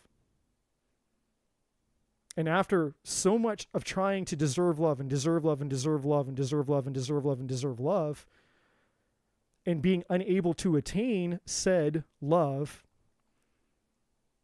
you turned on yourself. And the reason that you turned on yourself wasn't a conscious decision, but the reason that you turned on yourself was because your brain decided the best way that we can protect ourselves from this stuff that's going to hurt us called love is to go ahead and just take responsibility for it. Your brain is very, very intelligent.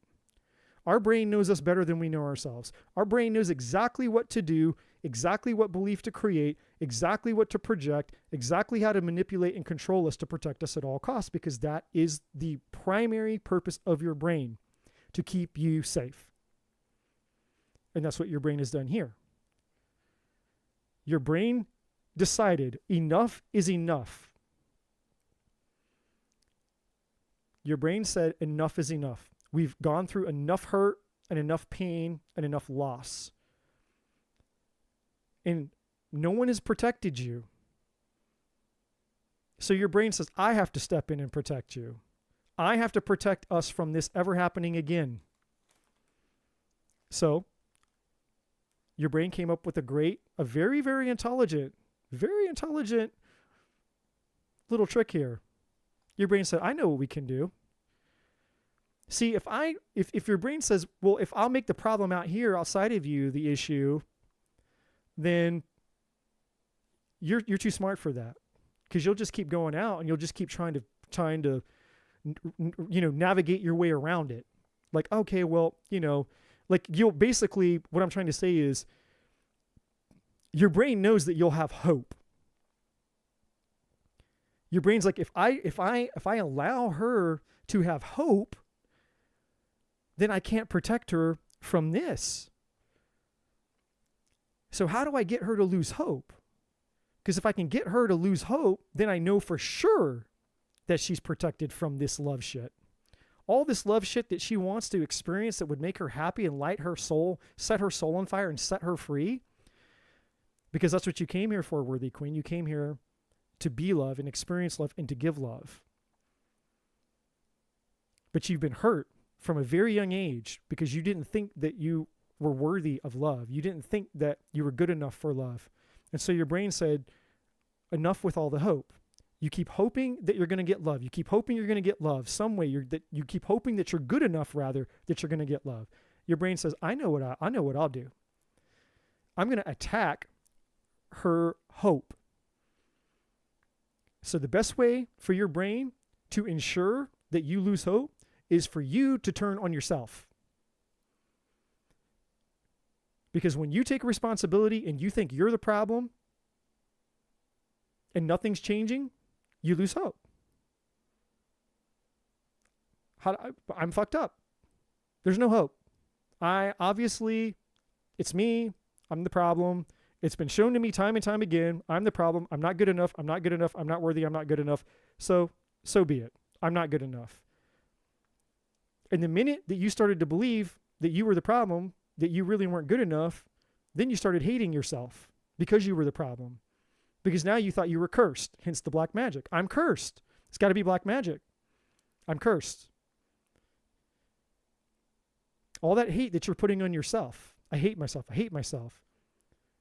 Why am I cursed? I hate myself. Because you're beating yourself up. And the beating yourself up is just your brain keeping you trapped. Because your brain is trying to protect you from love. Very smart. Very smart little fucker. Very smart.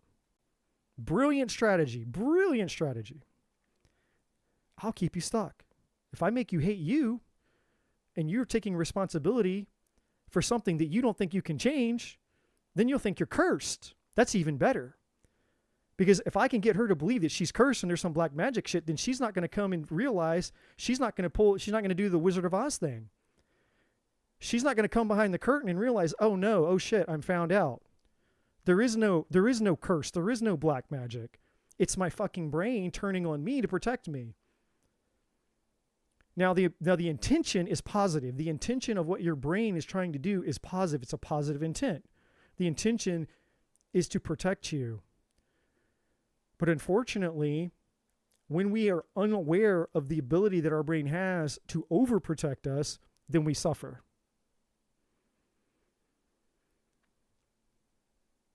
That's right, worthy queen. That's the crazy part, is how you can so easily give unconditional love to other people and help building them up. You're absolutely right.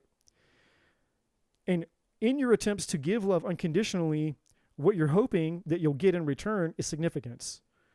If I love you unconditionally, will that make me good enough to deserve love? Sometimes yes, sometimes no. But your brain knows that. Your brain says, oh, no. We're not going to let that happen. So your brain will turn it up to 11. It's like, no. I'm going to make sure that you beat the living shit out of yourself. Because the more that you hate yourself, then you'll stop doing all this unconditional love shit, all this, I'm going to go help people and love people and all this other. That's just going to get you hurt. Because you're out trying to get love. And love is what hurts. Love is what's hurting us. And your brain is like, no, let's sabotage the problem. The hurt is caused by love, so let's sabotage the things that you try to do to get love. And it's all stemmed from the original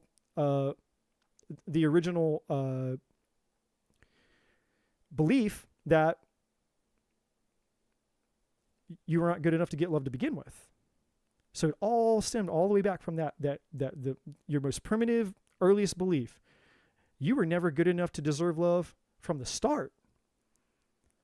So that's your brain. Your brain's like, hey, you know what? You were never good enough to deserve love when you were born. You know what the sin is, worthy queen? You know what your biggest problem is?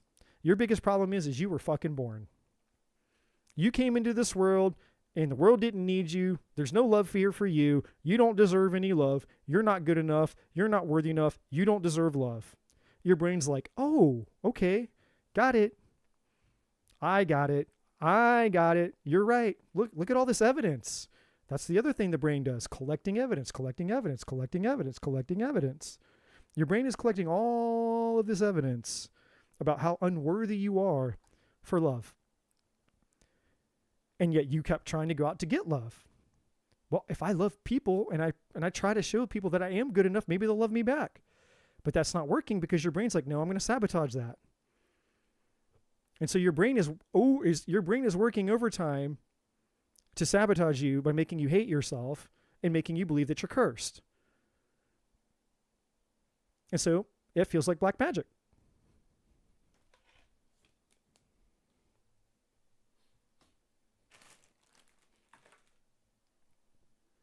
So let's see what is the, there's the obvious advice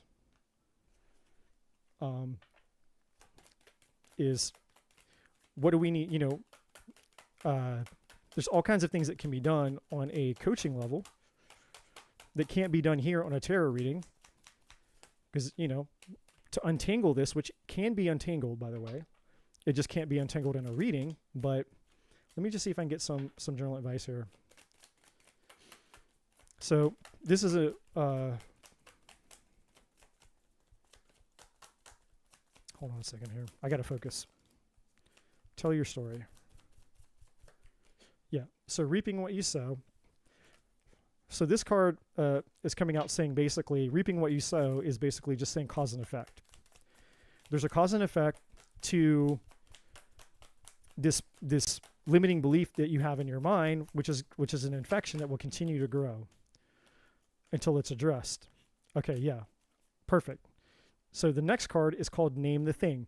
This card is about identifying specifically what the fear is, what the demon is, what the problem is, so that it can be addressed. This is like, diagnosing exactly what is. Well, I think we've pretty much diagnosed it. We've diagnosed the main part. Remember the Jenga analogy, pulling out the one block and everything else will fall.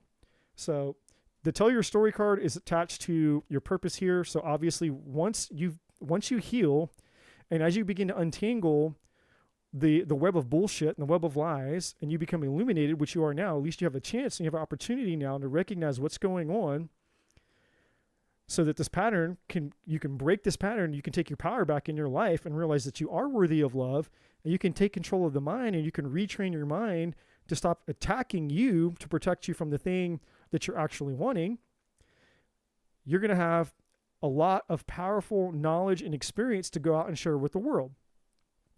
Stand up and fight is here. So this card is telling you it's time for you to fight back. It's time for you to fight your mind. It's time for you to stand up to the bullshit, to stand up to the old pattern. It's time to stand up to the limiting belief in your mind attacking you, saying, hey, you know what? No more. I'm not beating myself up anymore. I'm not taking responsibility for things that happened that were out of my control. I'm not going to shit on myself anymore. I'm not going to hate on myself anymore. And I'm sure the fuck not going to believe that I'm not worthy of love, because everybody's worthy of love. I am love. You were love. Everybody out on the end of this chat is love. We are all created from the one source, the divine source that is love. There's no such thing as needing love, worthy of love, or not worthy of love. You are love. Period. End of statement. What do you seek? This card is saying as you begin to free yourself from this limitation, the universe says, what do you want? Because it's yours. When you step into your power, this is you getting anything and everything that you want. Whatever it is. Name it and claim it. Right? Call the things that are not as though they are. And so essentially what you have here is you have a storyline that's showing you basically what to expect as you work through this one linchpin. And again, once you pretty much address this, and I'm not saying there might be a little other things here and there. We all, we're very complex human beings, but the major thing, when the major thing is pulled out, the major infection is dealt with, all the other symptoms that are surrounding it or being held up by it, those things will topple as well. So essentially, when you deal with this, you're going to get 90% of your freedom and your power back. So I hope that was beneficial for you. I hope that made sense. My suggestion to you, apart from the reading, is to find somebody, find a coach. I believe in strategic coaching more than therapy. Again, I'm not here to slam all therapy, but coaching is different. Therapy, a lot of therapy has to do with just, talking about the problem, right? Strategic coaching is about solving the problem and solving the problem as quickly as possible. If you find an actual good coach, a good coach isn't there to just keep you baited where you come back in. You know, you've been working with this coach for 5 years, multiple sessions, and you shelling out. A legitimate coach is like, look, you know, based on the problem you have, I think it's going to be this many sessions. Let's get the shit done. Let's get you out. Let's get you living your life, stepping into your power. And I hope that I never see you again. At least, you know, and if I do, it's to celebrate the fact that you're out living your best life. But, you know, I hope that I don't see you again, basically coming back again and again and again and again with the same problem that's never getting fixed. So again, just my personal advice is to deal with this, you know, do some research, go out, find somebody, a strategic coach, who can help you with this specific issue. Childhood issues, having to deal with not feeling good enough, not feeling worthy, everything that I shared in this reading. And, you know, because that's going to, you know, coaching is like turning decades into days. What would take you decades to do and accomplish on your own can be squashed into days, if not weeks. You know, it's a lot of people, I can't afford it. I can't this, I can't that. It's like, well, then live in your fucking suffering. Or figure it out yourself. That's just going to take a really long time. You know, it's not that it's impossible, but it just might take you a long time. And meanwhile, they're buying, you know, $100 flat screen TVs and spending $10 on their Starbucks drinks every single day. And by the time you get to the end of the month, you could have paid for 2-3 coaching sessions. I'm not saying that you're that type of person, but I know many people who complain about that shit. They complain about the fact that they're miserable, but then they also complain about the fact that they claim they don't have the resources to do anything about it. It's like, no, you choose not to do anything about it. So you can have your suffering or you can have your freedom. The choice is yours, right? But you can't bitch about both. You can be like, I hate the fact that I'm suffering, but I can't get any help, any solutions. It's like, no, you can. And again, I'm not talking directly to you, but that's just a generalization that I see in the world. A problem that I see is that people are not growth-oriented or solution-oriented people. They're victims. They want to blame. They want to stay powerless. They want to stay helpless. They just want to sit and moan and bitch and whine and cry and sit in their suffering, right? That's a choice.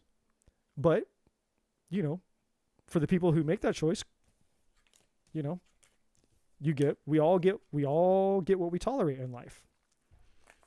Doesn't make sense to me, but I'm not those people. But I'm also not here to judge. So I hope that makes sense for you.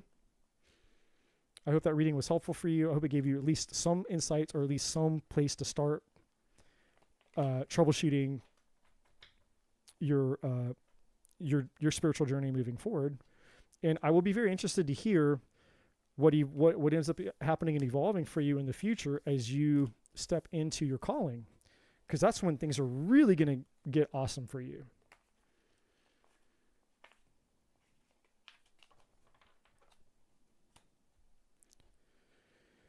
Okay, so let me check the list here.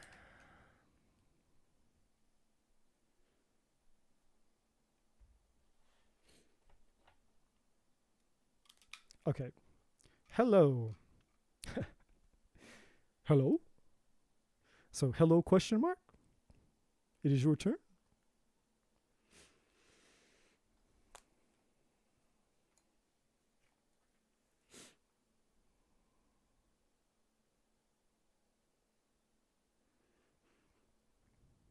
And while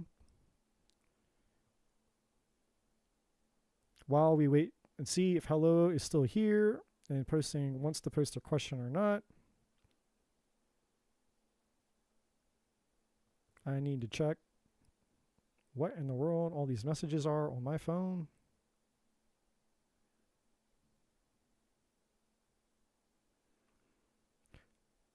So,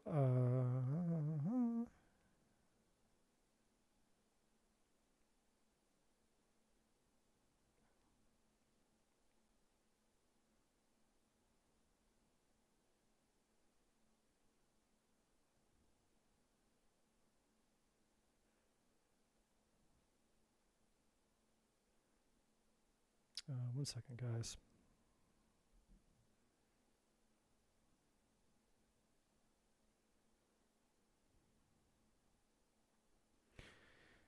All right. And what else?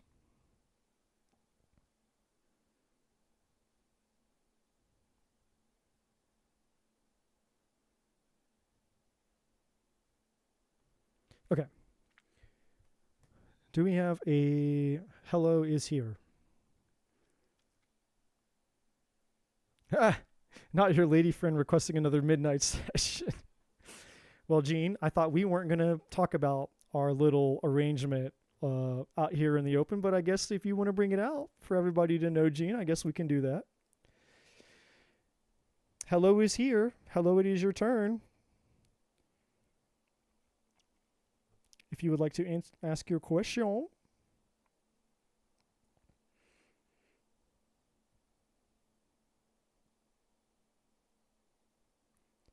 Oh, she posted above. Did she? I'm sorry. Gene has to be like, he didn't see it. All right, hold on. Let me scroll up. What important things do my spirit team want to tell me about my future? Okay, sorry. I didn't see it. That's my fault. My bad. Stop it. What the hell is wrong with this mouse? Okay.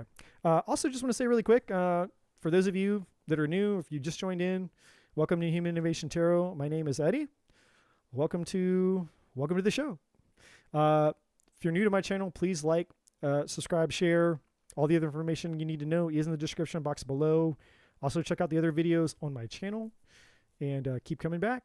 Things are just going to keep getting better and better. Jean's here, the mod.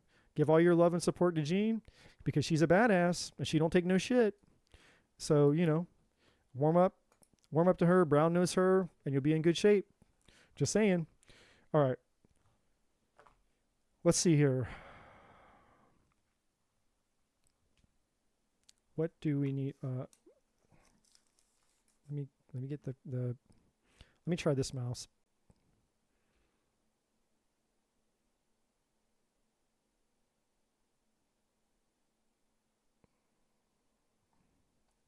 My gosh, I'm blind. Okay. What important things do my spirit team want to tell me about my future? Got it. And cheers, everybody.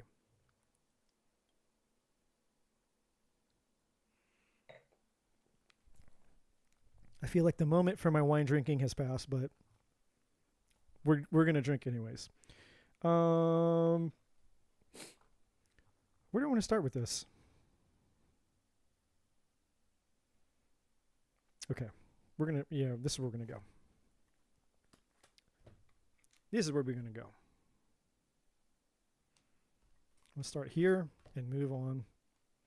Okay.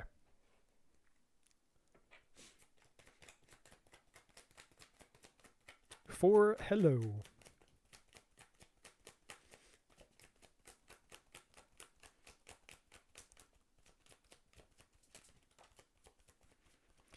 All right, transformation card number 13. This is the death card energy, I believe. Is that correct? Yes. All right, so we have some transformation rebirth here, energy going on. Let's get one more, whatever they want to give here. I might have to get some music going on here. Get me in the mood. Harmony. Okay, that's the Lover's card. Deception, envy, emotional loss. Okay, so obviously something's happened with you. Hello. I wish we could just get like a name or make up a name. So I'm gonna make up a name for you since I don't know what your real name is. I'm gonna call you Faith. Your name is gonna be Faith. Because saying the word hello just isn't working for me. So for you, Faith, you've been through something, obviously, recently. We have emotional loss here. We have deception and envy. We have hope here. Transformation is also the death card energy. So obviously, you've gone through something here. I feel somewhat recently or fairly recently here. So let me. Oh wow, these are wanting to come out. This deck really wanting to talk. Oh yeah, lots and lots and lots. Yeah, so we have rebuild here. We have release, well-deserved reward. Okay, yeah, this is coming together quite nicely. We have seek. We have lead.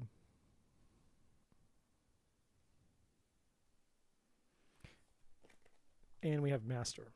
All right. I'm going to get 3 of these. This is a brand new deck that I just got like a day or 2 ago. It called to me out the old mystical shop. And I love it. I love the artwork and I love the messages. Because I was looking for I don't know. Oracle decks can be kind of hard, you know, because it's you want to find something that's not like the ones you already have, you know. And it's like, man, because sometimes people just regurgitate the same types of messages. The artwork's different, but it's the same type of messages. It's like I don't need another deck that's going to tell me the same thing. I need something that's going to I don't need a toolbox full of screwdrivers. Sometimes you need a hammer. Sometimes you need a saw. It's like, you need different things here. So, seek inspiration. Okay, yeah. All right, cool. All right, so love is a big, important part of your life. Faith. I'm talking to Faith, who was once upon a time named Hello. So for you, Faith, love is very important for you.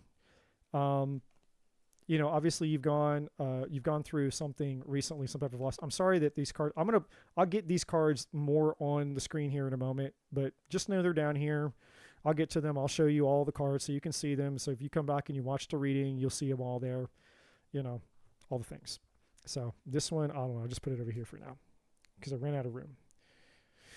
So the first thing, just a side message here. Oh my God. I'm trying to sit up here a little bit.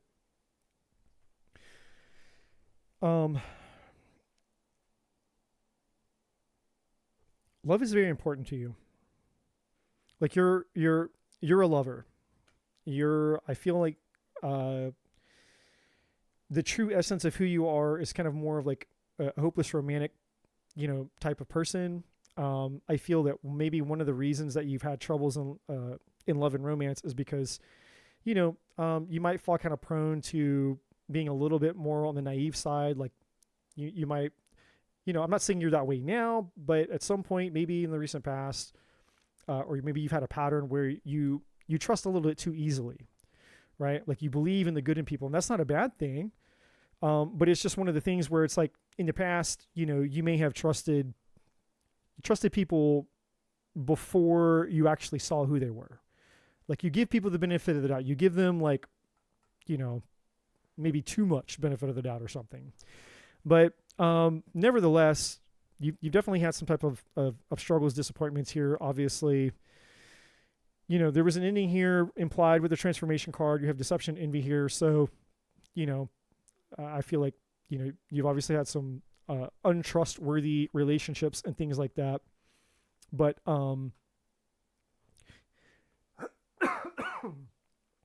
excuse me. We have harmony here, which is the lover's energy. We have hope, which is the star card energy, which is also about faith and renewal. And then what's the sky?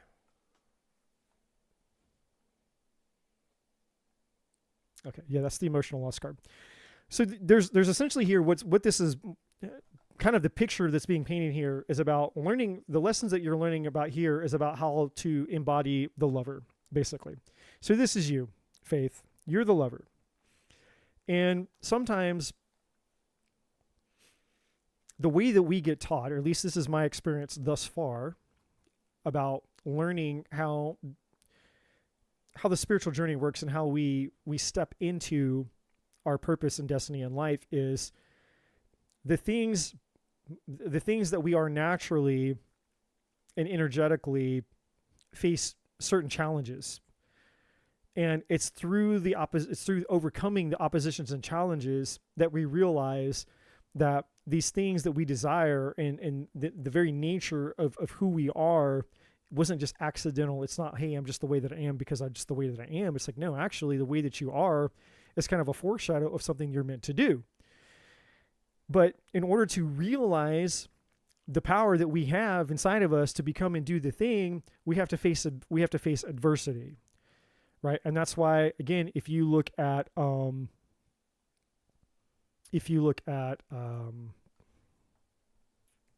hero's journey,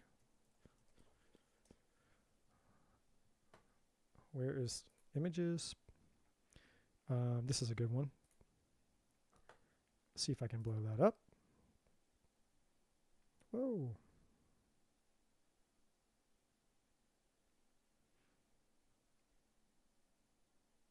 All right. Should be good enough. Let's see if I can get this on screen. All right, so here we have the hero's journey. So up here, this is like, like kind of like the Fool card. So we start up here at the Fool, or here, here we are just living life. And as we live life, we feel this call to the things that we desire in life. And so here it's pointing to the call to adventure. And then we inevitably get to the point where we meet a mentor. So in Star Wars, like this is like the first Star Wars movie. This is when Luke Skywalker meets Obi-Wan Kenobi for the first time. And in our lives, it could be just people that, we meet in life that we don't really know, that we're learning from them, that they're in our lives for a reason. Sometimes we do know, sometimes we don't know. A mentor doesn't have to be a person. A mentor can be a lesson. A mentor can be a synchronicity. It can be a book. It can show up in any types of way. But you meet this mentor, right? And in the Fool's journey, this would be when you start meeting, the Fool meets the magician. The Fool meets the high priestess. The Fool meets the emperor. The Fool meets the empress, right? You're constantly going through and meeting these different teachers and things. So then you have up top, the top world is what's called the normal world, the world as you've known it. The unknown world is below this line here. And so you start to cross the threshold of the unknown as you begin to have these negative, whatever type of experiences in life, right? Hence the trials and the failure here, right? And so as you experience the trials and failures, whether you realize it or not, you attain, you're learning, you're growing, you're acquiring skills, even if they're not present yet, even if they're dormant. And then you reach the death and rebirth, which is essentially where you are in the reading. So when I pull this up, come back, here we are back to your reading now. You're here, transformation. And transformation is this right here, death and rebirth. So here you are. This is where you are on the hero's journey. You have revelation. So basically, as you start to come up out of this transformational period, you will go into a state of revelation. Then you have these final challenges. You have atonement, basically the actualization. This is kind of like the world card, basically. Or maybe that's not the world, it's like the judgment card. So you begin to integrate all the things that you're learning in a way where you can actually see and sense now how the things that you've learned are actually a superpower. It's like you become aware, like, oh my God, I have a superpower. And I don't know if you've ever seen the movie The Matrix or not, but in the movie The Matrix, the first Matrix, Matrix 1 with Keanu Reeves, the movie starts off and he knows that there's something going on, but he doesn't know what it is. He knows that there's this thing called the Matrix, but he doesn't know what it is. And he's unsettled. He's not at peace with himself. And so he starts to get all these synchronicities, follow the right rabbit and all these things. And so inevitably, his curiosity leads him to meeting Trinity. Trinity introduces him to Morpheus. Morpheus is essentially, the guy who's like, hey, I've got the answers. I can tell you what the matrix, I can introduce you to, I can give you the key to the gateway to the answers you desire. Basically, if you want to know what the matrix is, you're going to have to go further down the hole, further down the rabbit hole, which here is, you meet the mentor. This is Neo meeting Morpheus. And he's like, hey, if you want to know what the matrix is, you're going to have to plunge into the unknown, this world that you're unaware of. And so as Neo takes the red pill, he goes into the matrix. He wakes up and realizes, holy shit, the world that I thought was real is not the world that is real. So now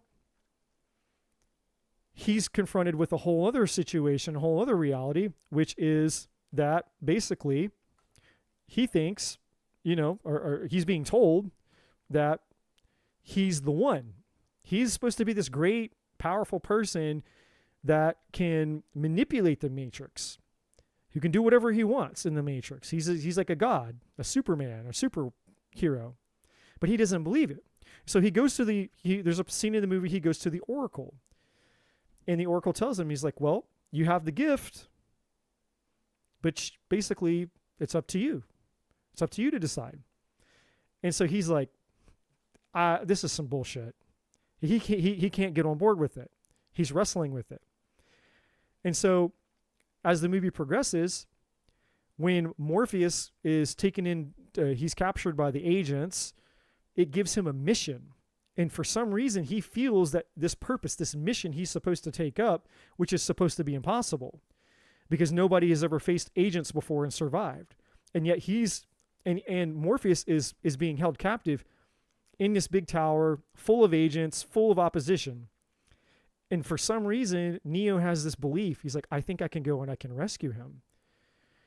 And they're like, dude, you're crazy. No one has ever faced an agent and survived before. And he's like, I know it sounds crazy, but I just feel like I'm supposed to do this. So despite the fact that he's uncertain about what he feels, he proceeds anyway. He takes action on a call that he has not realized that he even has. So he goes in and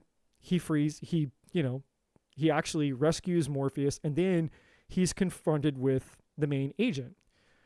And he has this fight and this battle, and he's realizing that, he's not afraid anymore. He's not afraid to confront this agent. And then, of course, by the end of the movie, he gets shot and he gets killed in the hallway, but then he revives himself, he comes back to life, and then he can see the Matrix for what it is.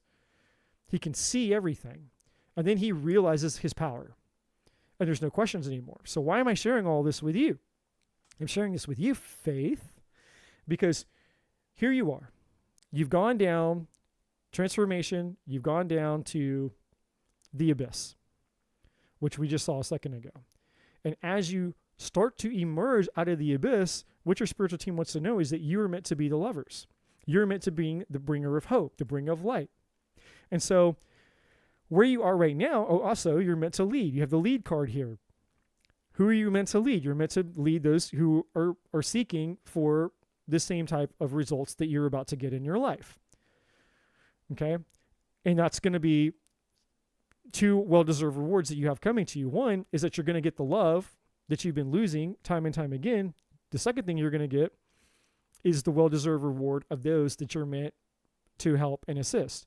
Because you're called to be a leader, whether you realize it or not. And that the concept of leadership is often misunderstood because you think that you have to be a big, grand person. You have to be known. You have to have a title. And you have to have all these things. It's like, no, all a leader is somebody who inspires people to follow something that they're living. That's it. That's all a leadership is if you are living your way in such a way that inspires someone to follow you, you're a leader. That's it.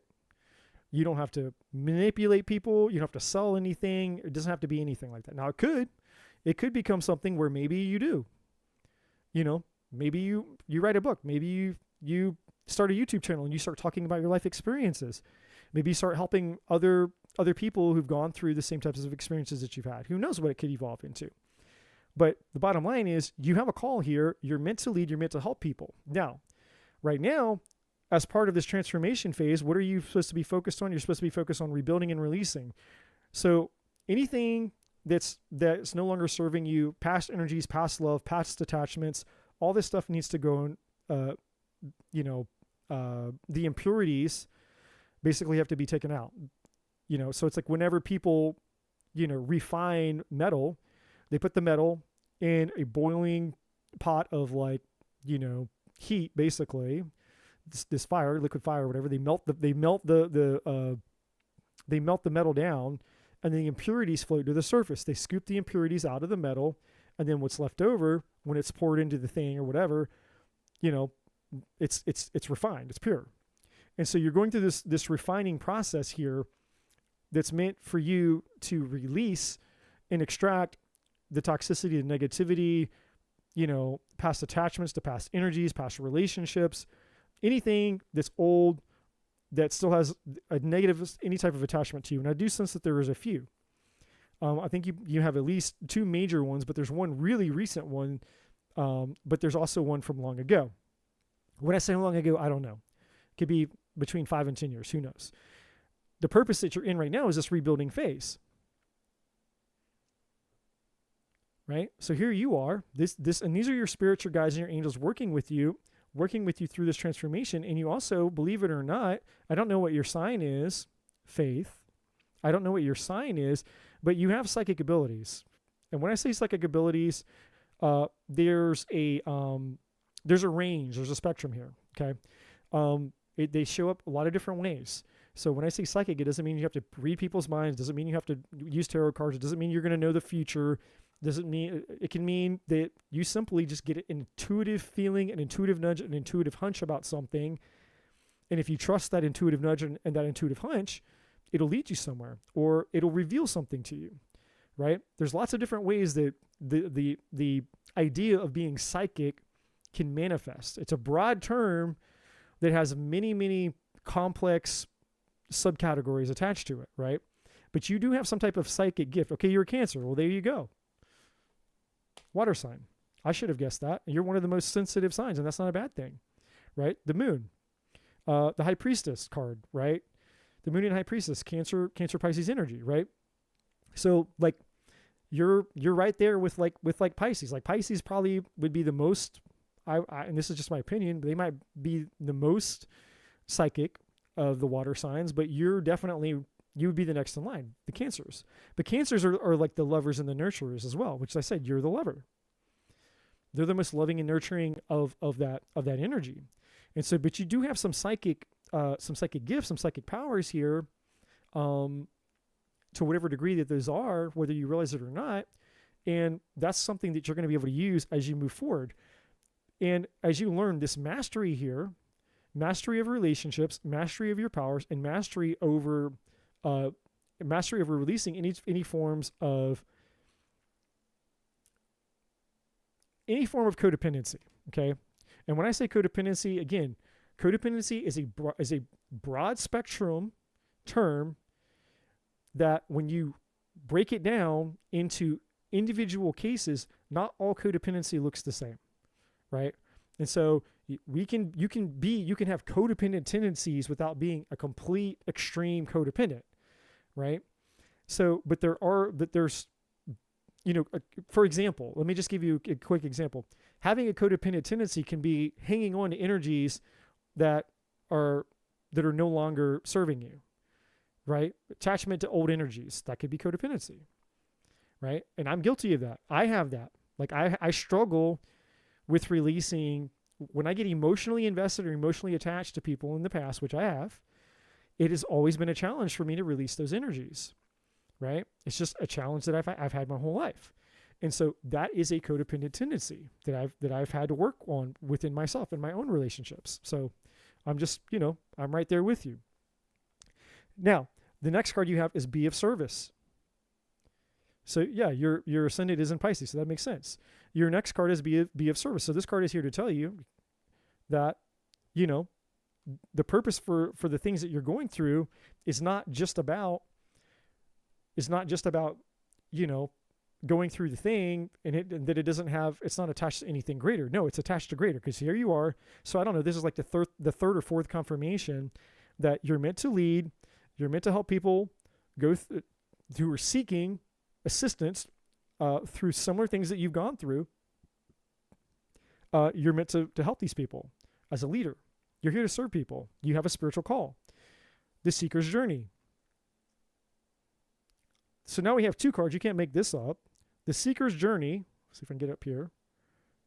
And this card that literally says Seek. Now, because this is a brand new deck, some of these cards are intuitive to me, so I don't, I know it just by the name. I know what they're talking about, but I'm being called to just kind of glance in the book here that I got in my hand and look at some of what the intention of what that card meant from the person, the author that created it. So the Seeker's Journey is one of self-exploration and self-discovery and self-realization. While on their journey, a seeker will face tests of faith. You can't make that shit up. Right there. See if I can get it on the screen here. Right there. It's kind of hard to see. They will seek tests of faith. Right there. They will. So Faith, I hope you're listening, Faith. Who knew that when I gave you your name, Faith, we'd be talking about faith? When I was going through the whole hero's journey, this is exactly what this book is literally saying. It's describing the hero's journey. While on their journey, a seeker will face tests of faith, patience, resilience, and fortitude. They will face their fears and suffer hardship, but they will choose to see an opportunity to learn in every moment. They believe that everything happens for a reason, even when the reason is not apparent or one that is easy to accept. They believe because they understand that every effect has a cause. Every path will offer reward and consequence, and both choice and circumstance determine the outcome. They wish to learn so they can navigate life with more confidence. They seek to understand so they can make better choices. And then there's more and more and more and more and more. Anything else? And then at the very best says, are you ready to journey with more awareness and intent? So yeah, so essentially the author's meaning of this card has to do with understanding that you're on the hero's journey and what you're meant to seek from it, right? But this is also those who now, you being 1, 2, 3, 4, 5, 10 steps ahead of somebody else, you'll be able to help them on their journey. So the seeker, the student becomes the master, essentially. So as you learn, you become the master, and then those who are behind you that are seeking, you'll be able to help these people. Now, your next card is illusory obstacles. So this is about things that you believe that are problems that aren't problems. This is all the fake bullshit, the overthinking, the mental chatter, all the illusions, all the powerless thinking, all the things that we believe that aren't real. It's, in other words, whenever we make our challenge hurdles. How do I say that? Hurdles. Like a hurdle that has testicles is called a hurdicle. Can somebody get on Urban Dictionary right now and create a new term called hurdicle, and then make sure the definition is a hurdicle is a hurdle in life that has testicles. So if your hurdle has balls, it's called a hurdicle. All right. So the illusory card obstacles is about the hurdicles, obstacles, and challenges that aren't real that we create. So in other words, when we just create shit that's not even real, we're not helping ourselves, right? It's imagining things, or it's invisible problems, or problems that aren't real, problems that don't exist, or overthinking. Overthinking is probably number one. People overthink themselves into an abyss. Overthink. And the more you overthink, the more you question. And the more you question, the more you doubt. And the more you doubt, the more you fear. And the more you fear, then, once you're stuck into fear, then all your resources are gone, right? So then you have time to rise. So it's saying, now it's time for you to take your power back. It's time for you to embrace this transformation that you're about to go through. And it's time for you to start to get connected to things that light you up, inspire your creativity, inspire your passion. And I would highly recommend that you start surrounding yourself with very intuitive and psychic people. Because look, seek inspiration. You need to surround yourself with an environment of people where that part of your energy and your creativity is on all cylinders, because we have a tendency unconsciously to become a product of our environment. If you're spending too much time in soulless, lifeless, meaningless bullshit, then, That's the time and energy that you could be investing in being in a community surrounded by people that can empower you, right? Where you can start to learn, you can start to grow, you can challenge yourself. And really diving deep into your ability as the magician to become a powerful person, so that as you, because this is what Spirit is showing me, going back to the harmony card here, the silver lining here, and also going back to the well-deserved reward, is as you turn your focus away from the relationship problems that you've been having in the absence of love, and you turn your focus inward into your spiritual gift and your spiritual calling and your spiritual power, what's going to happen is you're going to manifest that person, and dare I say, you might even end up finding the person that's right for you in the community that you could go be a part of, because that person is meant to align with you on your soul's path. So, how are you going to find the person that's right for you? Well, by going and looking for him in the environment that's actually aligned to your calling and mission in life. How are you going to keep finding people that are not aligned with you? By spending more time outside in areas and arenas in life that have nothing to do with your call and your destiny and purpose in life. So when you're aligned to your purpose and destiny in life, everything that you need can be found there. If you're over here and you're spending time in things that aren't aligned, then those things aren't going to be aligned for you. So the universe is saying, hey, you can have it all. But to have it all, you need to know what environment to go put yourself in, and it's the double blessing, because you're going to get not only not only are you going to be equipped for your own spiritual destiny, your own spiritual purpose, which will connect you to your spiritual fulfillment, you're also going to find the guy that you're meant to be with in that environment. How cool is that? How cool is it to be on the same page with somebody who has the same purpose or a similar purpose, if not the same purpose, similar passions, similar desires, similar interests, who's an awakened conscious person who understands all the things. And now you have somebody who actually you're on the same page with. You can grow with this person. You can evolve with this person. You have a vision, goal, and purpose in life together. There's alignment there, right? All that's waiting for you. And I'm just going to show you one more. Underneath this seek inspiration, you have advice from you have advice from a cat. So maybe you have cats. You have advice from a cat. And underneath that's knowledge is power. But I have no idea what this means, so I'm going to get the book again. I'm not going to read the whole thing. I'm just going to kind of glance over it to get the concept of what that means. Advice from a cat.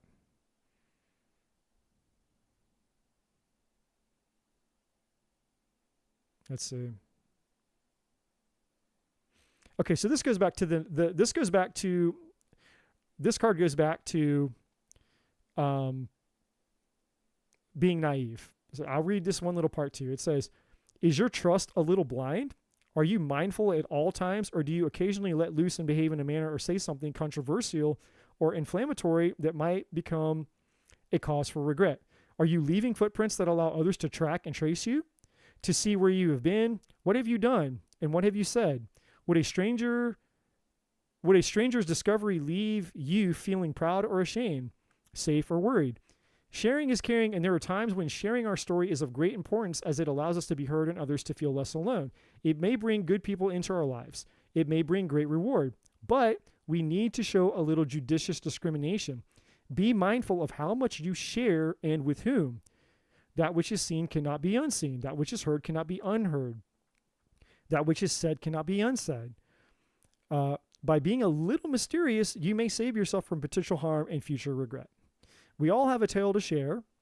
We might also have an audience, but a wise cat does not speak without purpose, nice play on words, and never says more than what needs to be said. So yeah, just a level of self-awareness about the things that you say, your availability, all the things. And then finally over here we have your a king bee. And this card is the Emperor card. This card just talks about taking leadership, taking action, taking responsibility over your own life, because that's the only way, and this is the doorway to power. The doorway to power is always self-accountability, self-responsibility. And any part of your life that you don't take responsibility for, or that you're not taking accountability for, is an area of your life where you're suffering, period. I don't care who you are. I don't care what area of life it is. If you're not taking 100% responsibility and 100% accountability for in any area of your life, that is a life that is absolutely going to suffer, hands down. I can predict it with 100% certainty. And so the life that you want, faith, is out here available to you. Embrace this beautiful transformation you're going through. Understand that you have a calling and a purpose here. Release yourself from these past energies, and I would say start to get invested in a community that's aligned to your mission, your purpose. Dive into your mission, your purpose. Understand what that is. The blueprints, the foreshadows, the synchronicities, all that has to do with your background, your astrology, what makes you up as a person, your gifts, your talents, the things you're good at, your interests, all of that plays a part. But a big part of it is your pain points, the things that have hurt you, or the things that when the injustices that you see in the world, the things that light you up when you think about it. All those things are additional synchronicities, which are additional clues to what that is for you. But one of these things for sure has to do a lot with relationships and love, since the harmony card is here, and of course your psychic development. So I hope that reading makes sense for you.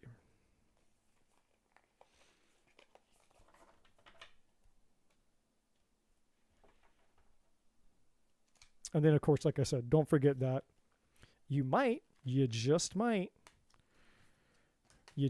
meet a guy in a spiritual circle. You nicknamed me Faith, and you're basically telling me to have faith in the world and myself. Thank you.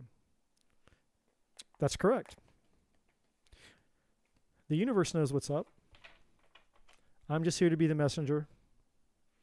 I'm here to be the messenger, and I'm here to entertain Gene. Gene's like, this guy, I found this guy on the internet, and he's a stimulating son of a bitch. He's fascinating. He's a fascinating creature. So, as long as I'm entertaining Gene, then at least I know I'm doing something right out here in tarot YouTube land. Gene's like, maybe you're that guy. Maybe I am. I mean, I'm single as fuck. I'm single and ready to mingle. My dating opportunities are like dry as a desert right now. Dry as a desert. If any of you out there know any attractive, fun, playful, feminine, spiritual, enlightened, growth-oriented single ladies out there, hook me up, help me out, throw my name in a hat, or out there, whatever they say, whatever you rascals say. All right, who's next on the list? Whatever the kids are saying these days. And it's okay if she's a cougar. Like, I don't discriminate age. Like, she can be older than me. I'm totally cool with cougars, by the way. So if any hot cougars out there, the discrimination from me, look, I'm basically cougar status myself. Look at all that gray hair up there. I'm Methuselah. I'm like old as fuck.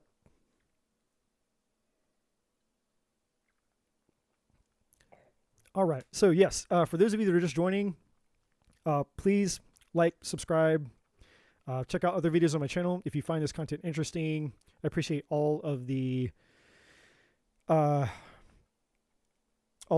channel support. If you would like to skip the queue, I'm going to be trying to work through this list. I'm going to try to pick it up a little bit here because I'll have basically about 2, maybe 2.5 more hours. So I'll try to get through a lot of you a little bit more quickly. But if you want to ensure, if you like to skip all the things and you know that you have a pressing question or you would like an in-depth reading, you can donate, you can skip the queue, all the things, all that information is there. So so first, is Danny still here? I think Danny left. I think she said she had to leave. Oh, Jean's got it all figured out. Wildcat. Now, see, I have not heard these terms before. Wildcat, a lynx, a puma, a cougar, a jaguar, a panther, a pussycat, a cheetah, a leopard, a tiger, and then a lion. Well, I don't do the gilfs. I got to draw a line somewhere, so she can't be a granny. But I like that. That's a very, very detailed category that I was unaware of. So I just learned something new tonight. Yeah, I don't think Danny is here, so yeah, I think she had to. If I remember correctly, when I scrolled up the list, I think she had to go. So really quick, is there anybody that has a really, really quick question? And when I say a quick question, this is what I mean, and then I'm going to tell you what I don't mean. You have Danny's here. Okay, never mind. Danny posted above. I'm sorry, Danny, I didn't see you. I didn't see that. I apologize. All right, so after I do Danny's reading, so this is for all of you out there, I want you to be thinking about it. After I do Danny's reading, if you have a quick question, I can answer your question in 3 cards or less. Something simple, something quick. I want you guys to think about it. And when I finish Danny's reading, I'll do a few of you, like in succession.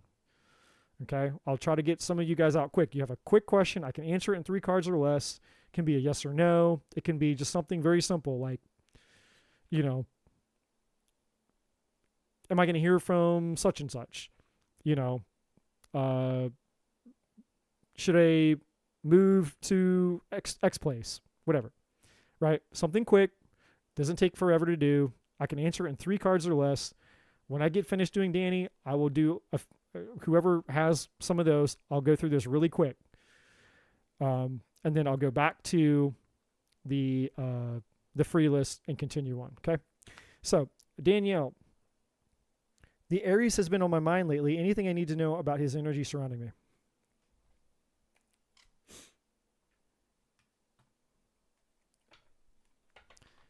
The Aries on fire. We don't need no water. Let the mother burn.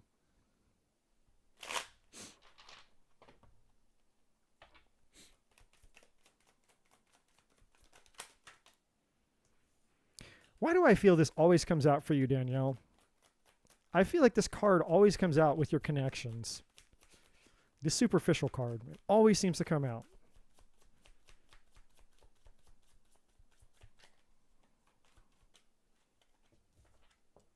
Okay, well, that might be why he's stuck, or why you're feeling his energy, because he's probably stuck, and because he's stuck, he's probably thinking about you.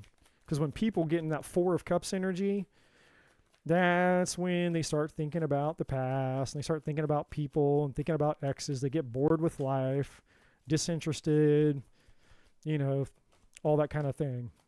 I'm going to pull some tarot in a second, and I'll be almost willing to bet you that the 4 of Cups will come out. I'd be very surprised if the 4 of Cups doesn't come out.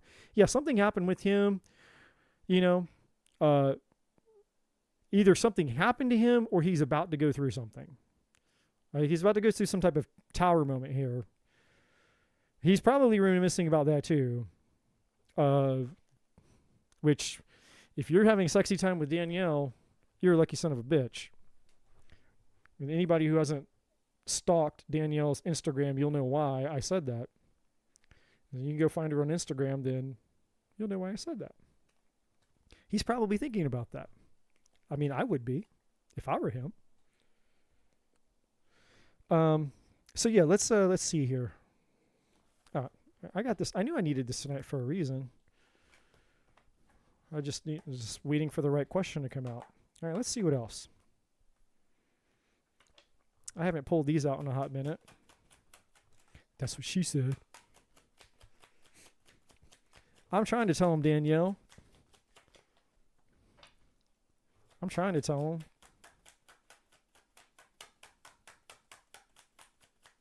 But them boys done missing out and fucking it up. But yeah, you're gonna miss it. You don't miss it when you ain't with it. Message of concern. Interesting. So you might be sensing, she's like such a Virgo. You might hear from him, actually. And when I do the tarot here in just a second, I won't be, I'll be surprised.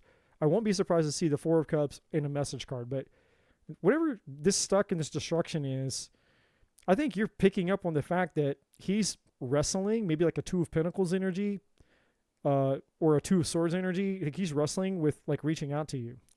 Maybe this message of concern here. So something's going on in his life, or maybe you're just picking up on the fact that he's going through something because you're energetically connected to him. Journey. So something, yeah, like this is a broad spectrum energy, and the way that it came out, it's like he's off his path. That's what this card is saying. Something's happened to him. He's gotten way off track here. But then this great fortune is here. So I don't know if like he was chasing status or money or something. There's something here about the validation, like significance. Like he in the superficial, it's like he needs to feel like he's successful in there's something about that. Something about success, achievement, accomplishment, something that's wrapped up in that world for him. Where, you know, it's kind of like he wants to be kind of like the image on this statue, right? Like, so it's not necessarily fortune in terms of like, I think the literal sense of like money and wealth and stuff. But here you are, the main female. So obviously he's thinking about you. He's sending his energy to you. You're picking it up. We have community underneath that. So then we have coffin here. That's interesting.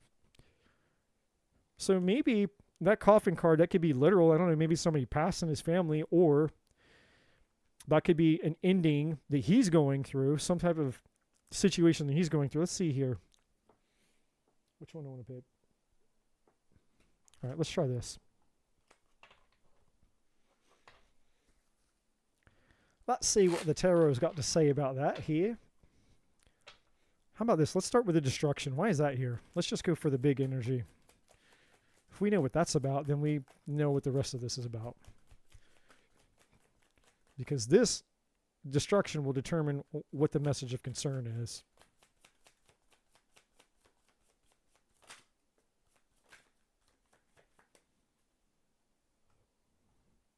See, I didn't know that about Barbados culture.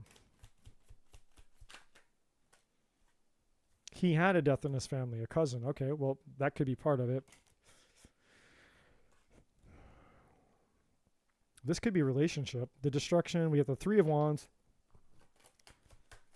We got the Page of Cups. Nine of Cups. So maybe he was being a player. Because the Nine of Cups is self-satisfaction, focusing on your own needs. Page of Cups, then we got Three of Wands. So, you know, he might have been, you know, he might have had three places to stick his wand.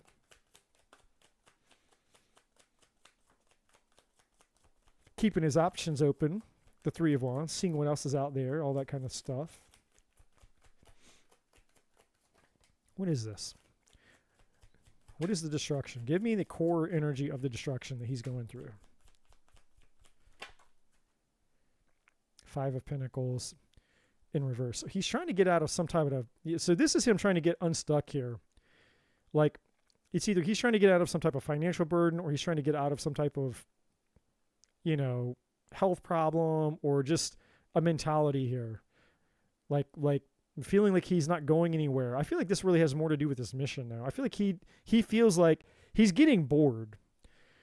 There's a boredom element, but there's also like a purpose depression here. Like it's almost like, you know, he's been spinning his wheels basically, and he's getting nowhere, and he's starting to feel the effect of spiritual bankruptcy or purpose depression. right? I'm out here trying to get and do all these things, and that shit's not fulfilling for him anymore, right? It's exhausting. This, whatever dates or women or sex or money or status or the superficial lifestyle, it's like he can't keep up with it.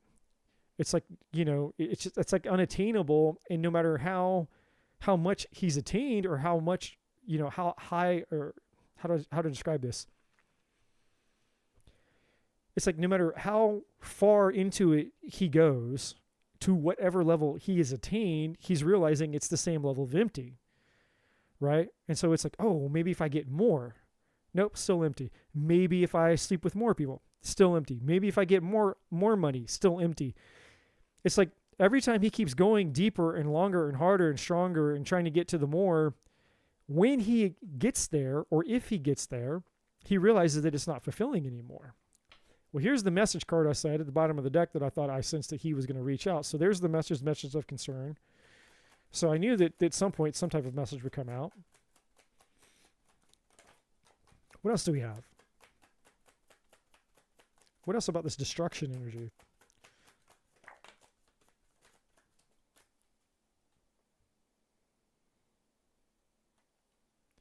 Yeah, the Lovers. So relationship, love, but there's also, that's the superficial layer of the energy. There's a deeper level of this energy, Danielle, where he's realizing that he's beginning to reach the threshold, the crest of stepping. He's like dipping his toe into the pond of realization that his life decisions are not fulfilling him. Because when you take the romance element out of the Lover's card really has to do with just the decisions and choices we make that are in alignment with our highest good, right? Or the decisions that we make that are aligned with our soul's journey or soul's path. And he's having a realization, because when this card came out, it flew out and was like sideways. It was all disjointed when it flew out. He's having a he's starting, he's not there yet, but he's starting to breach that threshold of realizing that he's actually purpose depressed. And I feel like he's about to get sucked into this vortex, which we all do. Everybody goes through the Fool's journey. Everybody starts at the Fool. Everybody goes through the 22 steps to the World card. So he is basically either at the Death card, or he might even be at the Tower card, right? One of the two, Death card or the Tower card, is where he's at in his journey. And if he does not realize that his choices and decisions are leading him or trying to get his attention to awaken him into his spiritual awakening and to stop all this superficial shit, then he's going to have to go around the mountain again. But he's going to suffer. There's always like, you can either suffer, rise, and not suffer again, or you can suffer, rise, and then go back around and suffer again, right? Doing the same thing, expecting a different result. So there's something about his decisions and choices in life where there's an opportunity here. There's a brief opportunity. There's a window available to him, whether he realizes it or not, where his decisions and choices that he's made are not, they're not supporting him. They're not in his highest good.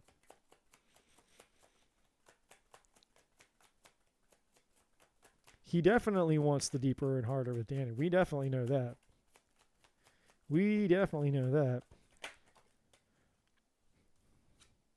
Queen of Swords.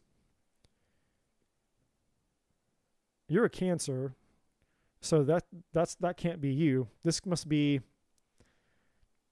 a Gemini, because the Lover's card is a Gemini, and then we have Ace of Cups here. Seven of Cups, options. Ooh, you know what I think this is?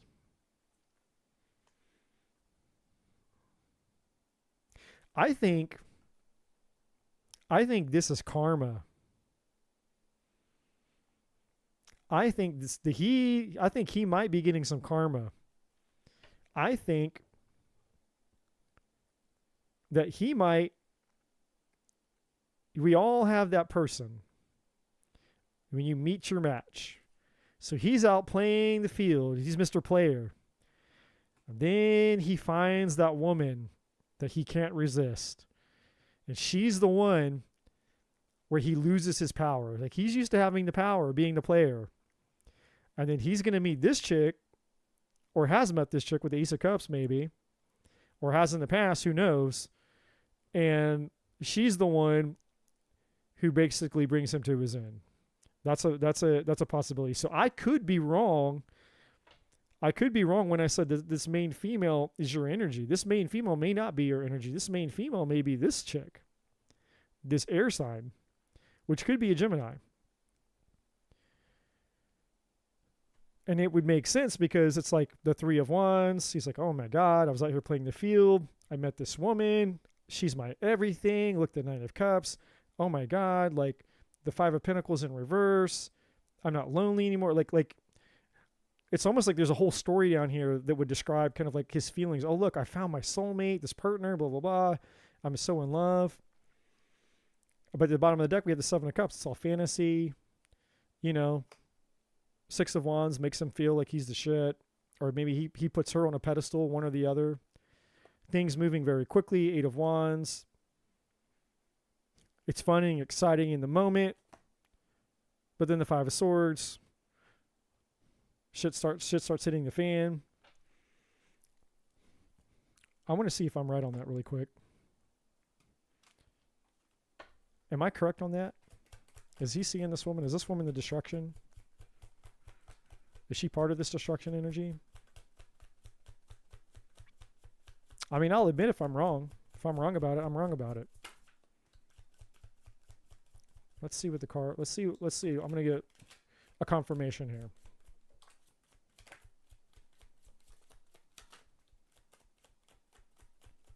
Just confirm that I'm on track or not. Okay. The Empress, the Magician,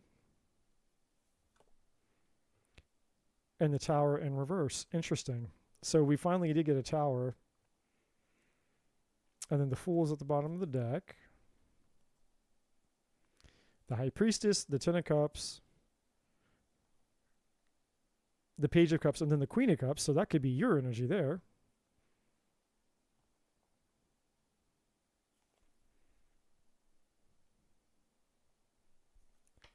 Why is the Tower here?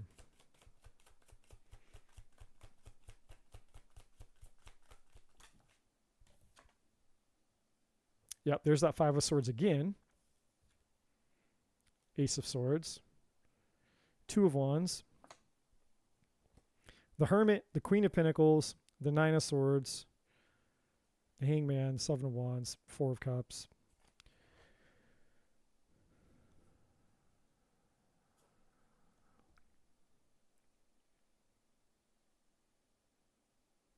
It's one of two things. This woman has either got his number and it's causing him some shit, or he screwed himself because he had some other woman. He was playing this woman and some other woman. We get the Two of Wands here. We've got the Seven of Cups there. We have the Hermit, and then we have the Queen of Pentacles. Could have been a Virgo. So maybe he screwed himself with this Five of Swords energy. It's one or the other. This woman either screwed him and he's hurting, or he screwed this woman over because he was with another woman. It's one of the two. But whatever it is, whatever happened, despite the exact situation or scenario, this situation has put him in some type of stuck energy. Why is the stuck energy here? And that stuck energy, Four of Wands. Maybe he felt trapped. Four of Wands, Judgment. Woo. Knight of Wands. Yeah, he's non-committal. King of Pentacles. Or maybe this woman was married? Oh, that's interesting. Somebody could have been married, so maybe he was having an affair with a married person. Doesn't have to be. Maybe it could have been, but... Let me get the one that fell on the floor. Oh, shit. Eight of Swords. Yeah, there's the stuck energy right there. Eight of Swords. And there it is there. He definitely is not, he's definitely not a commitment guy, it doesn't seem. I mean, that energy seems pretty, like he definitely likes to keep the options open. He might be an avoidant. He might just like the player lifestyle. And maybe he got in really deep, or maybe he took it too far and he got involved with some other woman who was in a relationship. That could have been part of it too. So let's get out of his energy and let's get back to why you're picking up on it, because there's a reason you're sensing it. So let's just get back to that. Like, why is he?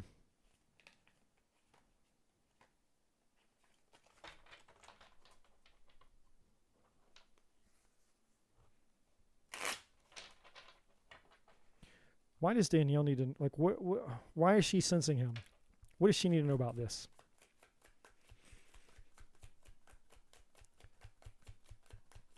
What is she sensing about this? Why does she need to know about this? She's sensing this dude's energy. Why is it? What are you wanting her to know about this situation? Six of Pentacles.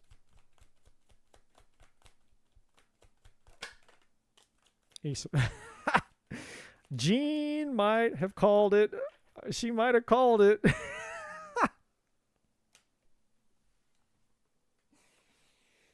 Yes, sir.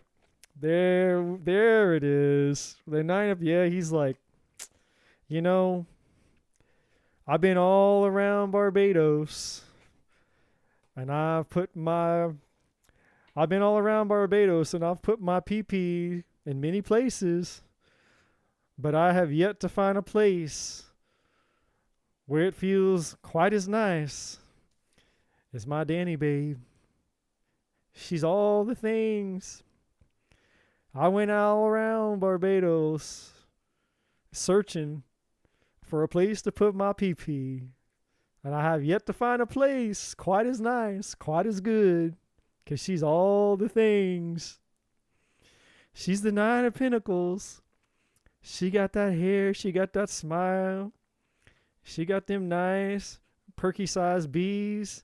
She dresses nice and sweet. She got that nice skin. And she got that She all the things. And he's like, I'm wanting to break the silence. He's like, you know, I've been thinking, the Four of Swords, you know, after doing some thinking, Danny, I've been doing some reflection here and thinking about things, and I think that you might be the best repository for my what have you. Six of Pentacles, yeah. He's definitely, look, see, he's going to come in and he wants to talk. He wants to hit you up. And when I say hit you up, I mean hit you up in more than one way. We got the Three of Pentacles. You know? He wants to hit you up in more than one way. He wants to start an OnlyFans with you and him, and he wants to show everybody what he got. I'm sensing OnlyFans. Like, can we start an OnlyFans? Oh, look, he's gonna come in. He's gonna play this card. Yeah, he wants to end. He wants to end the conflict with you. Here it is, Five of Swords in reverse. He wants to end whatever the conflict was in the past. Any type of conflict that he has with you. He's gonna come in and he's gonna tell you, probably, you make me so happy, and he's going to give you all the accolades and all the things, and he's going to try to sweet talk you and all the things, and he's going to come in trying to do all the things. The other side of this energy is, hey, you know, smell the bullshit, right? The truth, illumination, right? Smell the bullshit. What else? Anything else? Anything else about Smooth Talker PP Man? I mean, I can't blame him for, you know, yeah. I mean, I can't blame him for wanting to get in on the goodies. When the goodies are good, when you get in them Skittles, boy, you get in them Skittles, you want to taste all the rainbow. You know what I'm saying? Here he is. This is the Knight of Wands coming in. He's like, listen here, baby. Look at this guy's face. Look at him. Like, look, what up, baby? I done went all around Barbados. I done stuck my wand in all the places. And baby, I just want to tell you, I've been sticking this thing everywhere I can. I just want to tell you, you got the best place I done stuck it. You the best place I be in, baby. Come on now. You miss me? You missing me? And he gonna come in talking the talk, but this is you and the son saying, look, you need to stay in your truth if he reaches out, and because he coming. There he is, bottom of the deck. He's like, look, baby, I done got my mustache for you. Got my little pimp hat, my pimp cane. Got my little pimp suit on. You want that mustache ride? Hey, Danny, you want that mustache ride? Look at him. Look at that look on his face, too. I mean, how could you not want that guy? Just from the look on his face. Anything else that Danielle needs to know about this? Like, I'm coming in to give you a little Christmas present, girl. Yeah, Santa Claus coming to town. Santa Claus coming to town. Rudolph the Red-Nosed Reindeer. Rudolph the Red-Nosed Reindeer. Right between your legs. Rudolph the Red-Nosed Reindeer. Right between your legs.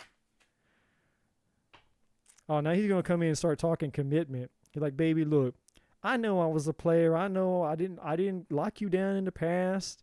I should have locked you down. I should have kept you when I had you. Look, I want something real.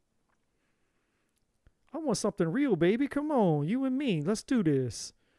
Let's do something real and serious. Let's make this a thing. I want you. I want to lock you down. I'm going to treat you right this time, girl. I'm fitting to treat you right. I'm fixing to stop. I'm fixing to stuff your stocking. A little stocking stuffer. And here you are, Cancer, Chariot. Yeah, he's like, I want my Cancer. I want my Danielle back. Anything else? That's that sexual energy calling. That's why you're picking up on him. But there is something else, and he's not gonna divulge whatever this is. I'm gonna tell you that right now. So there's some other thing that he's going on in his life, and he's not gonna want to tell you. Yeah, see, I'm not lying. He's gonna look, 10 of Pentacles, Hierophant. He's all like, oh yeah, look, 10 of Cups. Can't make this shit up. Man, I've had a come to Jesus moment, Danielle. You're the person for me. I figured it out. I just needed time, baby. Look, 4 of Swords. I just needed some time, girl. Listen, I didn't know who I was. I needed time to figure out who I was, you know? I've been thinking about this. Here it is. I've been thinking about this, reflecting, trying to get, figure out what I wanted in life.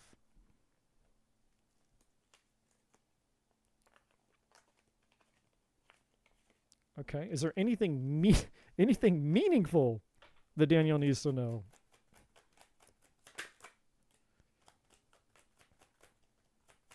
All right, so this could be one of two things.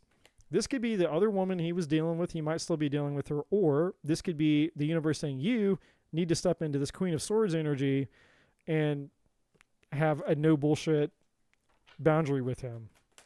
One or the other or both. She came out before. She's coming out again. Anything meaningful that Danielle needs to know about this guy? Judgment. Okay, yep, this is him coming back, wanting a second chance. Judgment. Also saying, be careful with your judgment. Obviously, we know that you're not going to deal with the bullshit. Anything else? Anything else? Anything else? Anything else? Anything else? Anything else? Anything else? Anything meaningful? Anything meaningful? 3 of Cups. He's just looking for a good time, man. That's that superficial energy. Bottom of the deck. King of Swords. So I think he's going to... how am I going to say this? I don't think that he's going to... Like, you have some other energies around you, too, that are interested in you. You got this King of Swords, 7 of Pentacles, and you got a King of Pentacles as well. So you got some other energies that are pulling on you as well, just to let you know.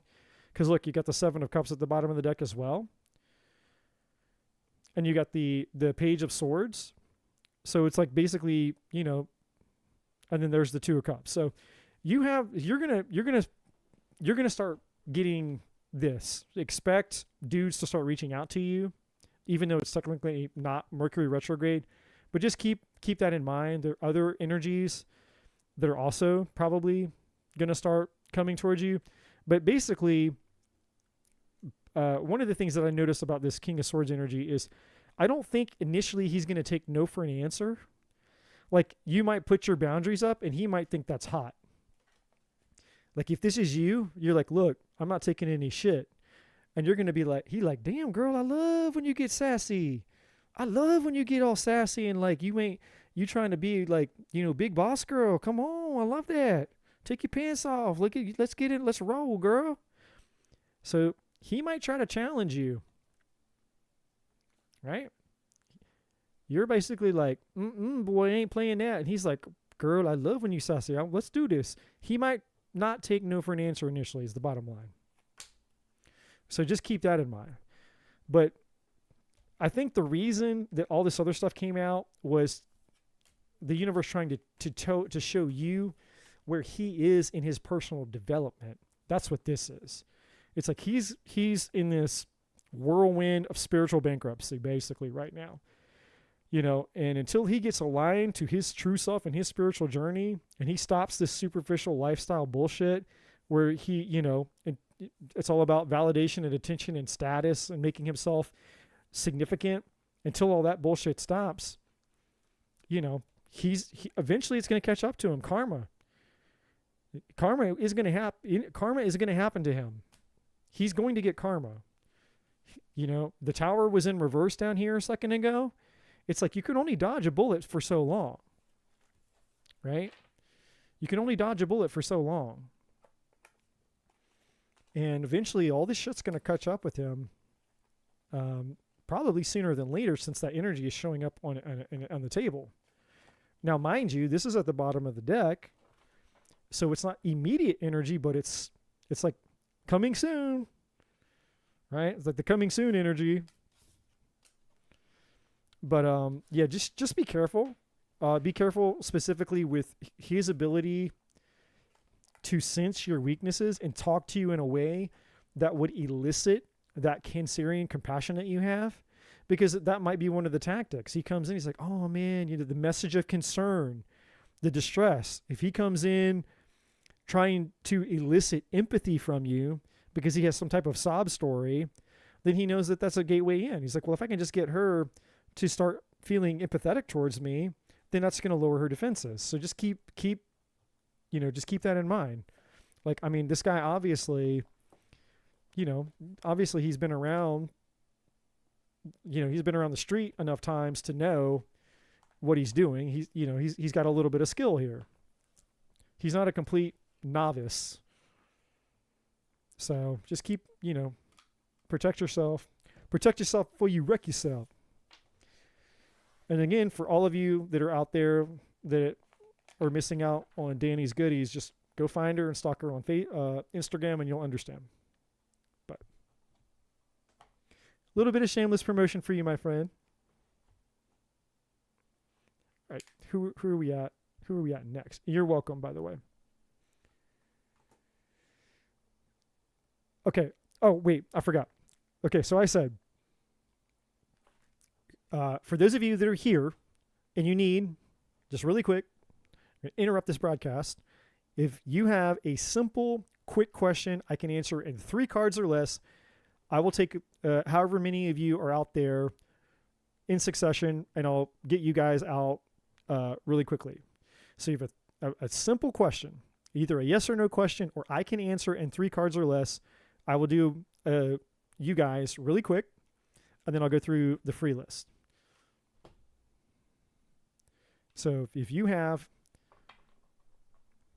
a simple question, drop it in, let me know in the chat. Say, hey, I have a quick question. I have a simple question.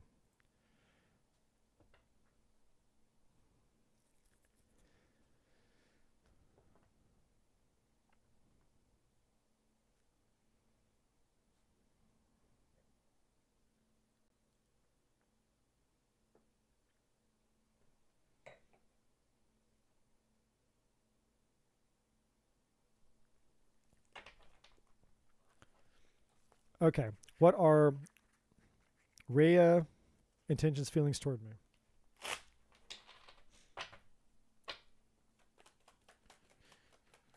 Let's see.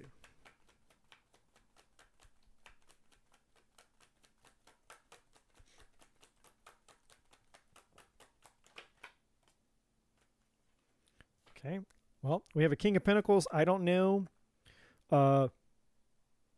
Aesthetic Delta. I don't know if you are an earth sign. You don't have to be. But we have earth energy here. Cancer, Scorpio, Pisces.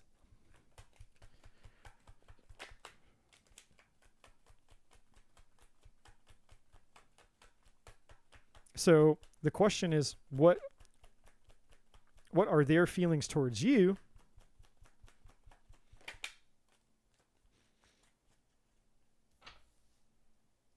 So one of two things. And I'll pull just one card from here. One of two things. This is either somebody else, if it's not you. You said you're an Aquarius. She's a Scorpio. One of two things. Either she's all twisted in knots over somebody else. We do have Virgo, Gemini. This is Virgo energy. So she could be focused on somebody else. And if she is, it's not good. Like she's, anxiety, turmoil, can't sleep at night. I mean, this is really, really, really bad mental turmoil here, right? It could be, if it's not you, she could be focused on somebody else, and maybe she has that person on a pedestal, or maybe she's hoping or desiring that she'll have a certain outcome with this other person, because the Magician card is here. There's something that she wants to happen, right? Or she's worried about maybe that it won't happen. It's possible, right? Now, if this is you, then she's viewing you as potentially somebody who, might be focused on your money. You might focus on your work, focus on your career. And it doesn't have to be. She just sees you the way that the way she associates you in her mind, she sees you in that energy, or you have those types of qualities. And for whatever reason, she's super stressed out, freaked out. Something has got her, mentally just all over the place about you, and maybe about what she thinks that she needs to do to have success with you. So it's going to be one or the other. So it's either she's all tied up and twisted in knots over another man. If it's not another man, if it's you, then she's basically overthinking herself into a crisis because she doesn't know what to do to have a success with you. But I'm going to try to get you one card here to see, Well, two came out. We have the past. So she's obviously focused on the past, something that happened in the past. Could have something to do with her family or something tied to her family or her wanting a family. Give me one more and a bottom card.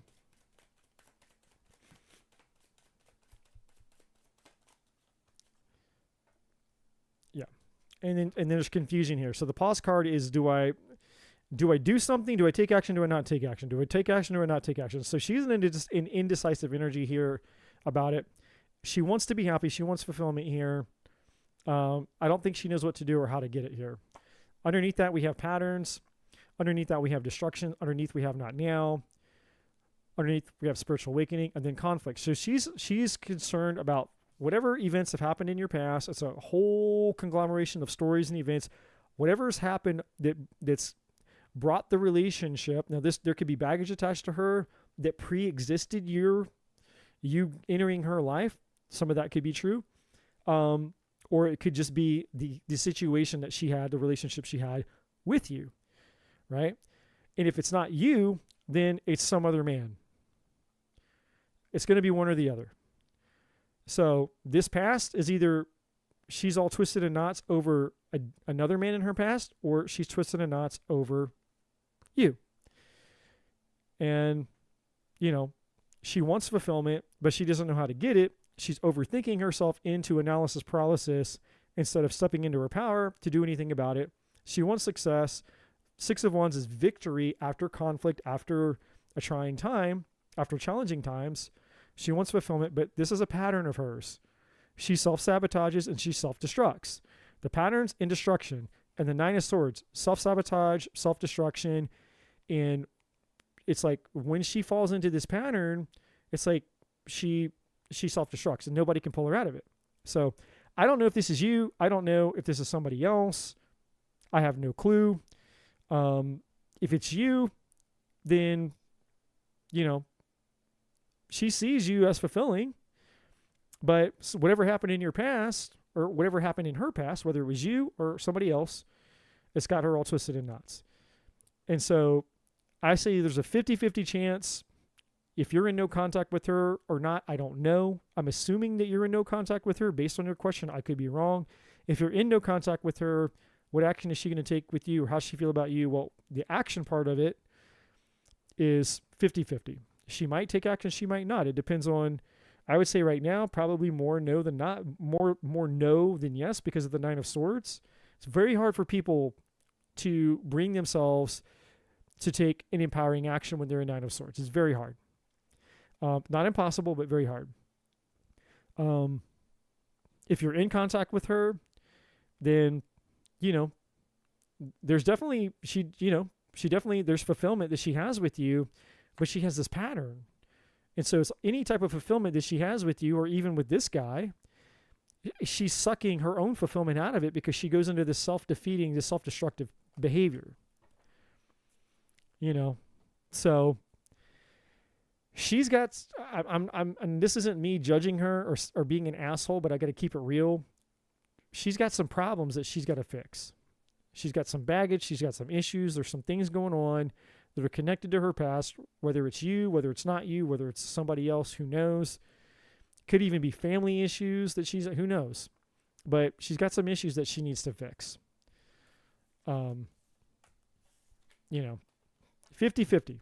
How she feels about you, this could have been you, this could be somebody else. It's really hard to say. You'll have to take it as it resonates. In that regard.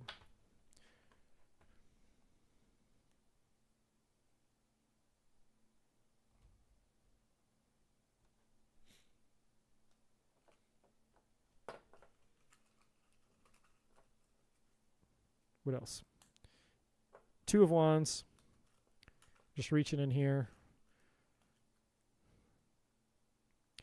Nine of Wands in reverse. So, yeah, indecision. Defeated. She's hitting rock bottom, basically, the Nine of Wands. And then Seven of Cups. More indecision. Two of Wands. Nine of Wands in reverse. Feeling beat up. Can't take any more. Seven of Cups. Indecision. Doesn't know what to do. So basically, she's just kind of lost right now.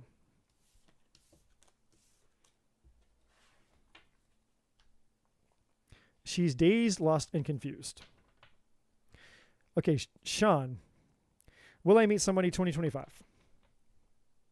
You're a Leo. Or Sean, Chu. And if there's anybody else who has a quick question that I can answer in 3 cards or less, or a yes or no, now is the time to let me know. All right, for Sean, will Sean meet anybody in 2025? Before any cards come out, I'm feeling that you will. Intuitively, I'm sensing that you will. But let's find out. Let's find out if I'm right.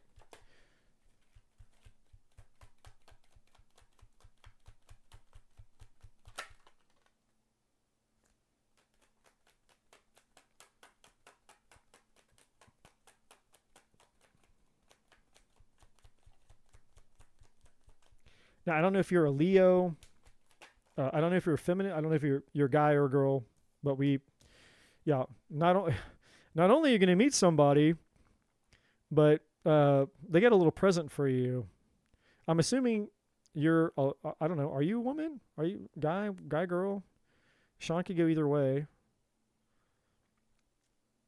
I mean, if you're a woman, then this guy's got a little present for you. And if you're a guy, then you're going to be really excited, if you know what I mean. Okay, you're a female. Okay, so yeah, there's going to be a lot. Not only are you going to meet this guy, but, his wand's going to be in your hand. I don't know how to tell you that. His wand is going to be in your hand. Here he is, King of Swords, potentially a Gemini, Libra, Aquarius. Maybe, maybe not. This card came out sideways.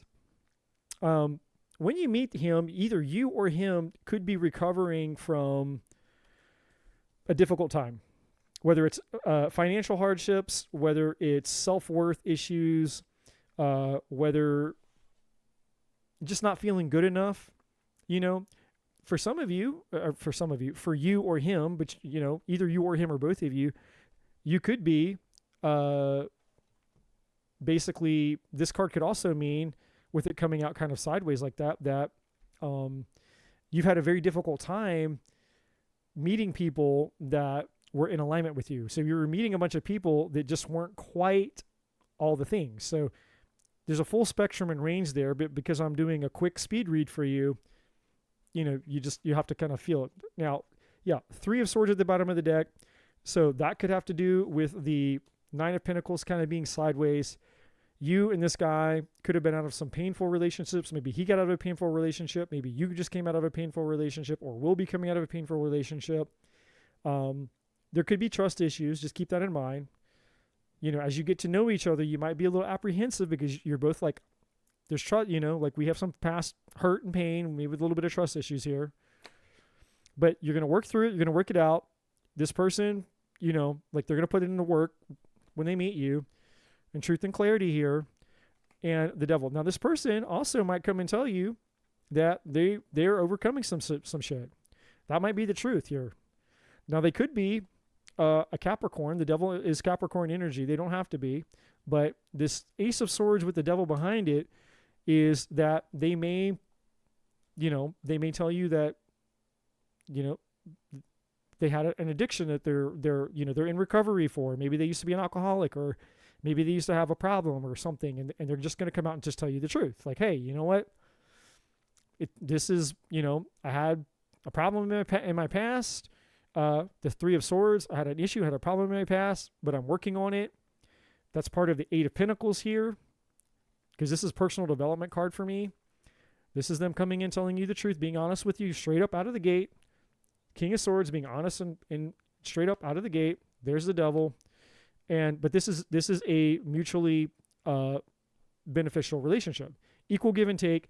But again, you or him or both of you still might be a little bit concerned that 3 of Swords, that trust issues, not wanting to jump right in. You're both guarded here, okay? But ultimately, I do think you guys will overcome any challenges and move forward. So yes, you do have a guy coming towards you. I sense that. There he is. You're going to hold his wand. That's going to make him very happy.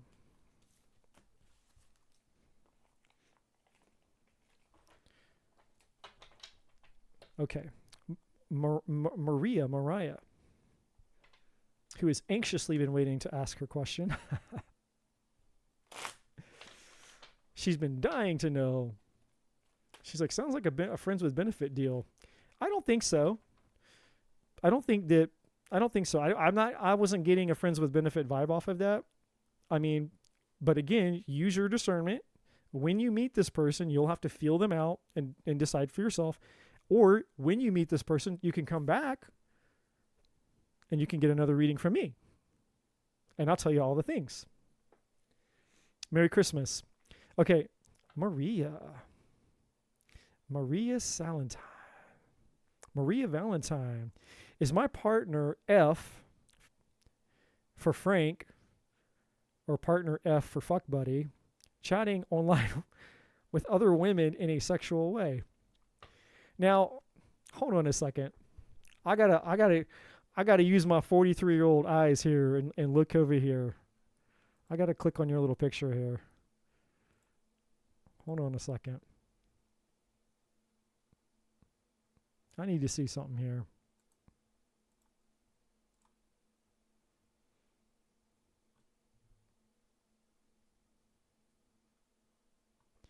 Now, you know who you look like? And I mean this in all sincerity. You know who you look like? You look just like Adele. That's who you look like to me. I just went and stalked your YouTube page here, so I could see your picture better. I'm a Scorpio. My partner is a Sag. Well, listen. If he's talking sexually online to other women, then I don't know. I don't know what his problem is. Either he's not getting the goods from you or something, because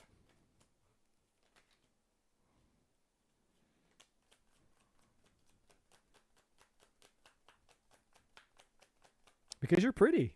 You're attractive. What's going on? I don't understand. The hot guy, dudes with hot girls that are out banging other women or flirting with other women. But there's always a reason. There's always a reason. We got the 3 of Wands, so far I'm going to say yes, but let's wait till we get all the cards. Let's not jump to conclusions too fast here.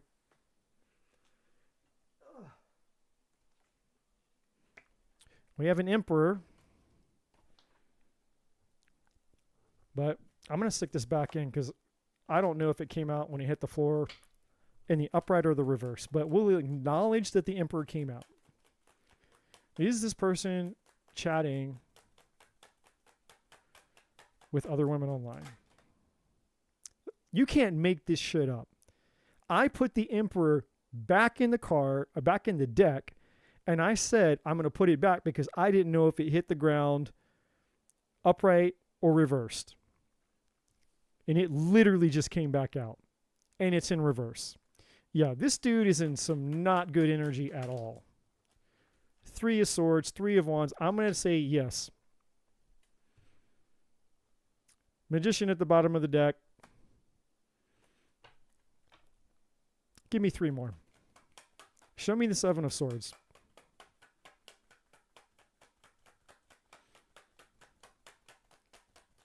This is a yes.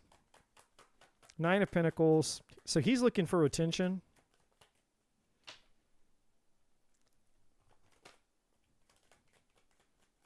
He's looking for attention. Oh, well, we got the 7 of Cups. It's not the 7 of Swords, but the 7 of Cups. Yeah. He's looking at all the options out there.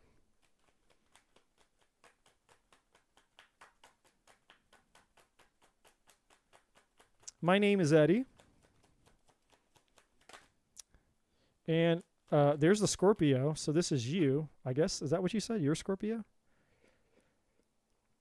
Let me get back.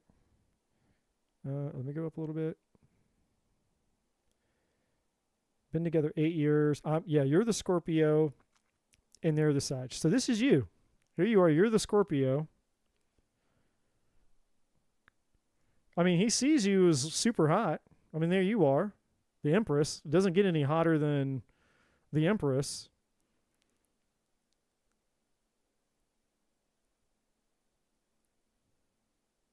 He might have an insecurity. He might think that you're doing the thing that he's doing. That's what I think. He might think that you're doing the same thing that he's doing. May not be exactly the same. It may not be online, but he may, with this Emperor in reverse, because the Emperor in reverse is controlling, they're manipulative, they're angry, they're a loose cannon, like it's, depending on the level of energy, it's like a narcissistic energy. I'm not saying that you are. I'm just saying that he might think that you're doing it. The Emperor in reverse, right? Because that's what, people who do shit, they project and they blame other people for the things that they do. And they use that as an excuse to justify their bad behavior. So if you catch somebody cheating, they'll tell you, well, you were cheating on me and you were doing this and you were doing that and blah, blah, blah, blah, blah.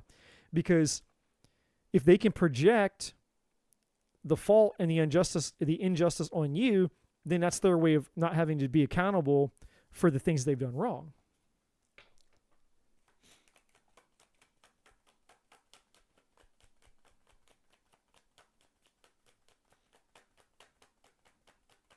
Give me 3 more. What else do we need to know here?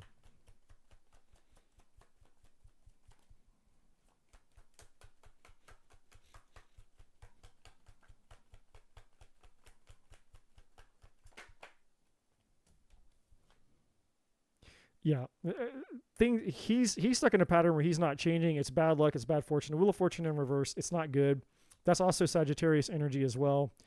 He's in a very distorted place right now. 3 of Cups in the bottom. There's him. I know. Again, 3 of Cups, 7 of Cups, multiple energies. And this is him trying to keep it cool, keep it under wraps a little bit here. But this is also you sensing that some shit's going on with the Page of Swords, spying and investigating. There's some type of guilt, shame, regret, loss here, sense of loss. I think this is really like this energy embodies the status of your relationship. Neither one of you are really connected anymore here with the 5 of Cups. Like it's a complete disconnect here. There's been so much shit that's happened in your relationship. The 3 of Swords here, there's been so much loss and betrayal and heartbreak that really, I feel you're both kind of overwhelmed with this 5 of Cups energy. Grief, loss, guilt, shame. Like, it's just the focus of the relationship has gotten very pessimistic at this point. Give me one more. King of Cups in reverse. Now, I know you said he's a Sag, and this technically is water energy, but this is also like somebody who has lost feelings, they've lost compassion, they've lost empathy, they've lost emotion. They're completely void of emotion, right? Because the King of Cups upright is somebody full of compassion.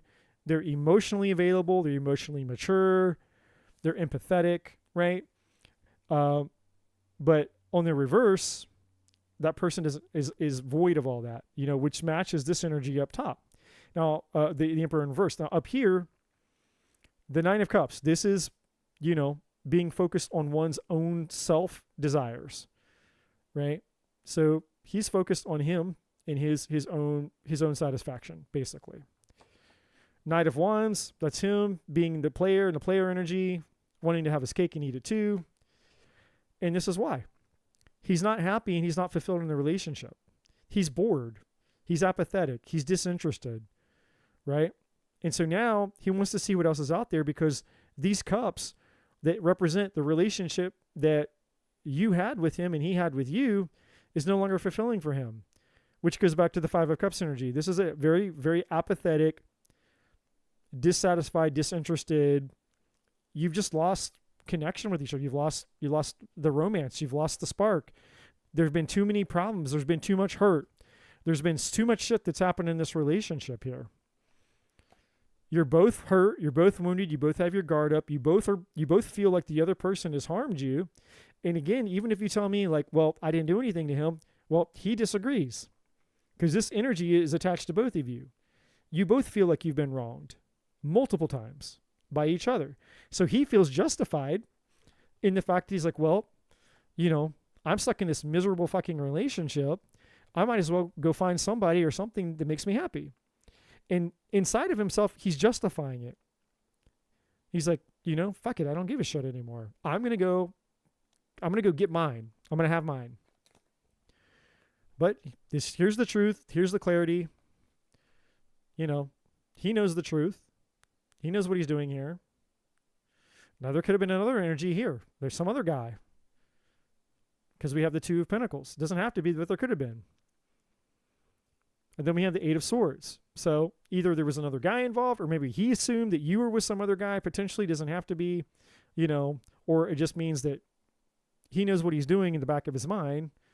But this can also be, the King of Swords can also be the King of Cups in reverse. It's like, instead of being compassionate, loving, and empathetic towards you, you just get the mental version of him now. Where it's like, he's very cut and dry, very logical, very, like you were saying, maybe he's harsh with his words, harsh with his language. So I'm going to do this. I know I said that this was a quick 3 cards, yes or no, 3 cards or less. But I'm just going to ask what the future outcome is here. I'm just going to ask really, really quick. I mean, I can tell you just based on cause and effect, the energy here, your relationship definitely has gotten to a very deep, dark, toxic place. You definitely need third-party assistance here. Like if you care about this man, if you want this relationship to work, you're definitely going to need an intervention of some sort. I don't think that you and him are going to pull yourselves out by yourselves. It's too far gone. It's too deep. The bullshit's taken over. I don't think that you guys. I don't think you'll have the ability to bounce back from this. Just between yourselves. Now, I don't know that, you won't do another 8 years of this. Stay in the toxic relationship. I don't know the fullness of your relationship, what assets you have kids. There's so many things, but people stay in miserable relationships all the time, way past the expiration date. And sometimes they stay for so long, the relationship is not reconcilable. You can't, it's not fixable. So what's the future outcome here? What's the future outcome here?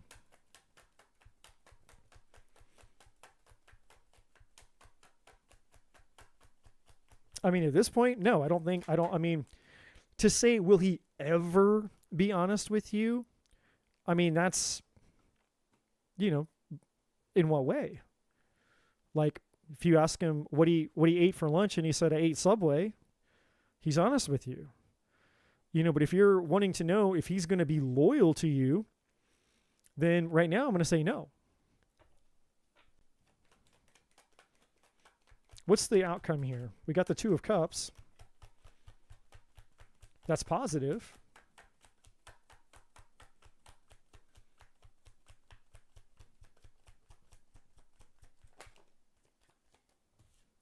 But yeah, there's a loss of passion. There's a loss of, it's like loss of attraction, loss of passion, loss of motivation, loss of desire here.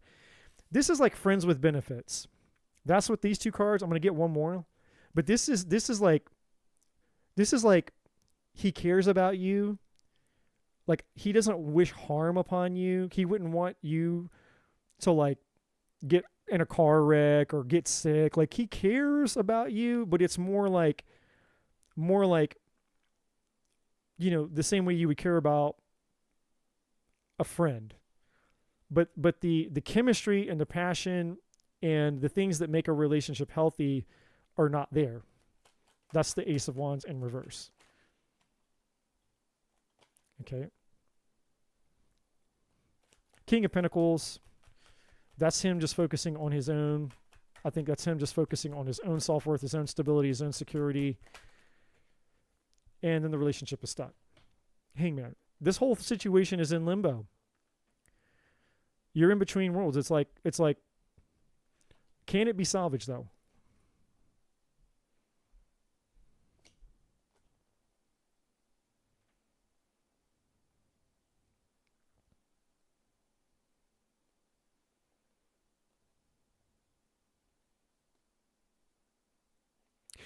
$50-50.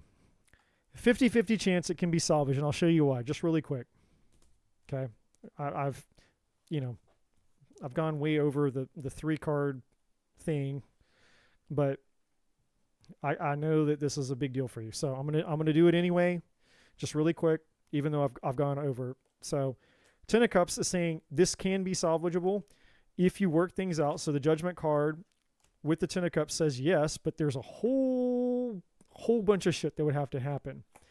There it is. Opportunity here that this could be potentially, you could start over with him, but there's major trust issues. 7 of Swords, lots of trust issues. All the trust, all the betrayal, all the bullshit has caused an extreme amount of loss, pain, resentment, guilt, shame here. Things from the past that even predate the current things. There's shit that's happened before this. This is just the latest. There's a whole bunch of shit that's happened.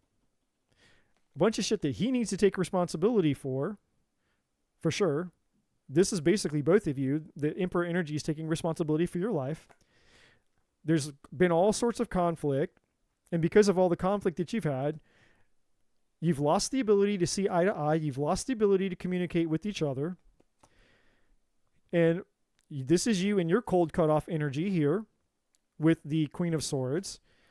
This is you wanting justice and truth, but this is also karma. And karma doesn't care who you are, what you've done. Karma is just karma. So you reap what you sow, you get the cause and effect and all the things. So this is karma playing out in your relationship. However, if one side of karma is the good karma, one side of karma is the bad karma, because again, cause and effect. If you're willing to work on this, then yes, again, here's going back to the other 50 side. 50% is no, it's not going to work. There's too much damage, there's too much hurt, there's too much pain. The other 50% is yes, but there's always the big but. Yes, it can work if you can overcome the challenges, and if you can, then yes, you can reignite passion in your relationship, and yes, you can be happy again. Or you need to let it go, you need to leave, and you need to start over. So it's basically one or the other. It's up to you to decide. It's up to you to decide. If you want to be with this man, then you have to decide if you want to put the work and effort in to fixing the problems instead of focusing on the problems. Because you focusing on if he's going to be honest with you or not isn't the point. The point is he's not honest with you. The point is he's not being truthful to you. The point is he is betraying the relationship and what he's doing. But if he were here and we could talk to him, I bet you that he would be saying, well, she did this and she did that. And the reason that I'm dishonest and disloyal and blah, blah, blah. And I'm not making excuses for poor or shitty behavior, but I'm just saying no matter how thin you slice it, there's always two sides. There's your side. There's the things that you feel that he's done to hurt you, that he's at fault for. And there's the things that he's going to say that you've done that you're at fault for. Right? And there's always three sides to the story. There's your side of the story, there's his side of the story, and then there's the truth. There's what really happened. Right? And so you can focus on, and this is what most people do, because I do relationship coaching. In fact, if you want to get my book,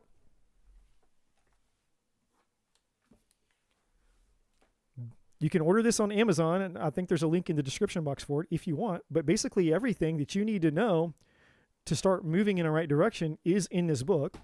That aside, if your focus is on needing justice and needing to be right so that you can feel the sense of justice, like I need him to admit that he was wrong. I need him to come out and tell me the truth.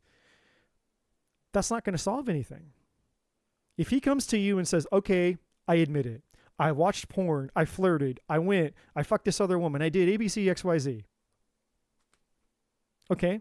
So now you have validation and you might have a sense of justice in hearing the truth, but is that helpful? No, it's not helpful. It's just going to hurt you more. It's just going to make you resent him more. It's just going to make you bitter more. And it's certainly not going to fix the fucking relationship. Right? So if you want to fix the relationship, you have to stop focusing on who's doing what, the blame game, the taking the tallies, and who's doing this and who's not doing that, and all the shit. It's the focusing on the shit that prevents people from focusing on the solution. So you can have the shit or you can have a solution. The choice is yours. And depending on which one of those paths you choose will determine the outcome and the fate of the relationship. And it is the decision that you get to make. So you can stay with this man and you can remain in the shit until you absolutely can't take it anymore. Or you can move on and let him go and you can start over and find somebody else. Or if you deep down, you love this man, you want to make it work, then it's going to take some work. Right? And yes, I'm saying work for both of you. It's not just a you problem. He is responsible for what he's done. But if he's willing to put in the work, and if you're willing to put in the work, and you're willing to stop the blaming, the name calling, and taking the tallies and all the shit, and needing him to confess and do all these things, because that's besides the point. You're putting the cart before the horse. You're trying to change him. You're trying to control him. You're trying to get him to do things that he doesn't give a shit. He's the emperor in reverse, right? The only thing that you can control right now, the only person you can control is you. And so the most powerful position that you have right now is the first thing that I would do, and this is just free extra advice as a relationship coach. The first thing that I would do if I were you is I would get dramatically and radically fucking honest about what you want. Because right now, you're tolerating shit. And we all get what we tolerate. Every single person here, we get what we tolerate. And so far, just based on the teeny tiny little bit of information you've given me, I can clearly see that you've been willing to tolerate quite a bit. And I understand that when you love somebody, yes, there's a level of tolerance that we make room for because we care about a person. But this has exceeded that. Okay? And so if you continue to tolerate it, then you can't blame him anymore, because you are willing to tolerate the shit of this relationship that is leaving you unfulfilled. Right? So if I were you, the first thing that I would do is you need to decide, do you want this to work or do you not want this to work? And then based on that decision, and I wouldn't make this decision lightly. You've been with this man for 8 years. That's quite an investment. And I don't know all the other things. I don't know if you have kids. I don't know if you have a house. I don't know what all the other elements are in this situation. But what I will say is, depending on the other factors that go into making an important decision, I would take some time to really, really, really get honest with yourself, brutally honest with yourself. And if you want to be with this man, then you just need to know that it's going to take work, and the blaming and all that shit's going to go off the window. And the first step is, I'm going to take 100% responsibility for this relationship. That doesn't mean you're taking 100% responsibility for what he did or all the wrongdoings, but I'm saying that you're going to take 100% responsibility for your part in this situation. And people come to me all the time, and I'll ask them, because this is how it always starts in relationship coaching. People show up with a list of complaints. Why their partner sucks, why they're an asshole, and why everything's fucked up and wrong and bad, blah, blah, blah, blah, blah, all the complaints, right? And so I like to ask people, so what percent do you blame your partner for the relationship? How much of it is his or her fault? And without fail, almost all the time, the people say, oh, it's 99% their fault. I'm like, good. Okay. It's 99% their fault. Cool. Well, this is what we're going to do. We're going to start by working on you taking responsibility for the 1% that's your fault. If he or she is 99% responsible according to you, which I already know is bullshit, but whatever. If we're going to go with that, we're going to go with your story that it's 99% his fault or her fault, then what we're going to start doing is getting you to take accountability for that 1% that is your fault. Because nothing can change until somebody starts taking fucking responsibility, right? And accountability. Because when you have two hurt people and they're both blaming and they're both in victim mode, then nothing happens. You either grow or you die. Your relationship evolves or contracts or combusts, right? So my advice to you is to get clear on what you want. If you want to be with this man, know that there are ways for you to heal your relationship. It's just, the value of anything is the amount of life you're willing to exchange for it. How important is this relationship to you? How bad do you want it? How bad do you want it to work? Will you spare no expense? Will you empty your bank account? What do you have to do? What level are you willing to go to make this relationship work? If you love this man, if you want this man. And if you don't, then my advice to you is you're not getting any younger. I can see you're a very attractive woman just from your picture. You'd probably have no problem finding another man. You said you were young, 32. Don't waste your life. Don't waste another 8 years of your life staying in a relationship where you're completely unsatisfied and unfulfilled, right? So it's just up to you. You want to make it work with this guy, it's going to take work, or you can leave this guy and don't waste the rest of your life because you're not getting any younger. Go find somebody that will make you happy. Find somebody that's more in alignment with you, and hopefully you've learned a lot of lessons from this situation that you can apply to yourself as you move into another relationship, or you won't. And maybe the next relationship will be a repeat in some way, some form of this one. I don't know. So, it's just a decision basically that you have to make. And I know it's not an easy decision. If it were easy, everybody would be doing it, right? I haven't been reading the comments, but let me see. I feel like I will leave him. I cannot force him to be honest. He doesn't let me look at his phone. Well, of course he doesn't let you look at his phone because he's fucking... That's all you needed to know. If he's hiding his phone, then you already know he's up to no good. He doesn't let me look at his laptop. I want an honest relationship. Well, of course, because you can't have love if there's no trust. If there's no trust, there's no love, right? Of course you want honesty. There has to be honesty. I don't have anyone to talk to. That's why I'm on these channels. I don't have kids. If I leave him, will I meet someone who is, well, you will if you bring that energy. There's 4 billion men on the face of this planet. 4 billion.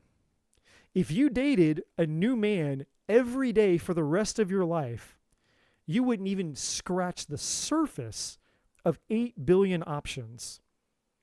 For the rest of your life, if you dated a new man every day for the rest of your life, if you dated 2 men every day for the rest of your life, you still wouldn't scratch the surface of 4 billion options out there. So is it likely that out of 4 billion options that somebody out there will be honest and love you and care about you? Absolutely. Absolutely. I don't think I want to be with him anymore. I told him that I cannot bear this. I know I have issues. I have been through a lot of violence. I have a lot of childhood trauma, parents who have violated me. I am a hurt soul. Well, here's the thing. What's beautiful about that, and first of all, I appreciate your transparency and your honesty and you sharing that with me. You can heal that. Okay? Whatever you've been through, you can heal it. You can learn. I've gone through all kinds of shit in my life. And the reason I'm here doing what I'm doing is because I put my personal development and my personal growth first. I had a non-negotiable with myself, right? And I think the last time I did a live reading, I shared something that a friend of mine, a close friend of mine, who just got out of a toxic relationship back in October, she did something profound. She did it herself. And she came up with these 10 commandments for herself. And the first commandment is, thou shalt not betray thyself. And she came up with 9 others. Basically these empowering non-negotiables, like the 10 commandments in the Bible. That's the concept. It's like, I need to have some type of standards that I can reflect back on. I need to know where I stand with myself, so I stop allowing myself to become involved in situations where I betray myself. That's why that was her first commandment. I'm not going to betray myself any fucking more for no reason, for nothing, for nobody. I'm not going to betray myself anymore. And then she had 9 other ones, and they were all beautiful. I don't remember the other ones. But, you can heal. And as you heal and you put yourself first, your life changes because your vibration changes. The energy that you bring to people changes. And it's not you bringing your broken, traumatic self and all the beliefs and all the damage and all the self-confidence and all the self-worth and all the baggage. You're not bringing that into your relationship. You're bringing your confidence. You're bringing your power. You're bringing the true beauty, not just your external beauty. You're bringing your inner beauty, your spiritual beauty, right? And so it's just, you can heal, and it doesn't have to take years and decades and years and decades. It's just, again, most people would rather buy a $10 fucking Starbucks every day for the rest of their life, which if you add up $10 Starbucks, if you every day for 30 days, it's like $300. That's, 1, 2, depending on the cost of the person you're working with, that could be 1, 2, 3 life coaching sessions that change your life, right? Most people would rather spend time scrolling on their phone than reading books, self-knowledge, spending time listening to podcasts, listening to experts, getting free knowledge. There's so much fucking free knowledge. YouTube, books. I mean, you can get online and find free books. You don't have to buy books anymore. You can just download them a lot of times. And people are like, I don't have enough money. I don't have enough time. I don't have enough this. I don't have enough that. No, what you don't have enough of is you have too much tolerance for bullshit. That's what it is. Let's just stop bullshitting ourselves. Let's be honest. And I'm not saying this to you specifically, Maria. I'm just talking in general. This is my experience as somebody who's in this field, personal development, personal growth. And I work with people who have all sorts of challenges all the time. And it's 90% of the battle when it comes to changing oneself isn't the actual problem. The problem is rarely the problem. The problem is just getting a person to actually change their mentality about the importance of being a growth and solution-oriented person. It's getting people to change their value system. And if people don't value something, then you can't inspire them to do anything. If you don't value your own personal growth, your own personal development, if you don't value your healing, if you don't value a bright, beautiful future with the love of your life, if you don't value better income and more, a happier, more fulfilling life or a better job or whatever the problem is, if you don't have a value system for something more than you're getting, then that means that you're tolerating what you're getting. It's a choice. And if you're tolerating what you're getting, then you don't have the right to bitch about it or complain about it. And again, I'm not talking about you specifically. I'm talking about anyone in general. But that's what people do. They bitch, they complain, they whine, they bitch, they complain, they moan, this, that, and the other. Why can't I change? Well, you can change. And change is not hard. It's really not. But you have to have a value system for the change. You have to be willing to pay for the change, invest in the change, reprioritize your life and say, what's more important? For me to have my mocha latte frappuccino from Starbucks that costs me $10 every day, have the latest and greatest, the new, hottest, latest and greatest $6,000 iPhone, the latest and greatest 10K, 5 bajillion K, 80-inch fucking TV that's the size of a goddamn wall, scrolling mindlessly on social media and Facebook, distractions, whatever, partying, drinking, it's a value system problem. It's not a change problem, and it's not even, the relationship problem. All that shit is not the problem. The problem is value system. And if people change what they valued, they would change, because that's what creates the change. The change is the value of the desire to change. That's it. The minute you decide that you're going to change, the minute you decide I'm sick and tired of being sick and tired, doesn't matter what it is. When you're sick and tired of being sick and tired of being in a shitty relationship, you're going to change it. When you're sick and tired of being, for the people out there who struggle with their weight, it's like, I'm fat and I can't breathe and my body hurts and I'm sick. Well, when you're sick and tired of being fat, depressed, and sick and you can't move, you'll change. Right? All change is a result of one of two things, inspiration or desperation. You're either inspired to change, or you have to wait for your life to become so shitty that you become desperate.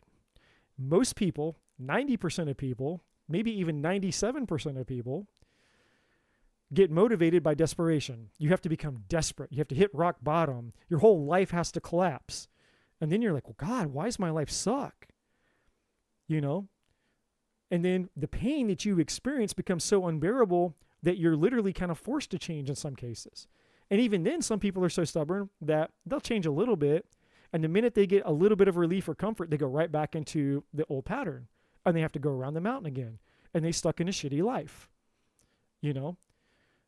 But that's not real change. So it's a value system problem. And when you change your value system, you change your priorities. Everything about your life changes. And this is what I can tell you as somebody who's done this. I'm guilty of all this, by the way. Everything that just came out of my mouth. The only reason I can say this to you all on this live chat is because I'm guilty of it. If you knew me 10 years ago, unrecognizable.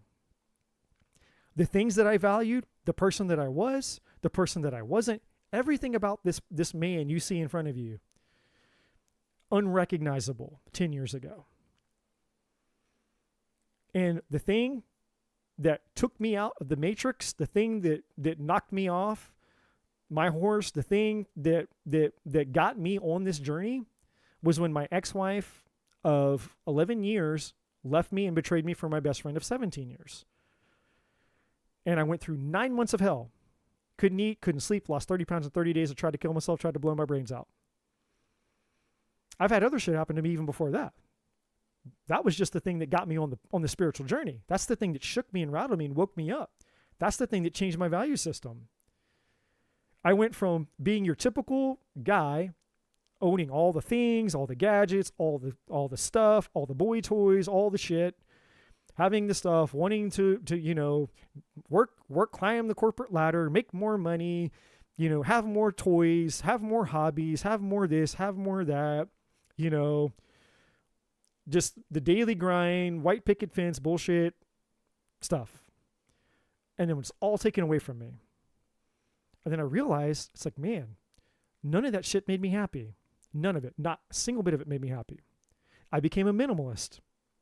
And what you see behind me, all this out here behind me, this is a very tiny room. If I could take this camera and pan and show you, it's a very tiny room. It's like 200 square feet. Literally. My whole life exists in this tiny, tiny room. Everything that I own could fit in my car. And the most expensive things that I own are the things that allow me, this technology that allows me to speak to you. Right? I have a computer. I have some screens. I have this iPad here for my camera. I have this microphone. If I lost all of this, if all this technology burned up, if this house burned down and I lost all of this, I'd be out maybe $3,000. In other words, I could replace all of this, maybe a little bit more. I could replace all of this for probably $5,000. So everything that I own, and then the rest of it's just clothes. I mean, I got a little mini fridge back there, but so if I lost my entire house, my clothes, everything that I own, if I lost it all and it burned up, I might be out maybe $10,000. Maybe. That's pushing it. I don't need that shit anymore.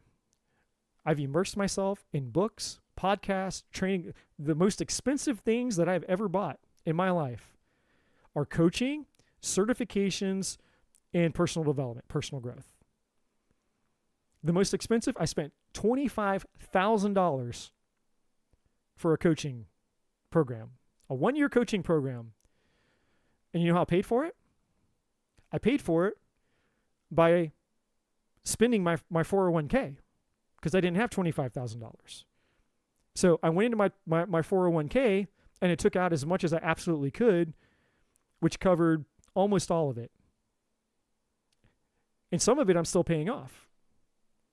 So, and that's just that one program. I've spent more on other programs. And I still do. So my whole value system has changed. The most valuable thing that you can invest in is yourself, because you're not reproducible. The gifts, the talents, everything inside of you cannot be reproduced, which puts you in a category of your own, right? And the more that you learn, the more valuable you become, one for yourself, one for the things that you want in life, next for your relationships, next for your purpose and passion in life. The more that you pour into yourself, the more valuable you become. And then all of a sudden you start to realize the illusion of the bullshit of the old life you used to live, because now I'm like, oh my God, why was I not fucking living this way the whole time? You know why I wasn't?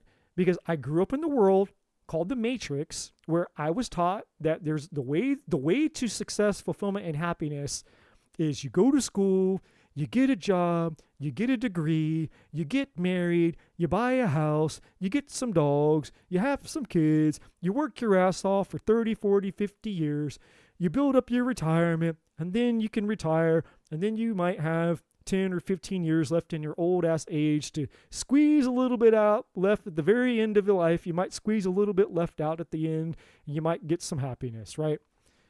Go to Disney World a couple times in your life, all that shit. I believed it. I didn't know any better. No one said, hey, you need to focus on your personal growth, your personal development. You need to read. Leaders are readers, right? You need to consume knowledge, consume book. You need to spend money on things that have eternal investments, not just monetary investments. You need to put eternal value into who you are, right? And I've been doing that for the last 10 years. And I will continue to do it, because my non-negotiable with myself is I am a growth-oriented and solution-oriented person, period. I refuse ever again, no matter what situation I find myself in, I refuse to be a powerless person, period. If I got into a car wreck tomorrow, God forbid, been in one of those before. If I got into a car wreck tomorrow and I lost my ability to walk, if I couldn't move and I was stuck in a wheelchair the rest of my life, it doesn't fucking matter, powerful person, growth-oriented person, solution-oriented person. Everything happens for a reason. I can figure this out. I'll make it work. I'll find a way. I'll find the empowering meaning. I'll find a way to transform this terrible situation into an empowering situation. I'll find the treasure in the pile of shit. I'll apply the treasure to my life. And then I'll take the treasure in the pile of shit that I've applied to my life, and I'll come out here and I'll share it all with you. Because somebody else out there who might be going through what you're going through, well, when you've conquered that monster and you've beat that battle, now you have something that you can give to people, share with people, contribute. And that's what this whole thing we call life is all about. Right? But you can't do it with the powerless value system. You can't expect to get gold for shit. Right? It's like, I want the gold, I want the gold, I want the happy. But you want to pay for it with shit. And by that I'm saying the person, the energy, the beliefs, the values, the way that we show up in life. If you want the gold isn't something out here that you go to get. The gold is what you become. You have to turn the shit into the gold. That's alchemy. That's what spiritual alchemy is. Transforming lead into gold, shit into gold. Right? You are the one that transforms from lead into gold. Me, all of us. That's the spiritual journey. So, I hope that makes sense. I know that was a lot, and I know that was intense. That wasn't intended, Mariah, or for any of you, Mariah, for any of you out there. That wasn't me coming at anyone specifically. That's just me on my soapbox. That's me just speaking very passionately about something that I've experienced, because I know what it's like to suffer. I know what it's like to hurt. I know what it's like to feel like, because I was stuck in my relationship where shit wasn't working and I was unhappy. It felt like it was roommates with benefit. It may not have been the same situation as a lot of you, but I've been there. When I was 16 years old, I was on my way to church. I got hit head on by a drunk driver, and my girlfriend died. Her sister died, and I was on life support. I had a broken neck. My entire jaw down here, the bottom part of my jaw down here was crushed, shattered. They had to do 6 hours of reconstructive surgery on my jaw, knocked my teeth out. I had a dislocated hip. They pulled me out of the car. My left leg was way over here behind my head. I had a punctured knee. I was cut all up. My head, swelled up to the size of a watermelon. And somehow, I don't have brain damage. I should be dead. I had to wear a halo for 3.5 months. I can't move my body. I'm stuck with this hard plastic thing and these rods that are drilled into my skull, and I have to turn my body, because you can't turn your head, you can't turn your neck. I couldn't sleep in a bed because my head couldn't touch a pillow. I had to sleep in a chair. My jaws were wired shut because of the damage done. I had to drink all of my food for 4 months liquid. I got to eat nothing solid for more than 4 months because my jaws were wired shut, and had to drink all my food through a straw. And so then I had to recover from all of that. When they took the halo off, it's not like I had complete mobility. And when they took the wires off of my mouth didn't want to open. So I had to take popsicle sticks, and I had to pry my mouth open every night. I had to take codeine, to kind of I guess that was the pain suppressant. And I had to take popsicle sticks and ram them in between my teeth, and then get another one and ram it, and then another one. And then slowly but surely over a period of time, I had to jack my mouth open, because if I didn't, the scar tissue would heal and I wouldn't be able to open my mouth. I wouldn't be able to eat. I wouldn't be able to talk. So I had to go through this long process of recovery while I'm dealing with the fact that my girlfriend was dead and her sister was dead, who was basically like an older sister to me. And on and on and on and on I could go. I could go into all the other betrayals of intimate relationships that I've had with women that I deeply loved, who had children that I deeply loved. Right? And I'm not here. This isn't a crybaby show like, oh my God. There are people who have shit way worse than me. The stuff that I've gone through compared to some people is first world problems. So I consider myself lucky. The shit that I've had to go through in life is nothing compared to what some people have gone through. So I'm not here to brag and wave my flag and say, oh my God, I've gone through so much. That's not what I'm saying. I'm saying what I'm saying because I'm here to tell you that no matter what you go through, you can transform the shit in life, the betrayals, the pain, the destruction, whatever it is, the losses. You can convert that into a superpower. And then you take that superpower and you apply it to your life. You become fucking unstoppable. And it's a gift and a power that you give to yourself, and nobody else can give it to you. Nobody else can take it away. It's between you and your highest self, your highest power that lives and exists within you. That's why it's a gift. And that's why it's empowering to you, because you're the person that proved to you that you were capable of said power, whereas before you didn't think you could. I didn't think I could, but I found a way. I didn't think I could become this. If you would have asked me 3 years ago, which isn't a long time, you asked me 3 years ago if you thought I'd be sitting in front of this camera talking about this stuff, doing readings and helping people, and actually doing the thing that I was actually called and incarnated here to do, I'd have said you're fucking nuts. 3 years ago, I would have believed this stuff was of the devil because I grew up as a Christian. A devout, hardcore Christian. This is witchcraft. This is satanic. This is demonic. This is evil. This is the devil. You play with witchcraft, you play with this shit, you go to hell. Or demons are going to jump out of the cards and get you. It's witchcraft. You're talking to demons. You're talking to evil spirits. You're talking to entities. It's not God. It's not Jesus. It's not angels. It's demons. I grew up in that shit. 3 years ago, I had that belief. I was very skeptical. I did not know what I thought about this. And it wasn't until I got my very first reading from my dear friend Trudy that I talk about, which somebody introduced me to her.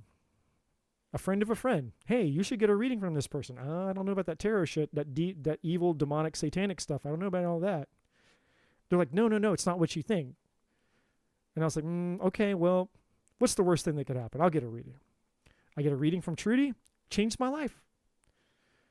Completely changed my life. Radically changed my life. And here I am. Here I am doing the same thing that she did for me, because it was part of my destiny, part of my journey, part of my growth, part of my evolution. And then I realized, hey, these things are fucking powerful.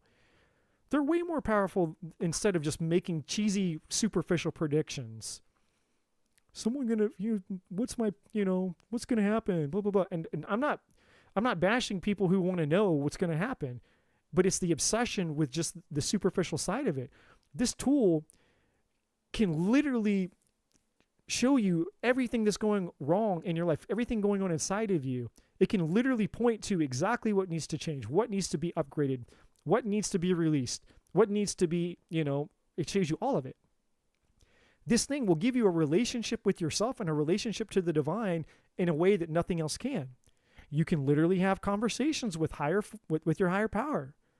You can get the truth. You can get the honesty. Like this tool is so powerful and so profound, and yet it's used for such minuscule bullshit sometimes.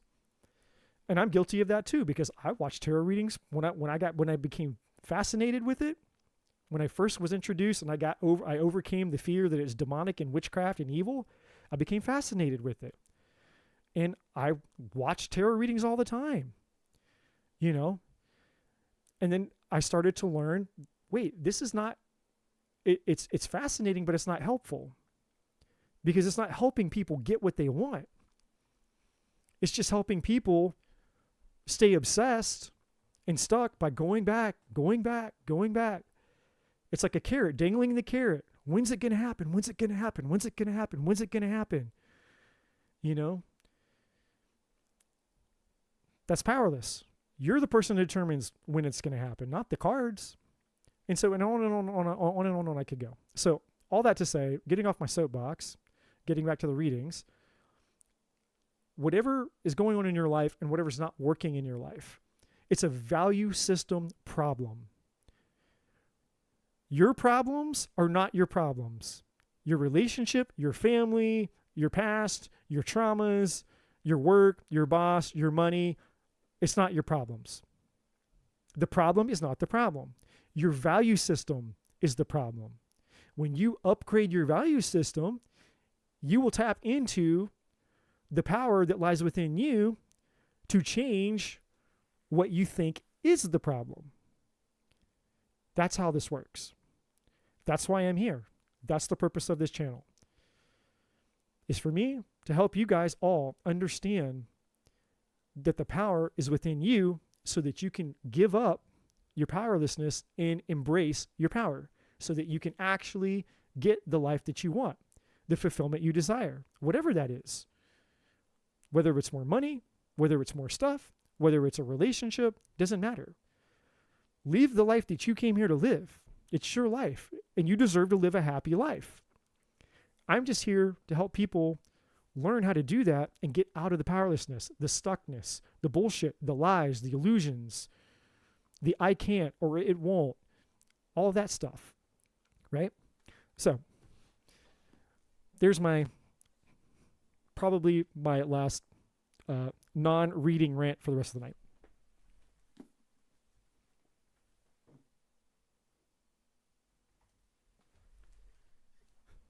Okay, so who are we at now?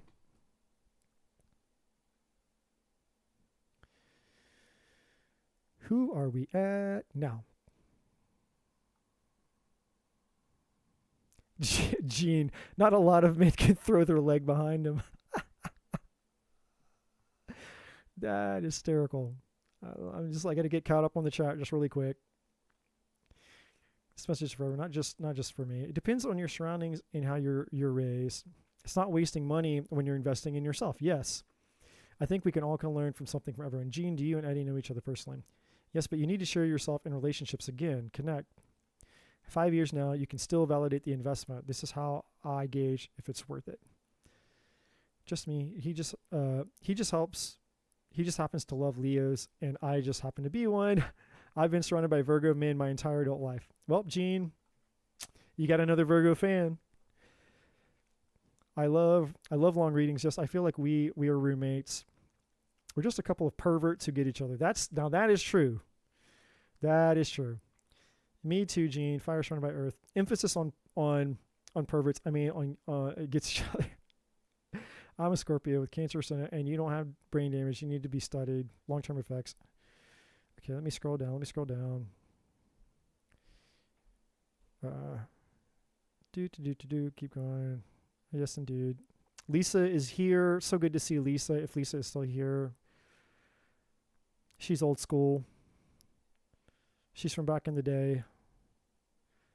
Okay. Will Eddie be online again? Yes, I will be online again.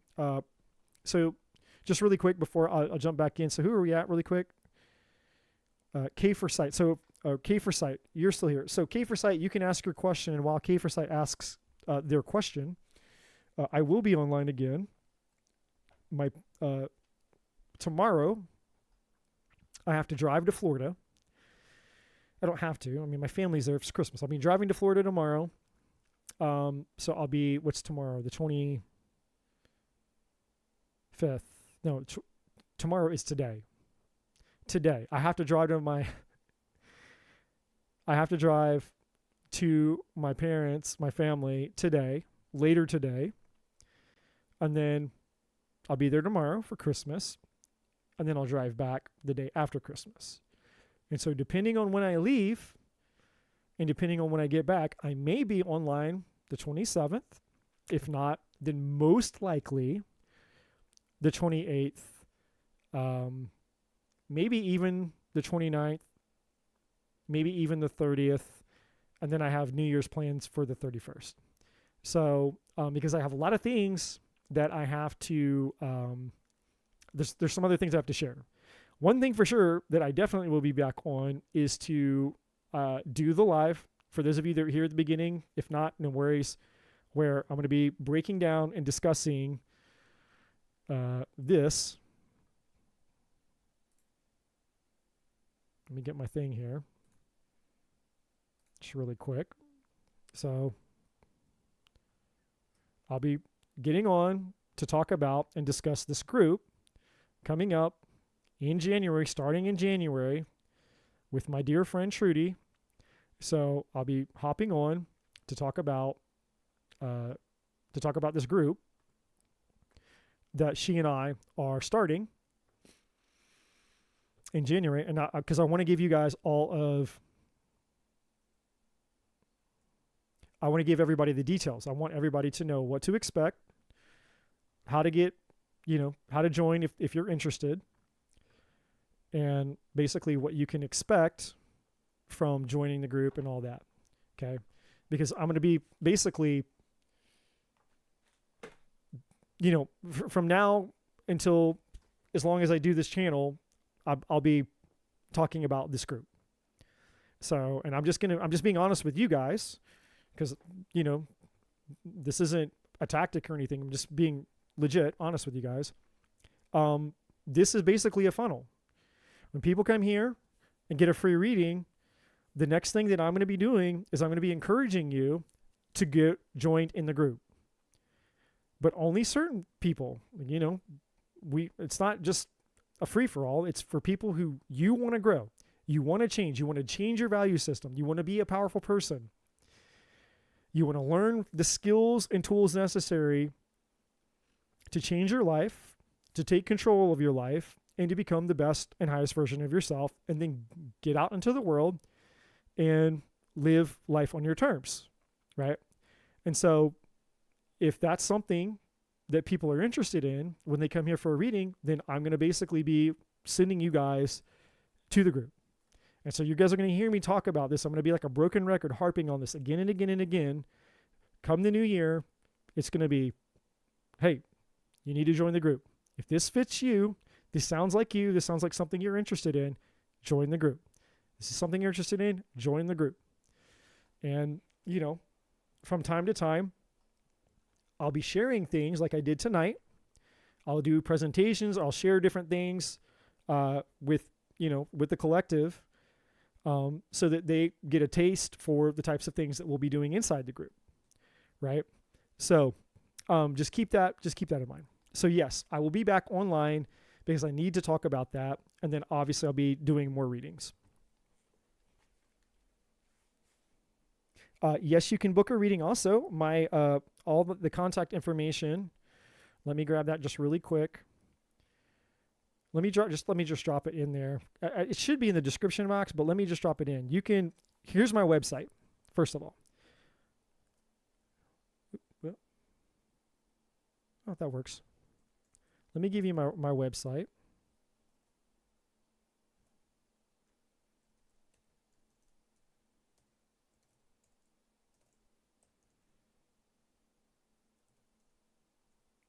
There is a contact page on the website, or you can just email me.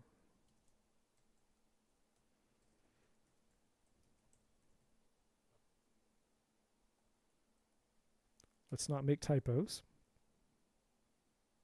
Yep. There's a typo.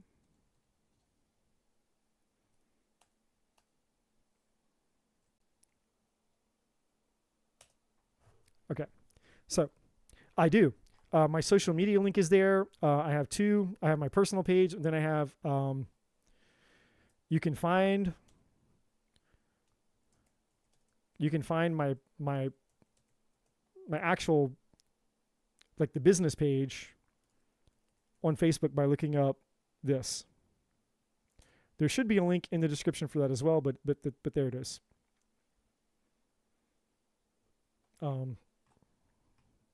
Actually,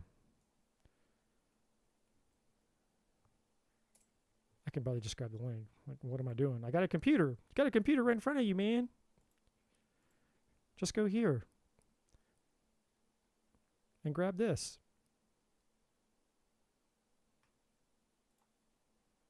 There we go. All right, here we go. Here's the link.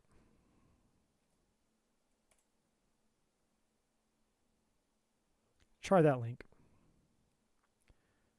If the link to Facebook thanks for letting me know that the link doesn't work. That link should work. I'll go back and check the description. There could be a broken link in the description, so I need to go double check that.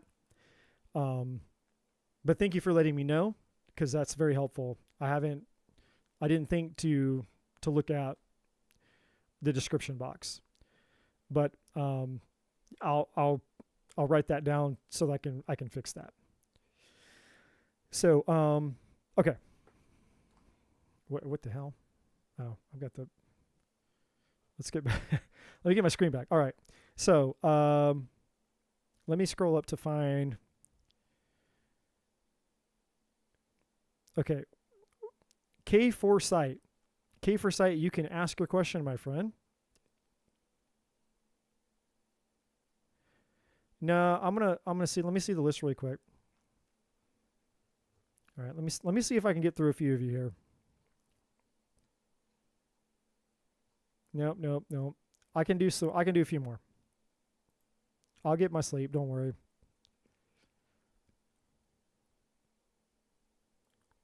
General reading. Oh, Gene, always keeping me on track.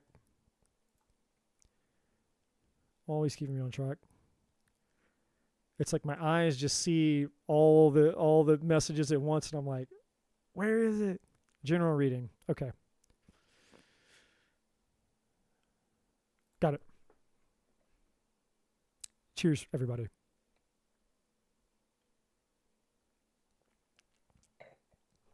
Also, just want to say, just really quick, happy holidays, you guys. Hope you guys, whatever you are, I know some of you obviously going through some things right now, but I really genuinely just want to say happy holidays to you guys. It's crazy that we're already at the end of the year. I'm so blessed that I've gotten to meet a lot of you. I've made a lot of new connections, a lot of new friends on this channel. And I love being here with you guys. You guys are a bright place for me in your support. You guys just coming out, being here, being a part of this, and, supporting each other, all of this. I mean, this is the kind of stuff that gives me hope for the future, hope for humanity. And I just genuinely appreciate you guys. And, I want you guys also to rest, relax, enjoy your family, enjoy the holidays for those of you that are celebrating all the things. And just wanted to say that I deeply appreciate you guys, your soul tribe and family, and I love you guys. All right, so general reading for K for sight.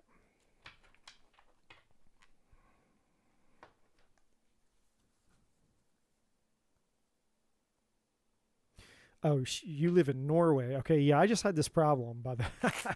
I just had this problem the other day with somebody. She lived in, I forget. It wasn't Denmark. It wasn't Switzerland. I'll remember at some point. But yeah, I don't know what the deal is. Like, apparently the internet's over there, and there's limitations and other things. I don't know. All right. 4K for sight.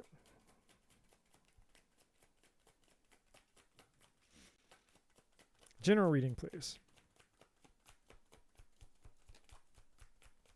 The first thing that's coming to my mind, is there something about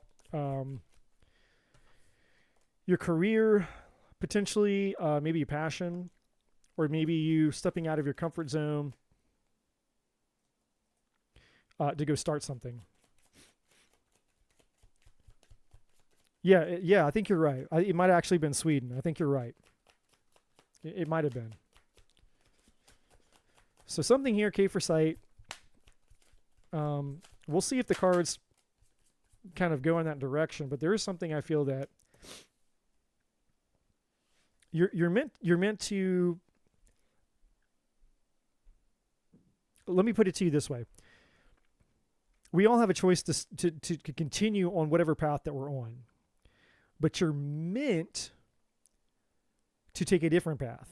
Like the path that would be the most fulfilling for you is not always the most comfortable, because, we get used to certainty and predictability, and we become unsure about certain things that, our spirit is pushing us and urging us to go do. And we're like, I don't know how to do it. Just like me, all the stuff that I'm doing, I'm figuring it out as I go.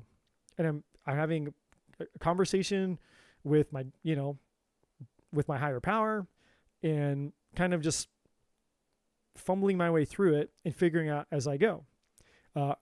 I try to do my due diligence, finding other people who are doing something similar, but it's not really helpful because nobody's actually doing exactly what I'm doing here. Maybe I'm wrong. Maybe somebody can tell me if there's somebody else out there, another person in YouTube land that's doing similar types of tarot readings.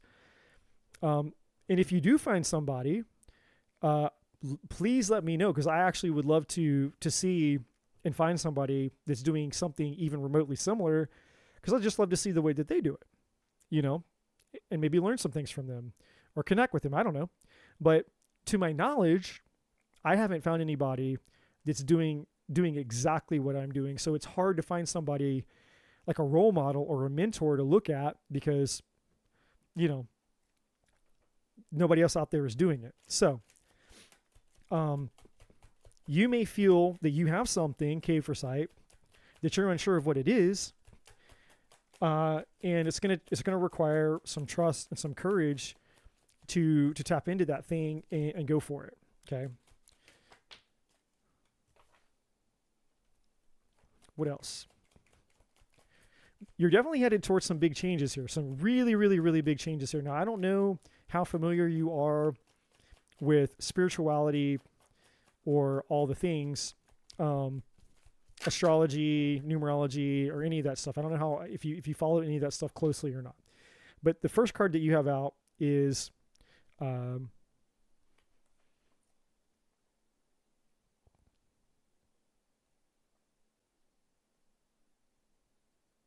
okay, interesting. So you got two things here. One is a relationship thing, and one is a purpose in life thing. What I'm seeing, and I'm going to show you why, just a second. But let's stay on track here. So there's some major astrological changes coming up in 2025. Major astrological changes coming up. Right now, I don't know what your sign is. I don't know what your chart is. Everyone's going to be affected to some degree, but some people more than others. There's something coming up with you in 2025 that is a major change and a major shift. Meaning there's an opportunity here for you to grab hold of the energy that's available and catapult yourself into your future and your destiny. You have the transition card. This is what you're moving towards. Potentially, you have an opportunity available to you, my friend, to ascend up this ladder and go through and embrace the changes and walk through the door of your destiny, right? However, there's going to be some things that you're going to have to overcome. The Conquer energy, like the Chariot card in tarot. Overcoming any types of hurdles and obstacles in your life in order for you to step through the door of destiny to get all the things.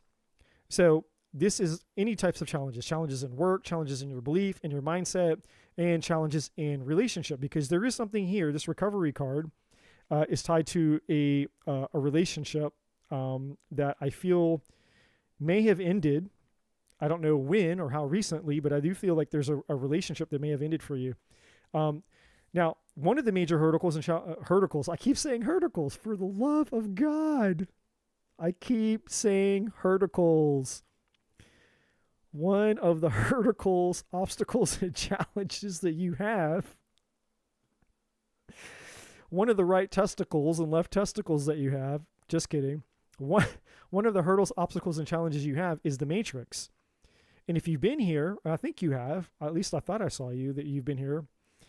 Maybe you saw me talking about the matrix earlier.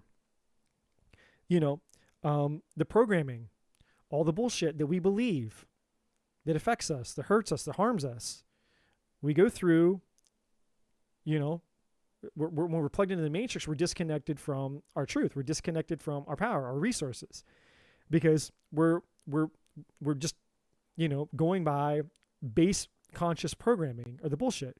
Now, there's actually a really, really good book, and this is one of the books that actually changed my life, and I'm actually being called to pull it up for you, and I'm going to drop it into the link for you. I recommend this book for all of you. Absolutely recommend this. It's a life-changing book. It's one of my favorite all-time books. Absolutely life-changing. They have it on Audible, so if you would rather listen to it than read it, that works too. I'm just going to grab the Audible link. but they have Kindle, they have physical copies, whatever. I'm going to drop that into the, here's the link for it on Amazon. Oh, it's not going to let me put it in. Okay, never mind. The link is too long. So I'll just type the name. Go fucking figure. Okay, so it's called, the book is called Outwitting the Devil by Napoleon Hill. Outwitting the Devil.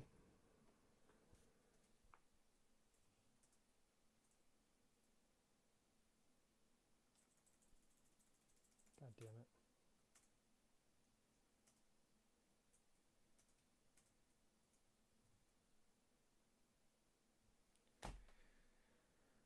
Fuck my life. Why can I not type? Hold on. All right. I have too much shit on my desk.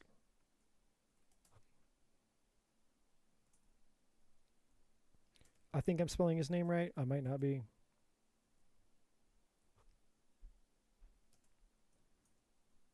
Okay, there you go. That's the name of the book, Outwitting the Devil by Napoleon Hill. Now, the title of the book sounds religious, but it's not, okay? And so, essentially, just in a nutshell, the concept of the book is about, the devil essentially being the enslaved mind, right? The mind that keeps us trapped, the beliefs, all the shit that keeps us trapped in what the author calls a hypnotic rhythm, right? Of powerlessness. And so disconnected from your source, disconnected from your purpose, and basically purpose depressed, right? And so it's a very, very, very profound book.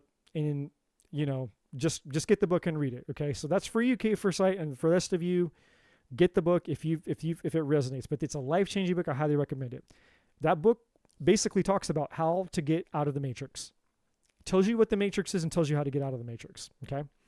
So, now, community. You need to, this card is here to tell you that basically there's two energies attached to this card. The first energy attached to this card is that you need to find a community of people, and you need to, it's not that the friends or the people that you're around right now are necessarily bad or wrong, but it's just that, again, we're a product of our environment. And so when you want to change something, you do a lot better if you go submerge yourself or find a community of people that are involved in the same types of things that you're trying to change, or, you're trying to be a part of. If it's a personal development group, or for example, if it was a recovery group, it's beneficial for you to be around people who are all kind of wanting to go the same direction. They all have similar beliefs, similar values, and, they challenge each other, they inspire each other, they support each other, and then there's some degree of accountability. Right? So basically, your advice is to get connected to a community of people that will help inspire you and encourage you, because the more people that you have around you that are facing the same challenges and you have support, then the less scary it is for you to step out of your comfort zone, because you don't feel like you're alone in it. Right? You don't feel like you're the only person having your problem. There's other people facing the same challenges.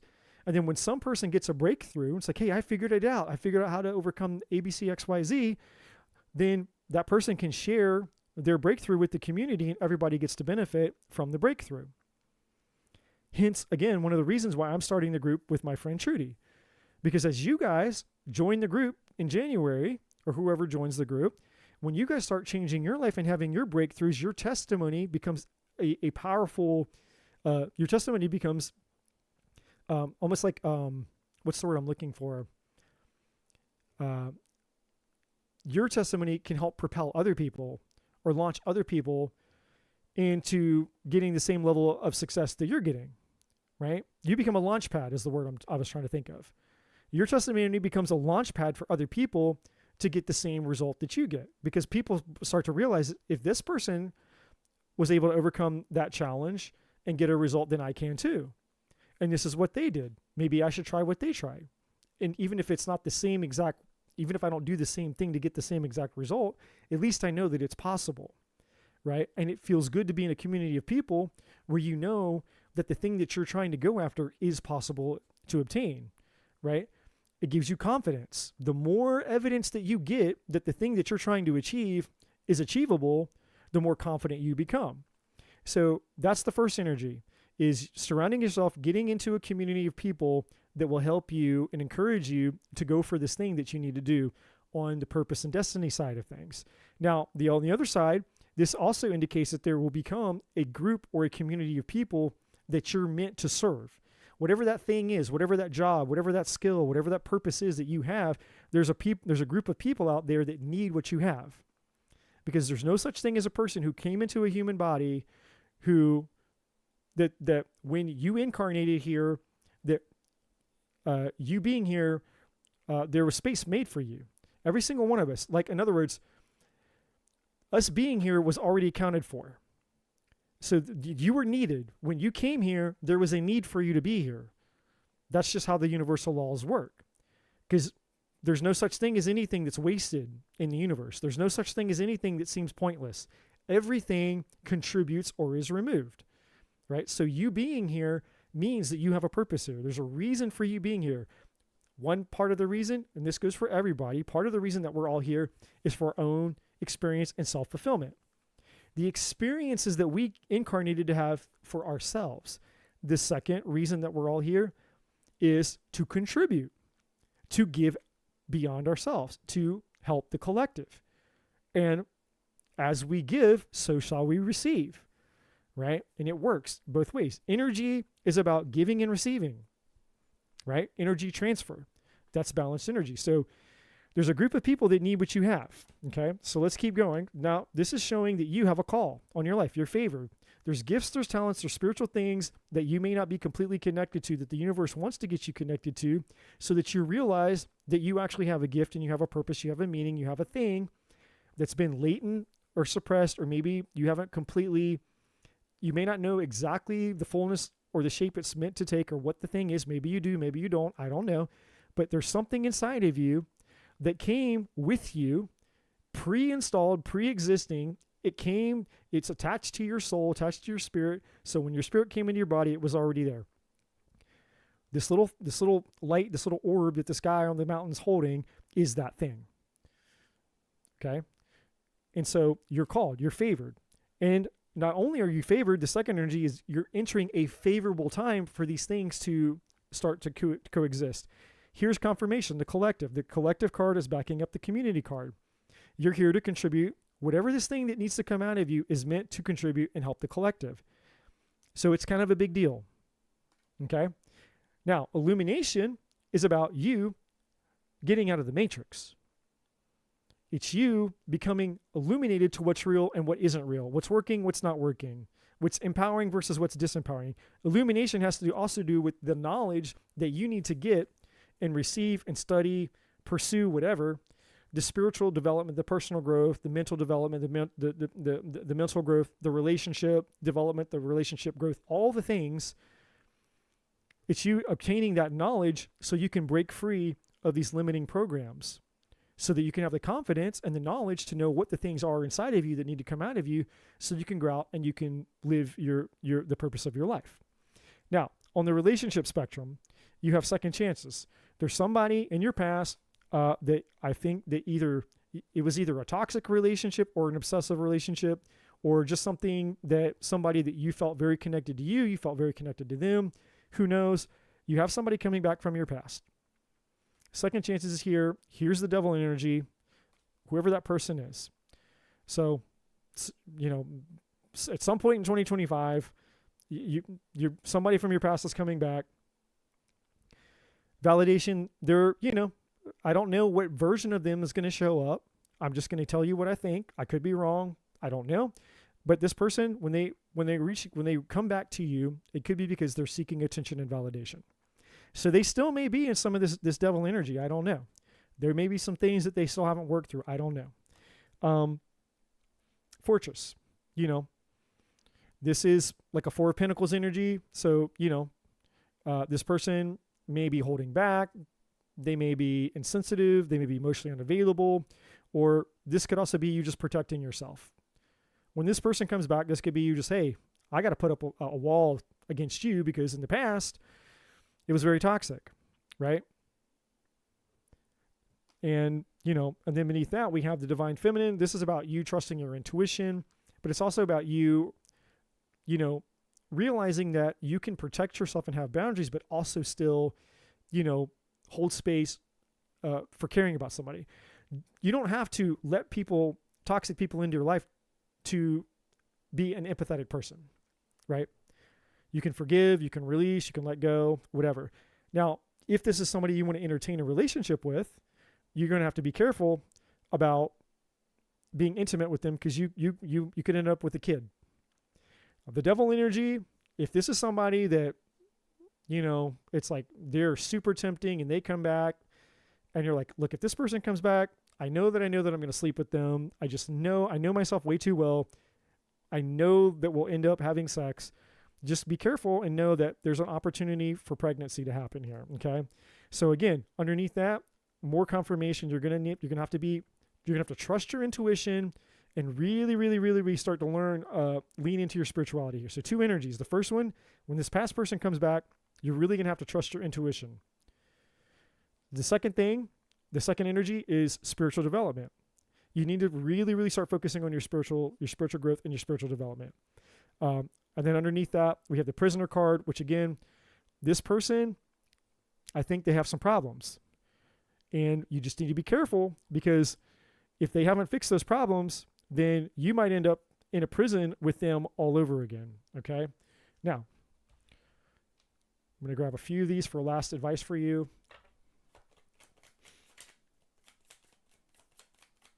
Last advice for K for Sight. Just 1 or 2 cards here.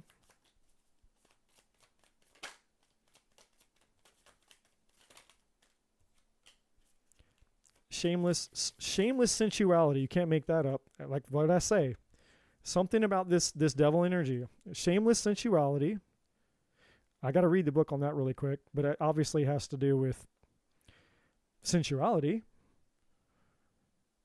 So there's some more confirmation. We have a king bee. This is you stepping into your power, taking leadership and accountability and responsibility for your own life. This is emperor energy.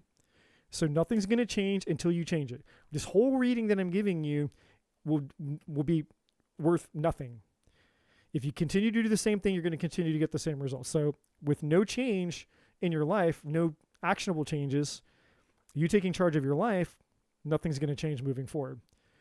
And then up here, we have this card that says choose love. Interesting. So this could basically be tied to the second chances here. So I really feel that you're going to have a decision to make. I'm going to just really quick see what this sensuality card is, because I don't know. It's turning me on with Gene in the chat. I always get turned on with Gene in the chat. I think Gene's energy is trying to call to me. All right, we have to be sensual is to gratify the senses and physical self, but not exclusively in a sexual manner. So it's not just sexual. Let me see. The first is to ask if you are looking after your sexual needs. Your body is a tool of pleasure. Learn how to use it. However, it could also be said that we take our senses for granted. What else? When was the last time you allowed yourself to be shamelessly sensual? The second message is that you employ your senses with intent and delight and learn from the experience. So yeah, it's basically just about understanding like 2 energies this is just from the book, because I was interested to see what the author, the creator of these cards, how they interpreted it when they created the cards. So they're basically saying like some people might need to be more indulgent in life and some people might need to be less indulgent in life. That's kind of what they're saying. So that's what the devil energy is here. You're going to have to decide. If this person is tempting and they're toxic, then you have to keep that in mind, because they might come in with wanting a second chance and then you get sexually involved with them and then your logic goes out the window and then you take them back because the sex is so good, right? When you need to be more practical, you need to keep a clear head, right? And you need to find out if this relationship can actually produce true love. Is this lust or is this love? That's what this is saying to me, right? And you're not going to know if it's lust or love if you've already indulged too much in the lust, because all of a sudden lust starts to look a lot like love. That's what this is saying. So 2 things coming up for you, my friend. I hope that makes sense for you. Get the book. I get nothing for it. That's not my book, but get the book. Read Outwitting the Devil or listen to it on Audible. There's going to be some information in there. Find a spiritual community to get involved in. And as you spiritually grow, whatever that gift is inside of you, whatever this thing is you're meant to do and start taking a risk or a leap of faith towards, it's going to be unfolding as you continue on further and further into 2025. Okay, who is next?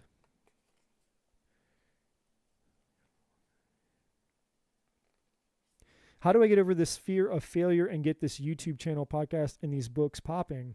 I have the skills, but I'm scared. I'm tired of sleeping on my gifts. Now that, I want to just tell, first of all, I want to brag on Country right now. This is one of the most badass messages I've seen all night.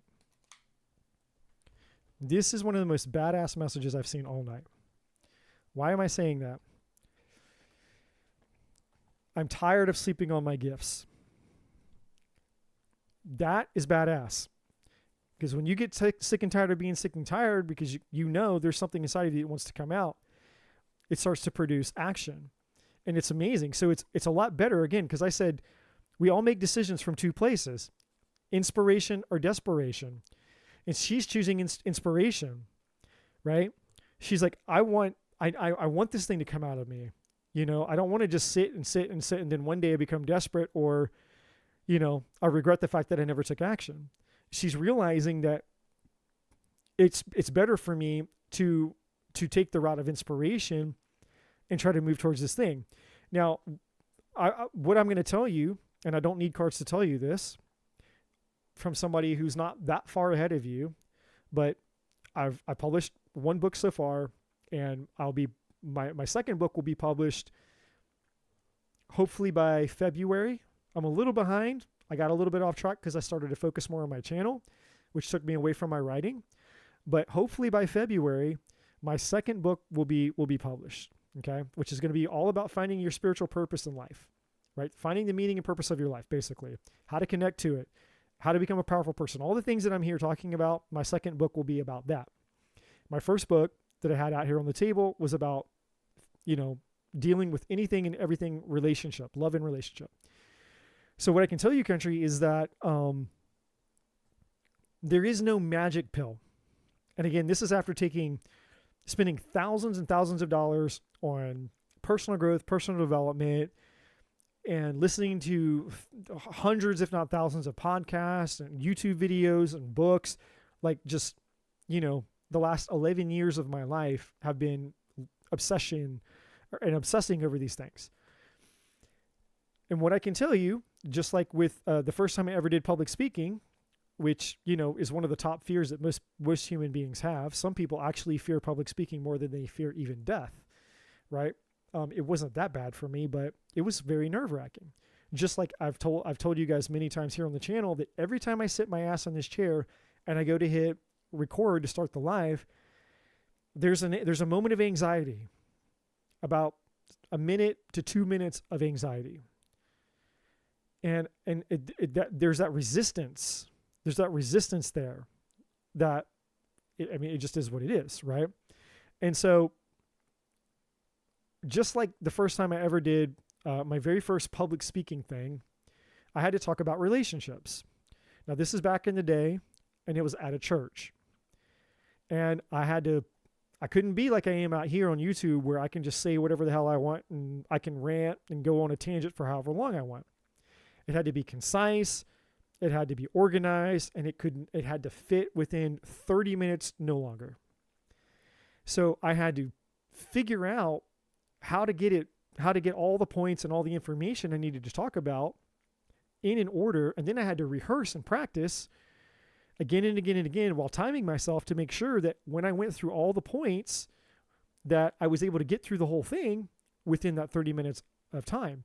So for 2 weeks straight, multiple times, again and again,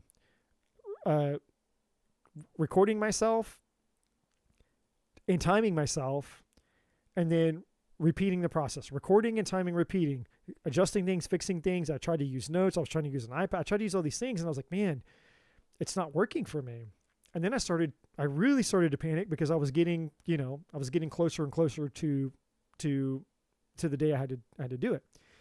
So then I finally found what worked for me, being that it was the first time that I was ever doing this, is I got these little note cards, and I just put a keyword on the note card, and I had a stack of keywords.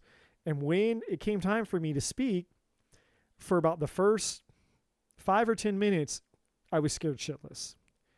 But once I got into it, 5 or 10 minutes into it, it's like I am out here with you guys after the 1 or 2 minutes of pressing the stream button to go live, right? There's about 1 or 2 minutes of very, very, very mild anxiety. But once I'm in, I'm in. And once I start going, boom, it's all gone. And then I'm in, like I'm locked in, and I can go, and I can go, and I can go, and I can go, and I can go. I mean, I've been on here for 9 hours before.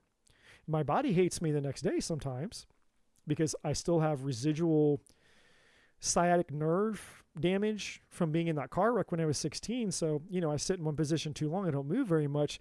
My muscles get tight and tense, and then it triggers my sciatic nerve. So, but it is what it is. But I can sit here and I can keep going and going and going and going. It's just the energy's there, right? And so there's no magic pill is my point. There's no magic pill of facing the fear of just doing the thing. It's just doing it scared. And there's actually a book called Doing It Scared, or Do It Scared. There's no magic pill. There's no way to psych yourself out. There's no way to, it's just overthinking, because we're so concerned and we're so worried about the outcome that we overthink ourselves into a hole. And that's how I was when I first started to toy with the idea of speaking at all. I was so introverted and so scared that I literally could not record myself just talking into my phone, knowing that I wasn't going to share it with anybody. I could not sit here with my phone and just look into the camera and talk and record myself. The minute that I hit record and I saw my picture on that screen, it's like deer in the headlight. It's like all the knowledge, all the thoughts, anything and everything that I would have wanted to talk about just went right out of my head. And then I would and I would try to force myself to talk. And then I was focusing too much on the things coming out of my mouth, and I was overanalyzing everything. And my Virgo ass, because I'm a Virgo, it wasn't perfect. And because it wasn't perfect, I was like, oh man, that sounds stupid. Oh man, you said too much. You said too much. You said this too much. You didn't say that. It wasn't clear. It wasn't concise. You didn't sound like a professional speaker there. Oh my God, this. I was hyper analyzing everything I was doing. I didn't like the way that my facial expression looked. I didn't like little quirks and little things that I saw myself doing. And so then I got completely dejected, or deflated rather. And then I was like, man, and then I didn't want to do it anymore. I lost the motivation. I was like, man, I fucking suck at this, man. And then I would get upset and angry at myself because I'm like, this is stupid. Like, why? What the fuck is wrong with me? I can't just talk in front of my phone and I'm not even going to send it to anybody. Like, what the hell's wrong with me? Where's this fear? And so the only thing that I can do, this was the trick for me, is I just had to keep doing it. Just keep doing it. Just keep doing it. And so, no shit, this is what I would do. I was like, all right, I'm going to record, and I would record it. And if it started to come out like a gibbering pile of shit, delete, start over. Keep going. That was a gibberish pile of shit. Delete, start over. Delete, start over. Sometimes I would do it 20 times. 20 times. And I would not let myself off the hook. Like, okay, fine. Delete, start over. Delete, start over. And then eventually, it's like you start getting more traction. The next time, after maybe the 21st time, I realized I got 5 minutes into the video. And I was like, man, I'm not doing so bad now. You know, still not maybe the best or the greatest, but I got 5 minutes in. Whereas before I was only getting like 30 seconds in or 60 seconds in. Now I'm getting 5 minutes in. Delete, start over, do it again. Right? And so then I was like, oh man, and I just kept doing it. And so then I challenged myself. I took it up a level. Once I got comfortable talking to myself in my phone, where to stop giving a shit about me, because it's not about me. And this is another problem, and this is another tip. When you're focused on you, you're not focused on your mission. You can't be focused on you and serving the people that you're meant to serve, because it's not about you. And people don't care about that. You know, people don't care. They're like, people aren't out here going, oh my God, Eddie's not like the most professional, eloquent public speaker on YouTube land. He does this, he does that. He says this, he says that. He curses too much. He's too perverted. You know, he does a thing with his face, or he has a quirk, or he breathes wrong, or, you know, whatever. Right? People might notice it. I don't know. But I don't care if they notice it, because I'm not here for that shit. And it's when I got out of my own way, when I got myself out of my own way, then my gifts started to come through me, because I wasn't making it about me anymore. You know, it's more important than me. And so I just had to retrain myself by doing it scared again and again and again, reminding myself that it's not about me, and that honestly, most people, they don't care. They're not paying attention. They just don't care, right? Like the people that show up here and they want a reading, and I'm just using an example because we're all here, right? I mean, this is the best example to use. They don't give a shit. They want a reading. Like, hey, dude, give me a reading.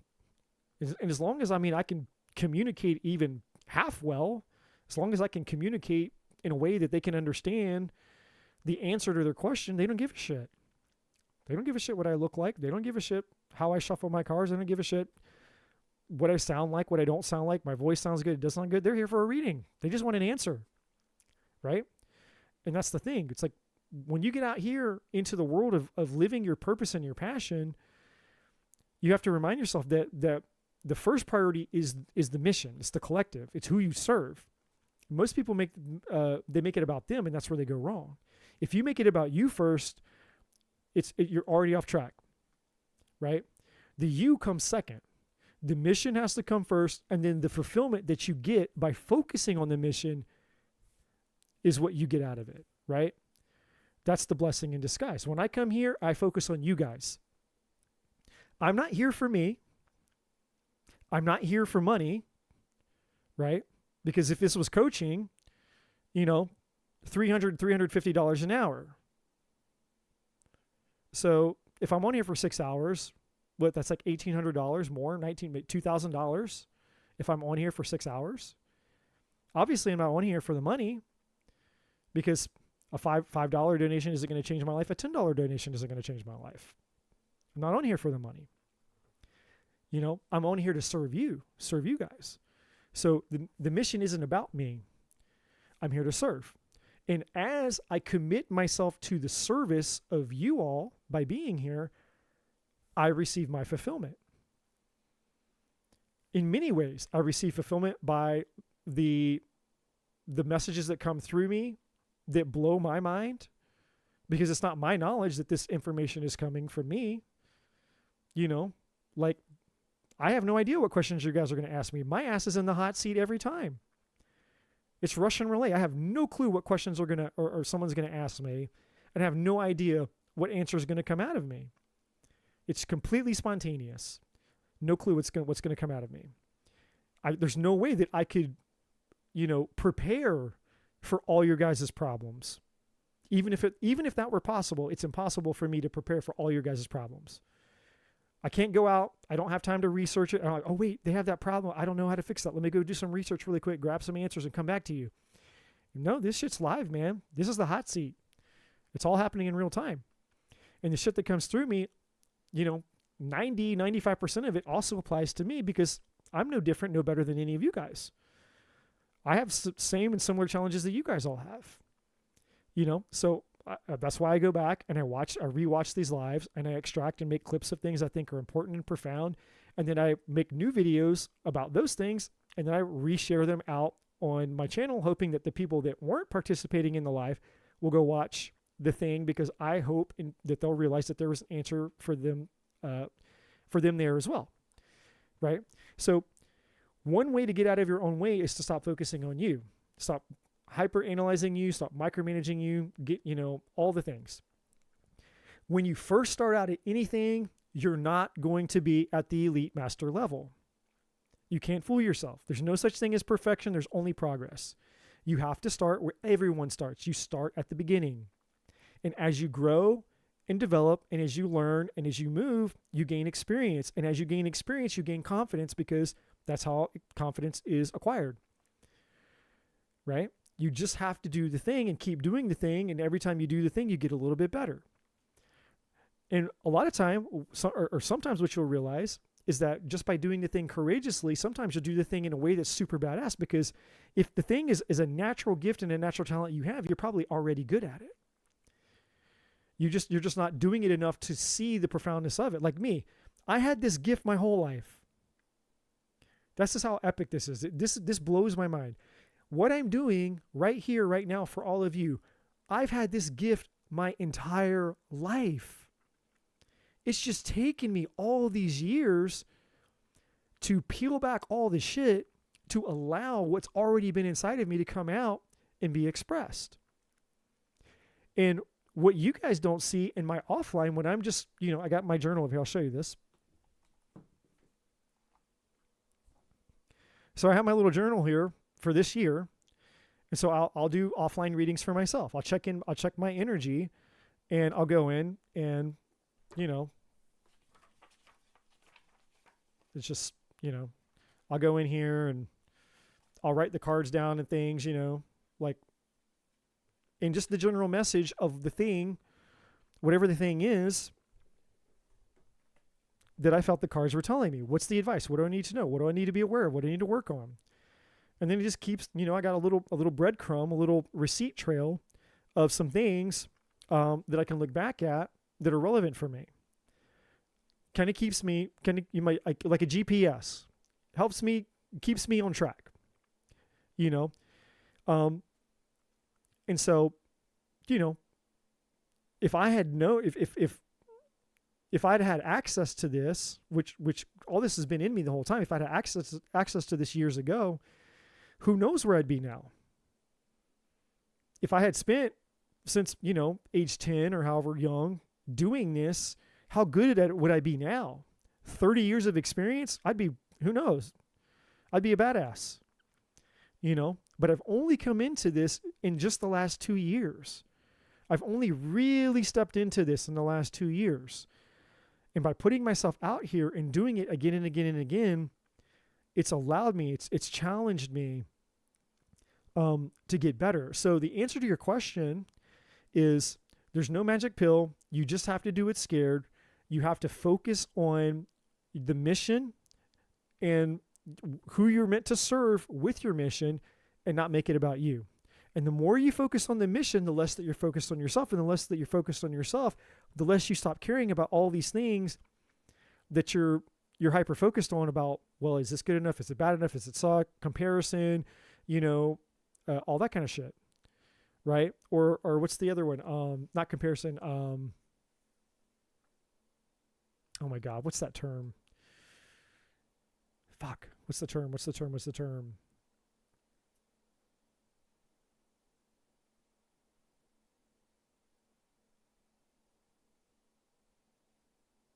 Yeah, what's it called? Imposter syndrome. Thank you. Imposter syndrome, right? Overcoming imposter syndrome. So the challenge is, and the challenge is just doing the thing. Like writing for me, I wrote my book by just sitting down and taking the one concept, one chapter,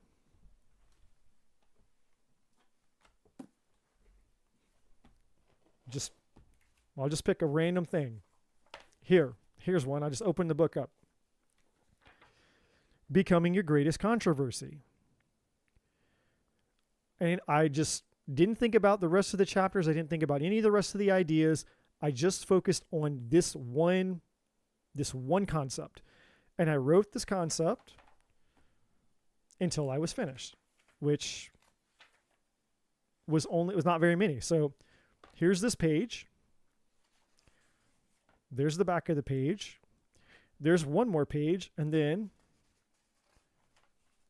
the back of that page, and then this page, and the questions, and that's the end. So it's about 4 pages. 4 pages worth. And then I moved on to the next concept, identity. And then I just wrote about that, and I didn't worry about all the other things. But that's just the way that it works for me. There's lots of different ways that people come up with writing. And I'll be honest with you, I think on the writing front, when you're writing a book, I think people overcomplicate it. You know, I think you just need to have all the concepts, whether you get note cards or you just write it in a book, whatever you do, and you just write all the topics down that you know for sure that you want to talk about. And now you have a checklist. Here are the topics that I want to talk about. And then write the topic. And once all the topics are written, then you can organize the topics into the way that you want the book to flow. That's what I did. I had all this years of relationship knowledge that I needed to come out of me. And I'm like, holy shit, I don't know how I'm going to organize all of this. There's so much information here. I'm like, well, I don't worry about that, because if I'm worried about that, then I'm not writing. The most important thing to do is just write. And some days I didn't want to write, but I'm like, can you write a sentence? Because a sentence written is a sentence less. Can you write a paragraph? A paragraph written is a paragraph less. Every word that you put on that page is one less letter or word that you have to type, and you're that much closer to the end result of this, right? And so inches become feet, and feet become miles, basically. And I will tell you that for anybody that ever decides to go out and write a book, I will tell you that there is a level of achievement and personal satisfaction when this thing shows up in the mail and you were like, I created this thing from nothing. Everything that's inside of this book that I hold in my hand came out of here. And I created this, me and my ex-girlfriend rather. So I created I came up with the water. I knew I wanted some type of watercolor, and then my ex-girlfriend created the broken heart thing. So we collaborated on the cover there. You know, and I trusted her. Yeah, she was very intuitive. She's very creative. I would not have thought to create that, and it was very well done, and it was very well received. But you know, everything inside of this book, and to get it in the mail, and you're like, oh my God, I created this. I'm a published author. And this is like a 400-page something book, because, you know, it's 11 years of information. So, you know, again, it's just doing the thing. When it comes to YouTube, you just got to do the thing. Just start the channel and don't worry about, you know, does it suck? Does it not suck? Because it's the experience of doing that you're going to get better at it. And I'll also say this, one other thing I'll say is, whatever the thing is that you want to, whatever the knowledge is, whatever information is that you're wanting to share, whatever the gift, the talent, whatever the thing is. Now, if it's something like you're recording yourself doing something, like I play drums, or if you're recording yourself painting, or people that record themselves playing games, that's different, because you're doing something that you're already good at. When it comes to speaking and sharing information, that's a lot different, right? And so what will make it easier and what will help you be more confident when you're sharing information is to really, really know your shit, right? Like really, really, really study, and know your shit. Because the more confident you are about what you know and what you've learned, then the more confident you're going to be able to come out here, right? And so when it comes to like relationship stuff and the life coaching side of my life, when things come through in the readings that I know was a life coaching thing, I don't have to think about it. It's just there. All that information is right there. All this stuff earlier, when I had the whiteboard out and all these things that I was doing, the visual aids, all that stuff is stuff I've done before. Illustrations, analogies, all that stuff is just here. It's in my mind. Everything in this book is in my mind, right? So it's just very helpful for you to know your stuff when you're presenting, and you want to be, because if that's your mission, your calling in life, you want to be ready at all times. Whether you're sitting down and you're out in public, you meet somebody at Starbucks, you're at a restaurant, you're at a networking thing, you're at church, you're at a kid's birthday party, your kid and your other families, you're at work, you bump into somebody at the store. You want to be ready at all times, because you never know. You never know who you're going to meet. You never know who needs what you have. And you don't want to have to think about it. You want to be able to switch gears. Like, you just want to be able to go, okay, boom, this person is having relationship problems. I flip that switch on. They're having relationship problems. Let's talk your relationship problems. So it's very helpful, and you'll have a lot of confidence of just you knowing the things that you need to know. So there's not, again, it doesn't require cards for me to tell you all of this, because this is a practical issue more than it is like a tarot card spiritual issue, if that makes sense. It's just, you get better at doing things by just doing the things scared. And there's no magic pill. It's just, the more you do it, the less of a struggle it becomes. And you have to be okay with that. You have to be okay with a little bit of the frustration, I guess, of it being, difficult at the beginning. That there's that resistance that you're wrestling with inside of yourself. But if you can just let go of that resistance, and you don't let the frustration overwhelm you, and you can sit with it, it's just like, okay, hey, just do it again. Okay, get back, do it again. Just do it again. Just do it again. Like anything in life. Learn to play piano. You sucked the first time. Keep doing it. Do it again. Do it again. Learn to play guitar. Do it again. Learning how to rollerblade. Learning how to roller skate. Learning how to ride a bike. Do it again. Right? It's all just repetition and doing it and doing it and doing it. And then changing it up. And like I said with the phone, record yourself. And you don't like it, delete it, start over, delete it, start over, delete it, start over. And just keep doing it. And then when you get comfortable doing it by yourself, to yourself on your phone, then challenge yourself. Like last year, before all my social media accounts got deleted, I would drive in my car on my lunch break, and I'd be going somewhere, and I'd get an idea, and I would go live on Instagram, and I would just riff like I am right now about relationship stuff or about spirituality stuff. So I'd just be driving in my car, have my little phone up on my dash, hit record, and I'm driving, and I'm just, recording, just a rant about some whatever thought that I was having. And that was it, and I was done, and it get uploaded to Instagram, So there's no magic pill for this, my friend. It's just doing it, just doing the thing. I will say that if you can find a community, though, just like I told Kay for Sight, who was here just a second ago, if you can find a community of people that are, trying to do the same things that you're doing, they're starting out or they're intermediate or whatever, it doesn't matter. Just a group of people that are trying to do the same type of thing you're doing, that'll also be very helpful and more inspiring for you, because you won't feel so alone in it.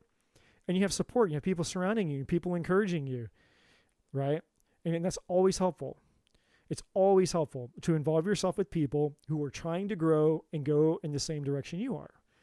And then you don't feel alone in it. And then you can ask questions, and you can see what other people are doing, because people figure out shit all the time. People are finding hacks and all kinds of tricks and things that they do that works for them. And somebody might find have a tip or something that works for you. where the way that I do it doesn't work for you, you know?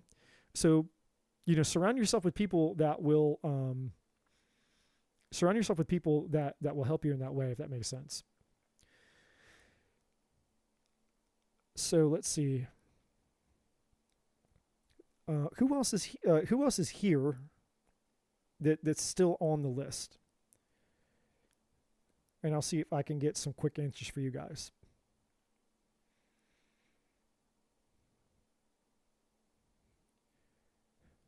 Who else is here that hasn't fallen asleep? If Anne is still here, you can post your question.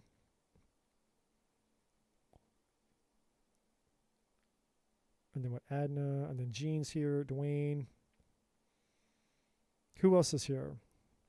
If you're still here, you're still awake, and you're still with me,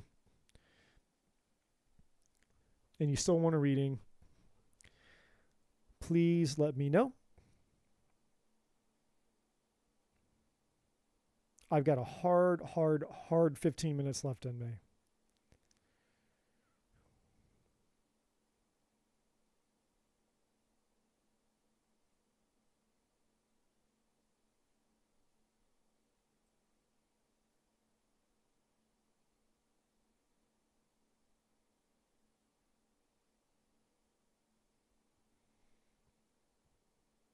And 93.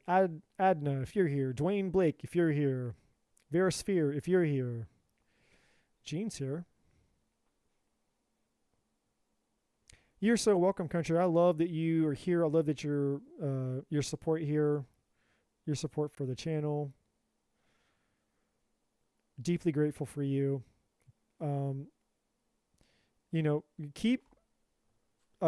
Keep in touch with me about what you're doing, and you can message me offline. You can send me an email, and we can keep in contact that way as well.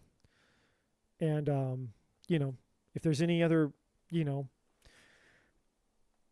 tips or anything that I can help with or help you support in that way, I'm more than happy to.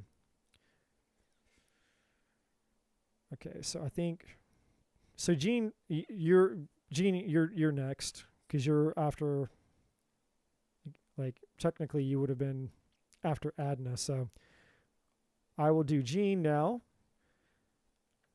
and we'll see where I'll land with that. Gina is here.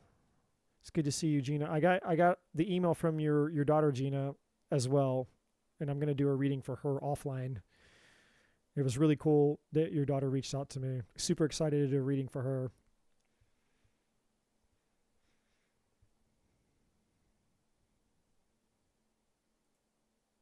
Yeah, we'll skip all of them, Jean. I'll just do you.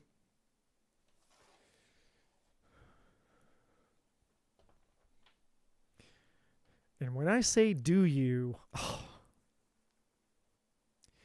I had a dream days ago about a Virgo friend.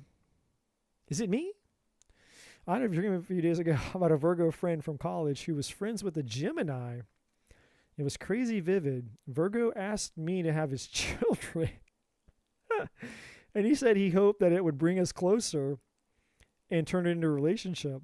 Okay, that's not red flag. May I ask what it was about? Like, did Gemini, I talk to him about me, or did something happen? I don't dream of the living for nothing, and it was too weird. Yeah, man, this dude wants to have your baby. He's like, I'm going to trap you. I'm going to trap you with a sex baby, a sex child. I'm going to trap you with a sex child. See, I knew your dream was about me. Just wait, Gene. Just wait till I get my hands on you. You're going to have my baby. And it's the second coming of Christ. We're going to bring Jesus back into the world, me and you. Somebody's like, okay, Eddie, blasphemy, and you're going to hell.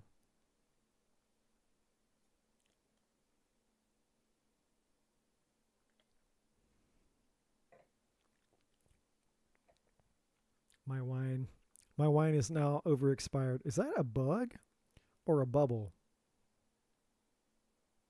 what is this floating in my...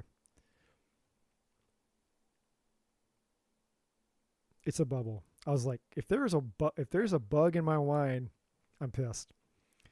Virgo was inappropriate with me, even though he knew that his roommate Gemini liked me and was trying to get with me. Well, the lie detector test determined that you are not the father. Jerry, Jerry, Jerry, Jerry, Jerry.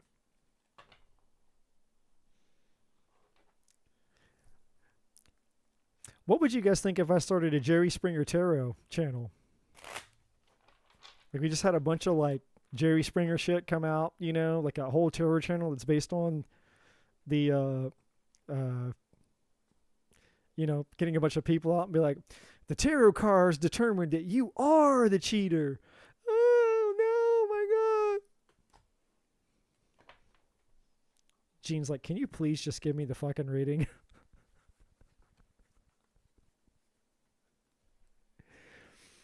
Virgo has a baby. This is real Jerry Springer, dude. Virgo has a baby with some random chick, and Gemini is unhappily married with kids. Life is full of drama. The spice of life. Yeah, Steve Wilco. Yeah, exactly. Oh, here we go. Gene, please keep telling us. I want to know more. I want to know the whole story, Gene. Let's just get it out here. After Gemini's stint in the Navy, he wanted to get married and was torn between me and another girl. And I took myself out of the equation. And he was pissed at me.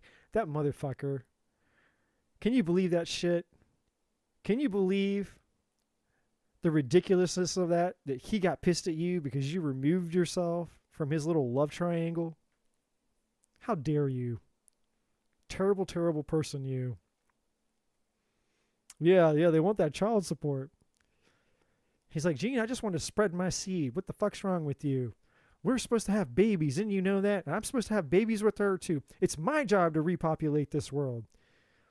Bill Gates is trying to take out everybody. Bill Gates is going to wipe us all out with coronavirus and the vax and depopulating the world. It's up to me and you to face Bill Gates. I have to inseminate all the women. Repopulate the earth.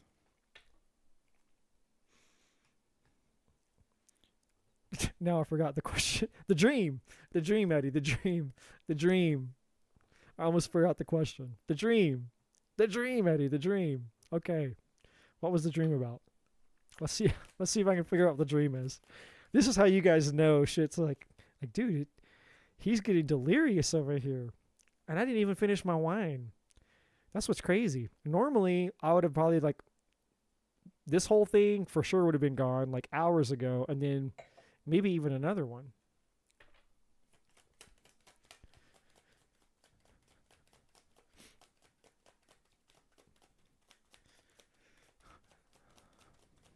Doop, doop, doop, doop, doop. Let's see. What was Jean's reading about? Jean's just rolling her eyes going, just tell me what the fucking dream was about, dude. Well, you're going somewhere in your dream, that's for sure. You got the travel card. All right, let's see. You're going places. You're going places with the Gemini. Or maybe he's going places.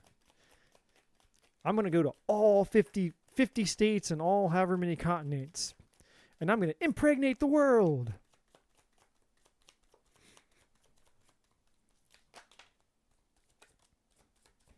Oh, wow. Okay, the cards are wanting to talk. All right. Recovery. So there's something here. There's obviously something to this dream about traveling, reconnection. There's some type of healing. There's a contract here. Now, it's interesting. There's two types of contracts in this deck, and obviously there's love. So, yeah, I mean, you're on point. You're getting your dream isn't just a dream. You realize that obviously intuitively, you know, there's something going on here. It's not just a normal dream. It's very vivid. There's very powerful. So obviously this person, you're connecting to this person's energy in your dream.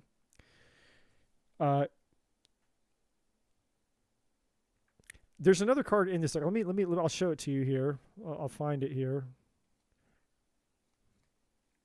because I need to make a point.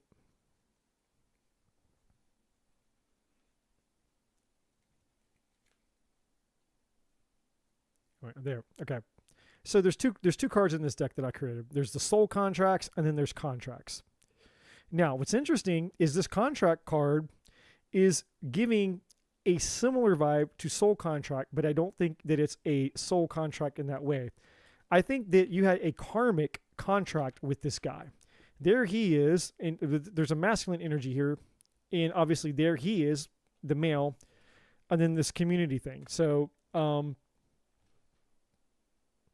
what else is interesting about this is the community card. The energy that I'm getting off of the community card has a lot to do with an energetic connection more than a literal connection. So basically just forget that the word community is even on here. Okay. Forget the word community. The word community doesn't mean, just forget it. This is what's happening. It's like, here's the world in this kind of like translucent etherical state, and all these little dots are like the souls, but we're all connected. So you see this hand, this holding the this kind of like translucent or holographic globe with all the souls, the little dots of light, the souls that are all over the world. And it's like the hand kind of represents the hand of God, the all, the allness, the everything that holds everything together. And so it's the unity conscious mentality. So it's like, yeah, you're connecting to him on the spiritual plane here. There is a karmic contract that you have with this guy. And I think that what you're channeling in your sleep is that this guy most likely probably wants to come seek you out. Right? And I think that's implied with the travel card here, is that like at some point, there's probably some type of message that wants to come to you from him, like a literal message, or maybe you run into him or you bump into him or somehow you meet up. And that could be literally the literal interpretation of communities is somehow or some way or some shape or form, you end up bumping into this guy, almost like a serendipity thing. And if it's not a serendipity thing, then he literally just comes and seeks you out. Because I don't have a message card. And there's 81 or 82 cards in this deck that I created for myself. Right? So I created this for myself because, like I said, Oracle decks are hit and miss. There's so many out there, but out of all the Oracle decks that I have, they didn't have certain messages. There were gaps. It's like, I need something that fills in a lot of the gaps where a lot of these Oracle cards are repetitive or they repeat themselves. They're, that kind of thing. Right. So, I created this deck for myself to fill in those gaps. And I think there's about 82 cards in here. And out of the 82 cards, I don't have a message card because I didn't want this deck to repeat other decks that I have. Other decks that I have, they have message cards. So why did you need to know all of that? Well, because this card is basically the placeholder of the message card. So there's some type of either physical travel or physical connection or physical message or something that I feel or sense that, that could be manifesting here. And the recovery is basically just saying like, this person might want to come back around, to heal something or to forgive something or, to make right, to apologize. I don't know. It's not extremely clear. But there's some type of karmic contract that you have with this person here. And if all else, this could be implying that there's some part of his energy that you need to release from your subconscious, right? Because the subconscious are things that we're completely unaware of. And so when we go into the dream state, all the shit in the subconscious flows up to the conscious mind and starts giving us information and knowledge about, hey, what do we, there's some things down here that we need you up here to be aware of so that you can deal with them, you can heal them and all the things. Obviously, this being like a more like romantic interest from your past and all the shit that happened there, right? But then underneath there we have excitement. So this also tells me again that more than not, I sense an energy that you might meet him, you might run into him, he might reach out to you, And he might want to reconnect with you with the excitement energy. But obviously underneath that, this is you not falling for it. The miser. This is the Four of Pentacles energy. When we're protecting ourselves, we're protecting our resources, protecting our assets. The things that are valuable to us go inside the vault. So you can't get a hold of them.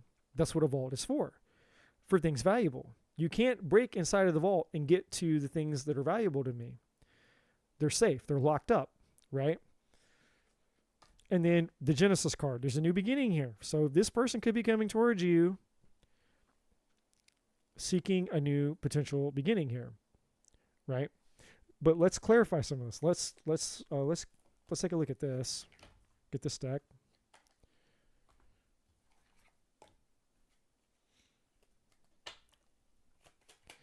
I'll pull this for more confirmation, and then I'll grab the tarot and I'll confirm with some tarot cards just to see what the potential outcome might be, assuming that I'm on point here. Okay, so tell us something that you already didn't know. The false person card came out. So yeah, the universe is already telling you what you know, calling the guy out. This guy was, a player, full of shit, whatever, toxic. It's on the ground. Oh, hold on, gotta grab something. Yikes.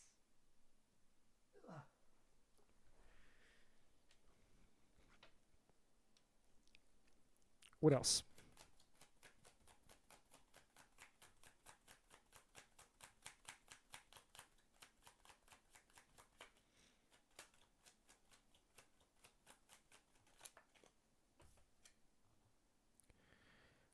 Unexpected income.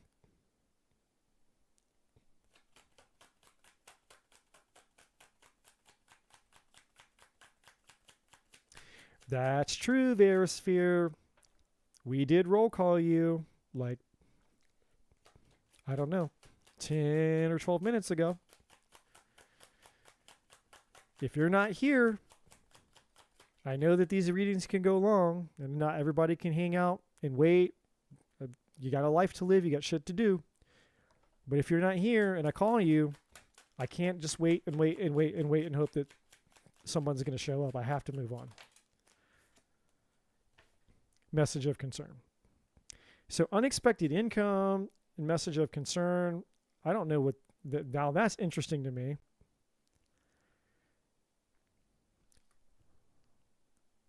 Bad health. What in the world?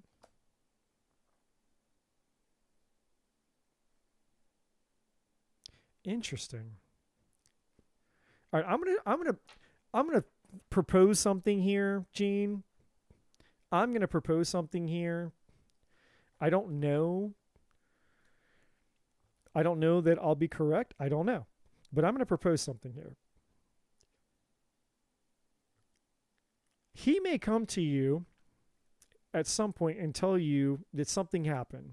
Maybe a relative got sick. Maybe a relative died. Maybe he inherited money. Maybe he inherited a house. Who knows?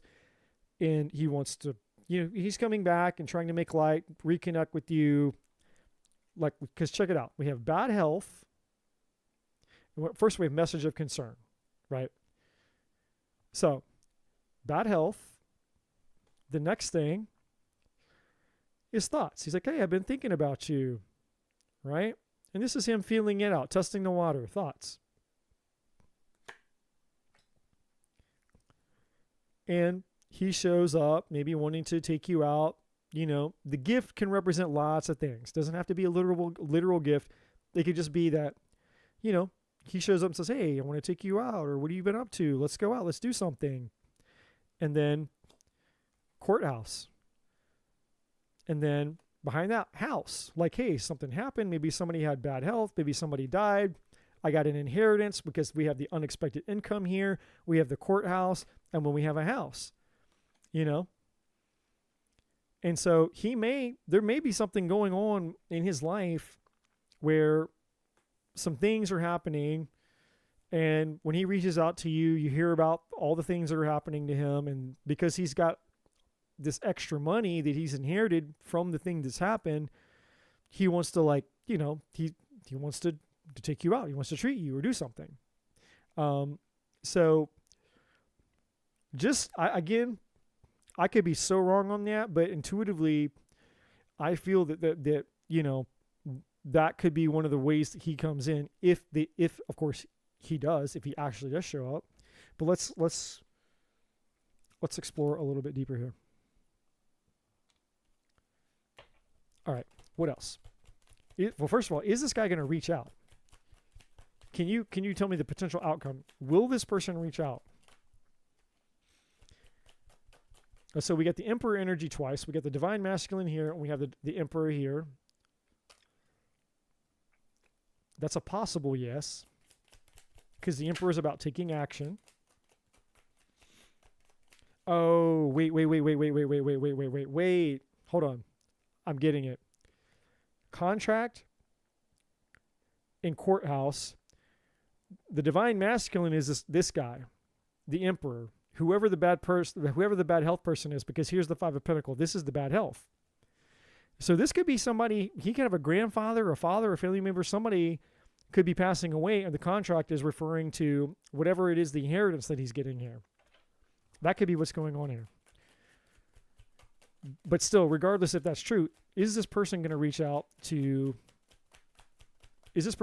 Jean?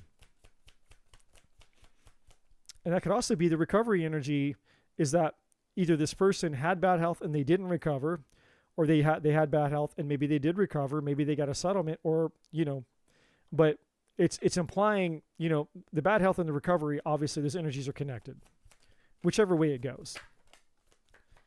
Yes, this person's going to reach out to you. There it is. That's what I was looking for. Page of Wands. So this person is probably going to hit you up. Playful. Hey, what's up? Been thinking about you. We're the thoughts card. And I feel like this is you, man. The Two of Swords at the bottom of the deck. No bueno. Here he is in that excitement energy, the Three of Cups. Right here. The Three of Cups and the excitement energy. There's the Page of Cups. There comes the offer. So two offers. The Two of Wands, the decision that you, again, Two of Swords, Two of Wands, decision to be made. Two of Cups, wanting love, relationship here. So you got three of the twos. You're only missing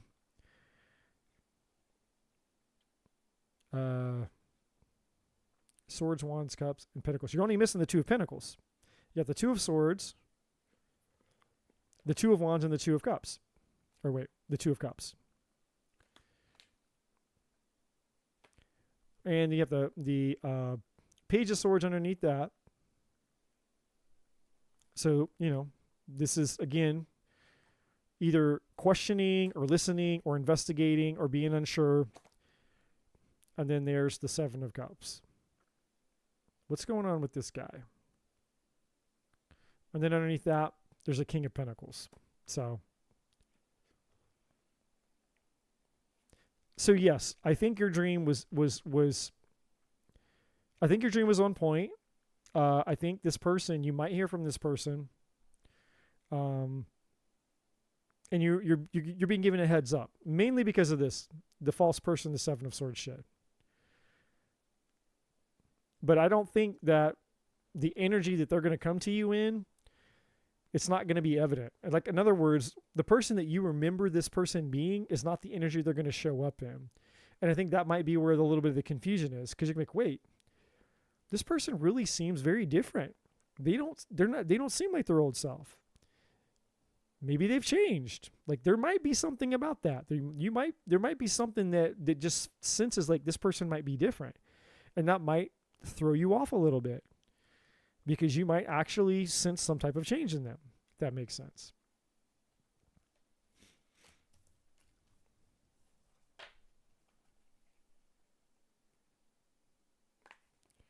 So, I mean, obviously, this person, you know what they're about. I think that the cards are I think they're trying to give you a gentle warning, obviously, just to give you a heads up. But despite whatever energy they come to you in, they're obviously, even if they have changed to some degree, there's still some type of bullshit attached to them. They're not, they still have some Seven of Swords shit attached to them with that false person card. So just be aware of that. Well, the energy that was on the bottom of the deck, when I go deeper, the energy, so first of all, we have Aries with the Emperor. There's Aries. And if I go further down the deck, the next male figure. So let me put that on the camera here. So two of Swords, Three of Cups, Page of Cups, Two of Wands. There's the Emperor. There's the Two of Cups. There's the Page of Swords. There's the Seven of Cups, and then there's the King of Pentacles. Virgo, Taurus, Capricorn. So whatever that means for you. Now, I don't know if this is the same exact person as this Divine Masculine, but that's what's at the bottom of the deck. If that makes sense. God, it's already fucking 3:10.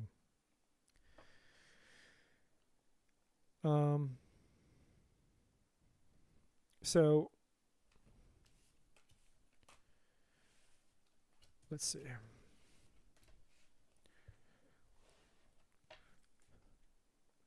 All right, so if Verisphere, if you're here, if you have a quick question, I understand that you had to go take care of your child or a nosebleed or something. You have a quick question, I can give you a quick answer, because I absolutely have to get sleep because I have to drive tomorrow to go visit my family. But you were here, and I am happy to at least give you some information, something, and then I will have to call it a night, unfortunately.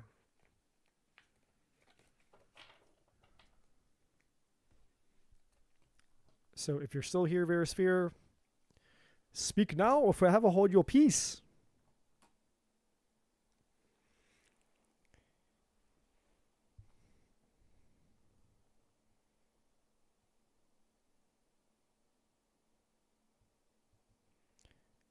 Speak now, or forever hold your peace.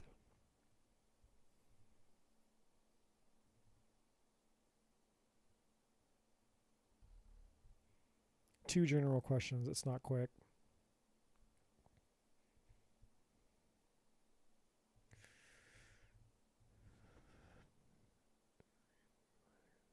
A general read. Okay. Yeah, unfortunately, that's going to be a general read's going to be a long read. I can't really do service for you. Like I can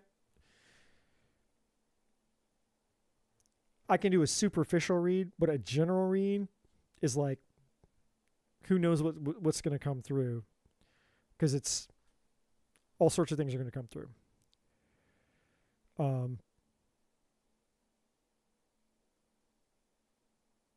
So do you have a question that's a little bit more specific than general? Or is there something within a general reading that you have a specific question about?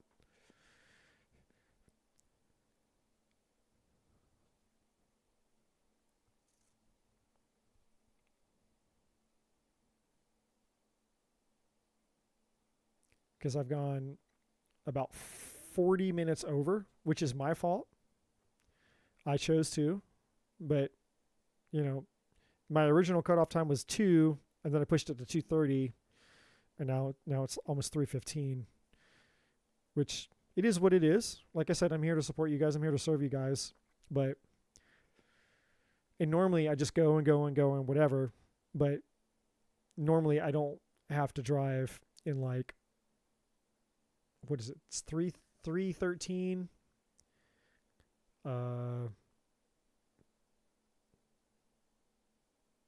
So if I'm asleep at I don't know. If I fall asleep at 4:30, I mean I'll get like 5 hours. 5 or 5.5 hours.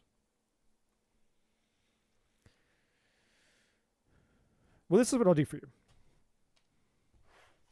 I'm going to give you 3 cards. I'm going to give you something. It's not a big, but I'm going to give you 3 cards. Something, what does Verisphere need to know right now? What does Verisphere need to know right now? Just give me a quick 3 card. Something that they can take with them tonight. They can think about. That might be beneficial or useful. Okay, I don't know if you have a legal matter or an upcoming legal matter, but that's the first thing that I'm seeing here. It could have to do something that you may have to travel for, or could be related to travel, could be related to work. I'm not sure. Could be related to a car. I don't know. But there is a challenge that you have coming up for you with the Conqueror. It is possible for you to conquer this. This is something that is going to potentially give you an opportunity for a new beginning. It is something that is coming up for you in the future. So this isn't something that's probably going to come up right away, but it's something, that you just need to be aware of that's coming down the pipeline. But it could be something to do with a legal matter, a contract, in travel or work. Let's find out. Let's see what this says. Let's find out. Let's see what this says. Am I on point with this, or is this completely having to do with something else unrelated to legal work?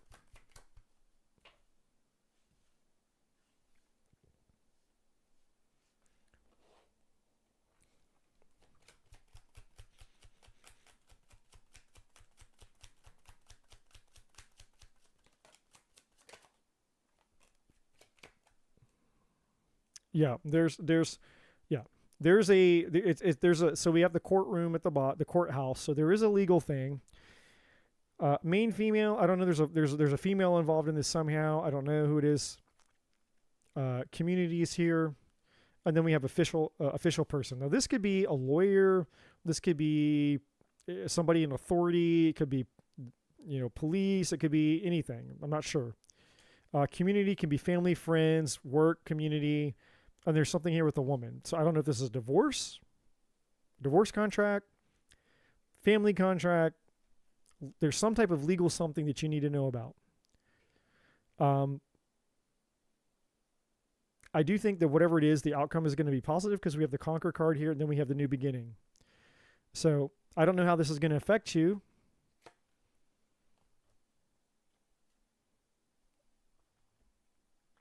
If all this occurs.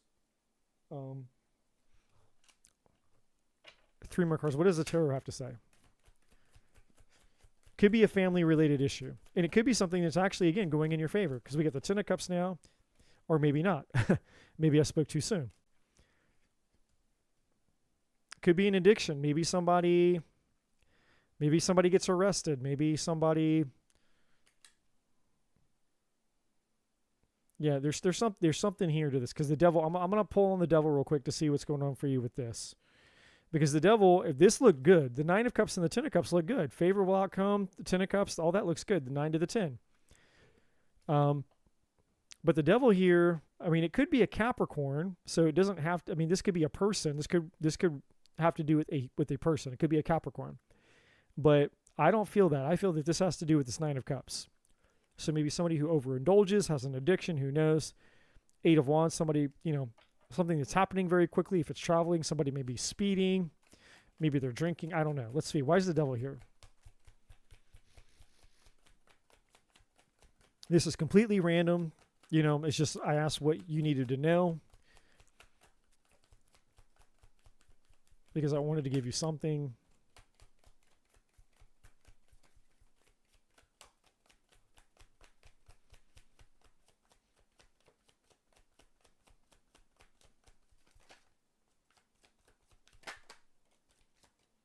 Okay, yeah, a 10 of Swords. Something, yeah, it's not good.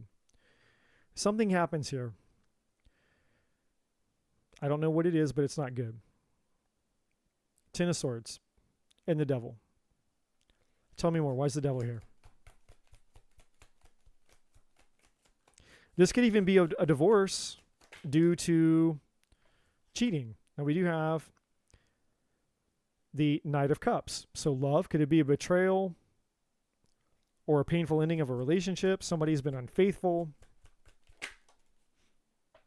And I think that's probably closer to what it is. We got the Moon in reverse. So something coming to light here. A truth coming to light, something that was hidden coming to light. Or maybe you've already known about this, or maybe you're going to find out about it. I don't know. Could be a divorce here. It seems more like a relationship issue. There's a King of Swords at the bottom of the deck. Libra, Gemini, Aquarius could be involved. Or this could just be the law. This could just be the lawyer, the justice, the judge, the official person. But there's something going on here. And then there's a King of Pentacles, which could be the Capricorn energy. I don't know.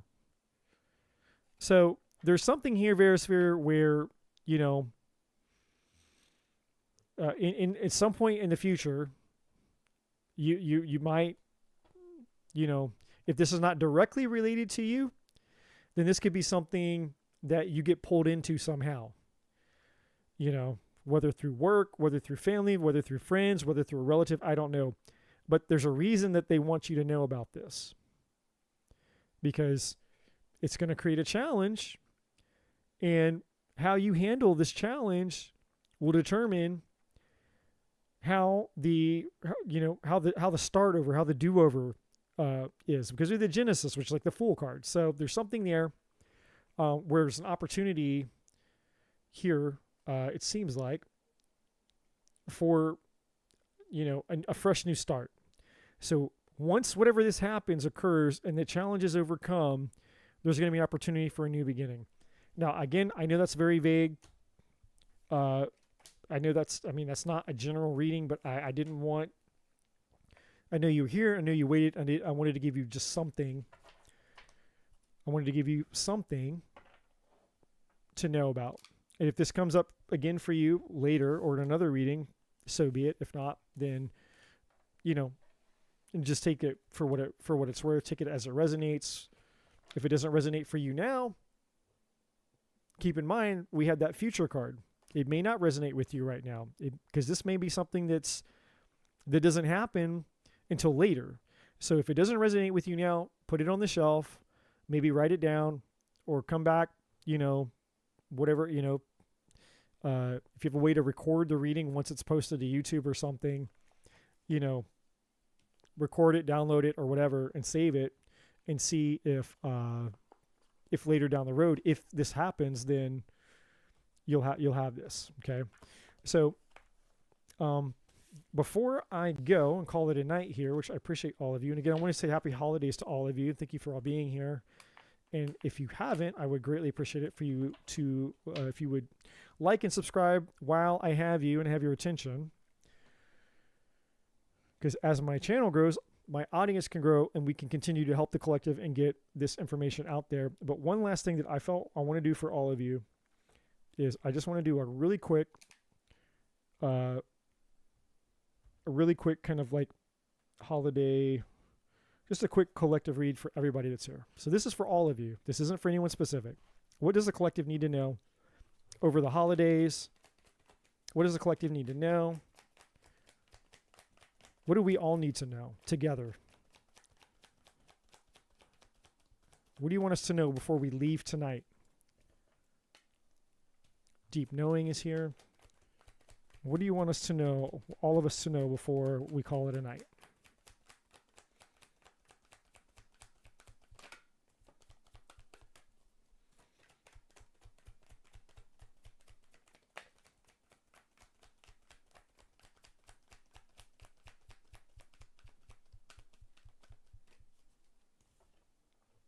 Okay, we have milk and honey. That's amazing. So far, I really like this. Give me one more in a bottom card. And then I've got, I'm going to grab three cards from this other deck over here. And while I'm shuffling, I want to, a leg up. Okay. And then time for a nap, community, and community. Okay, yeah. So we have a leg up, and then at the bottom of the deck we have time for a nap, and then underneath that we have community. Now this community card's come out a lot tonight, so this is really, really, really good. Let me grab 3 of these.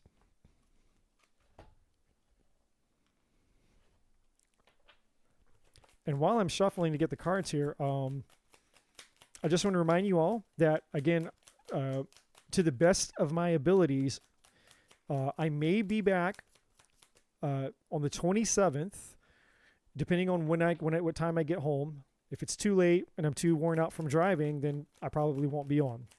But if I'm not on the 27th, a couple days from now, I'll be on either the 28th or for sure the 29th or the 30th. So you're going to see me 1 or 2 more times before New Year's Eve. Okay. So just letting you guys know that you'll see me at least 1 or 2 more times before New Year's Eve.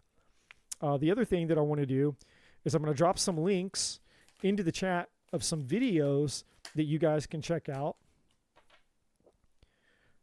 that, if you're with family or whatever, and you just, or you're just chilling, some things that have changed my life and some things that, you just might be interested in watching and learning from. So I'll drop those links into the chat really quick. And then I got our messages before we leave here. Let me grab the links really quick.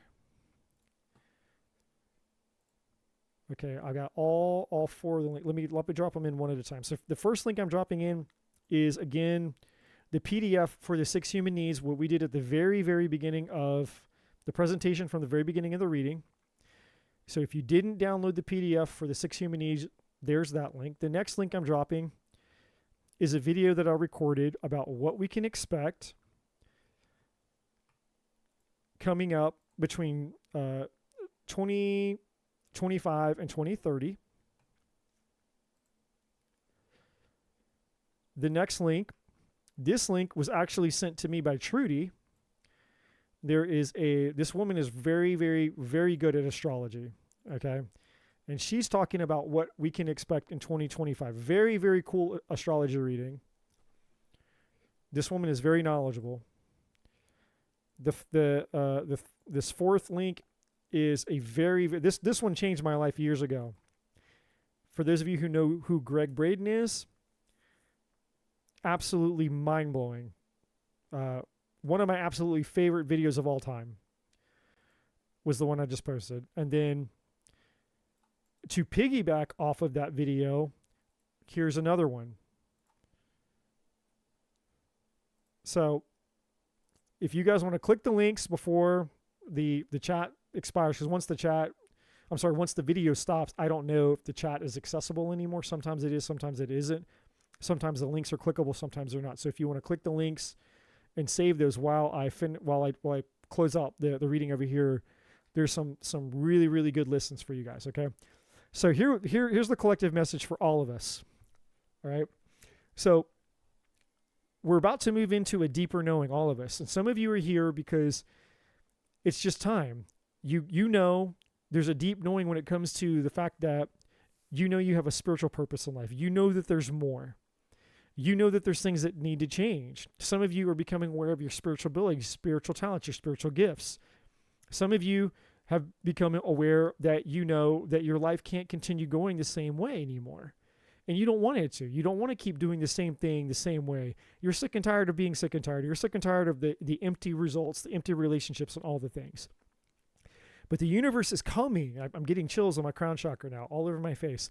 The universe is going to be sending you guys very profound synchronicities, very profound resources, very fated, serendipitous, divine interactions, divine encounters, and divine relationships, and meeting people.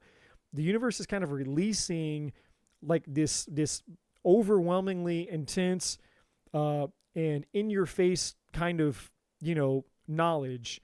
And some of it will show up in your body as sensations of just a deep knowing that, this is what needs to change. You're not going to have to really guess, right? I mean, unless you're completely distracted, completely checked out, and not paying attention, you're going to figure it out. You're going to know what in your life needs to change. but also the universe is going to provide a pathway or a clue or a synchronicity or something for you to follow, a hunch for you to follow which direction you need to start moving in to grow, to adapt, to learn, to acquire, so that you can become. And what's going to happen for many of you is this coming year in 2025, this is going to be the year that changes the rest of your life. Many of you are going to be walking into the land of milk and honey, which is the promised land, right? So if you've gone, like myself, for example, if you've gone years without any success in your relationships, you're going to find the love of your life. 2025. Many of you, you're going to find your soulmate, you're going to find your partner, you're going to get married. The person that you're probably going to spend the rest of your life with. For those of you that have wanted to start a family and you've been unable to start a family, you're going to have the family, you're going to have the baby. For those of you that have been, wanting to pursue your passion, your purpose, your mission in life, you want to create a job, start a business, make more money. It's coming. You're going to create the job, you're going to start the job, you're going to write the book, you're going to make the money. Okay? Now, the leg up card here is about support, which brings us to the community card underneath. This leg up card and community are two of the same messages for you. The leg up is all about support, asking for support, not going at it alone, not doing it alone, finding your soul tribe, finding your path, finding a community to get connected with so that you can grow together, you can evolve together, you can inspire together, right? You can overcome challenges together, you can learn together. Finding community, find community. And then the take a nap card is saying, hey, look, we're at the end of the year. We've all been through a lot of shit. Enjoy the holidays, enjoy your family, and enjoy your time off from work if you have time off from work. It's time for a nap. Relax, kick back, and just enjoy the end of the year and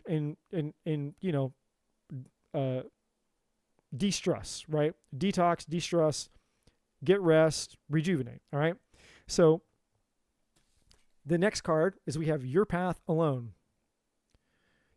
right? I know Gene wants a bunch of babies. You got the Virgo and you got the Gemini and you got the Jerry Springer. You get all kind of babies coming to you, and you're going to have my babies too. So, you're going to have like a whole quadruple, I don't know. You'll be like Octomom, but you're going to actually have more babies than Octomom. So you'll be like, 20 tet mom or something, all right? So we have your path alone, and there's this bee here, and this bee is holding on to what looks something similar to the flower of life. So this is saying to basically understand that no one can do what you can do. And if you don't do it, if you don't pursue your path, and you don't go after the things that you want, then nobody else is going to do it for you, but two, then the collective cannot reap the benefits of the thing that you were meant to provide and to give, right? And when you're not providing and you're not giving and contributing to the collective, you're also missing out on the experiences of the fulfillment that you would have as a result of doing so. So this is basically saying, now is the time. We're about to step into this energy of the land of milk and honey, but this card is also telling you, hey, only you and you alone can determine the fate of your destiny. So step into your destiny and pursue your path, right? Now, we have this next card, which is about respond with grace. And then there's Trudy. Wiser words have never been said. I thought you were going to bed. Like, that's going to be the story of my life every time I go live. I thought I was going to quit. I thought we were done. Well, this is the last and final message, Trudy. So I'm about to get to bed, but when you're doing what you love and you're passionate about what you love, it's very hard to quit doing it, right? Which, again, for those of you who, when you get to this point where you're experiencing it, you're going to understand what I mean. You're going to understand that you will sacrifice sleep. You will sacrifice aches in your body. You will sacrifice things because when you're doing the thing that your soul has incarnated to do, it's so fulfilling that you're not going to want to stop doing it, right?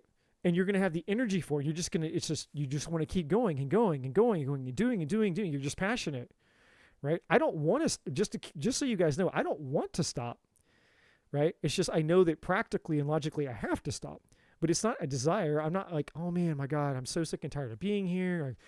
I'm worn out. I'm tired. I've lost interest. Like I'm fired up. I'm fired up, baby. Let's go. Let's keep going.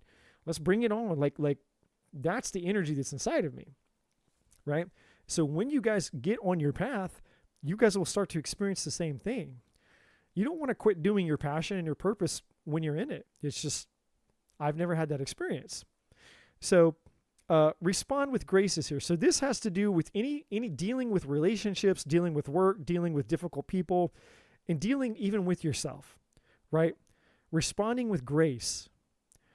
It's time to stop beating yourself up. It's time to stop holding resentments. It's time to forgive. It's time to release. It's time to let go of all the baggage and all the shit that's existed in 2024. And as you step into 2025, start fresh.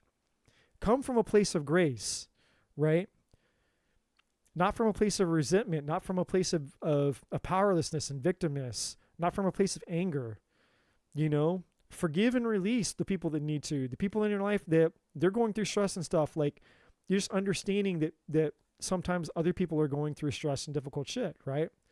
And not letting their shit get on us. It's just going out into the world and being light and being loved to the best of our abilities, right? And some of the things that are going on in your personal lives, in your personal relationships, if it's a stressful and trying time for a lot of people, it is, just try to be, aware of that, because they might need grace because they're going through things that people just aren't even aware of. They could be going through who knows what kind of challenges and difficulties. Now, some of you have to tell your story, right? Tell your story. This, again, is tied to your mission and your purpose. Some of you guys are meant to tell your stories. What has happened to you, how you overcame your challenges, relating to people, going out and just learning how to relate to people where they're at through sharing your story, sharing your hurdles, your challenges, right? Or just spreading, sending people here to this channel. And I'm not saying that to brag, and I'm not saying that because of me. Send us, just being a resource to people and saying, hey, you're having trouble, or you have questions in life, you're searching, you're seeking, send them my way, send them Trudy's way. I'm pointing at a screen like she can see me, but she's in the chat. Send them to Trudy, send them to whoever, be a place of resource, where it's like, hey, I know somebody who can help you. If you don't have the tool, recommend somebody that does, right? That kind of thing. But some of you, part of your calling is to get out there and to tell your stories and to connect with people, right? And to stop holding back your gift, because people are going through the same things that you've gone through, and never underestimate the experience and knowledge that you have. You don't have to be an expert. You don't have to be a life coach. You don't have to be the end all be all. You only have to be one step ahead of somebody else to be able to give them something. That's it. You don't have to know everything. You don't have to be the complete professional expert of the field. Just be one or two steps ahead of them, and you have knowledge that they don't have, right? If you overcame something, if you've worked through something, if you learned something that's just one little step, you can share that. You can share that with people who have need, right? And so this is also about sharing your knowledge, right? And so then the second to last card is, what do you seek? The universe is asking you to be clear about what it is that you want as you enter the new year. What do you really want? Not this fake New Year's resolution bullshit where it's like, oh, I want to lose more weight, blah, blah, blah, and then 2 weeks into the new year, you're already back doing the same thing, right? It's not about superficial changes. This is what you really want out of life, right? What really needs to change? What do you really crave? What do you really desire? What do you truly, truly, truly want out of life? That's what the what do you see energy is about, right? And then the last card at the bottom of the deck is we have a queen, a queen bee, but it's not like B like BEE. I don't know. It just is. And interestingly enough, underneath that, I'll just show you this real quick, is be of service, which again goes back to tell your story and everything else. So that's just double confirmation, right? But I got to get the book for this one because I don't know what that means. I know it's a feminine energy. It's probably like an empress energy. So let's see. The queen is the most powerful chess piece on the board. It is the only piece that can move in any direction. Not only that, the queen can move as many squares as necessary to achieve the desired outcome, and any obstacle in their way is removed from the board. In life, the highest vibration of the queen embodies the same power and more because of their humanity. They are wise, strategic. They know when to move and when to be still. They know when to speak and when to be silent and listen. And they listen with their hearts as well as their ears. A queen will not conform to meet the expectations of others. They know and honor who they are, and by acting with integrity and purpose, they are both resilient and determined, disciplined. They will achieve any goal. They will fight for their cause. They will speak out against injustice even when afraid, because they know it is the only way to bring forth change. They will speak and fight for the good of their family, community, and humanity. There's that community word again. And yet, by nature, this fierce queen is compassionate, gentle, and serene. They understand that to fight with hate in one's heart, words, and actions only serve to perpetuate more hatred. They choose to meet fear, anger, and hatred with kindness, love, and empathy. But do not mistake their gentleness for weakness. A queen wields their power with intent. And if there is need, they will become as fierce as a dragon and fight for what's right and their right to be seen, heard, and heeded. Know that every person possesses the energy of this archetypal queen within them. So be them, embody them, and you can accomplish anything. So this is really just saying, hey, we all have the power of the divine within us, right? And so as we move into 2025, there's a need for us to learn how to embody the spiritual essence of divine energy, not just the masculine and feminine quality of what we typically call as masculine energy or feminine energy, male, female. This is spiritual empress energy, spiritual divine feminine energy, right? And so in what part of your life have you neglected to step into that spiritual empress energy, right? How can you? How can you step and embody that energy even more? Because our society, and I went on a long tangent on this, and I'll be posting a video about it, a repost actually, that I took out of a past live, where I went on a long tangent about how our culture is over masculinized, and that there is an attack on feminine energy. I'm not going to go into that whole thing again, but I believe it. True feminine energy has been under attack, and the current feminist movement is not about preserving feminine energy at all. It's about turning women into men. It's just It's masquerading as, oh, no, we're trying to protect women and protect feminine energy. No, you're not. You're trying to turn women into men. That's exactly what the feminist movement really is about. And it's attack on the divine feminine. Because if you're disconnected from the divine feminine, you're disconnected from a massive part of your intuition and your spiritual intelligence. Masculine energy has a spiritual component as well, but it's very different than feminine energy. And so your intuition and your spiritual gifts are predominantly more connected to the divine feminine spiritual energy. The execution, the action part of it, the action-orientated part of making it happen is the masculine.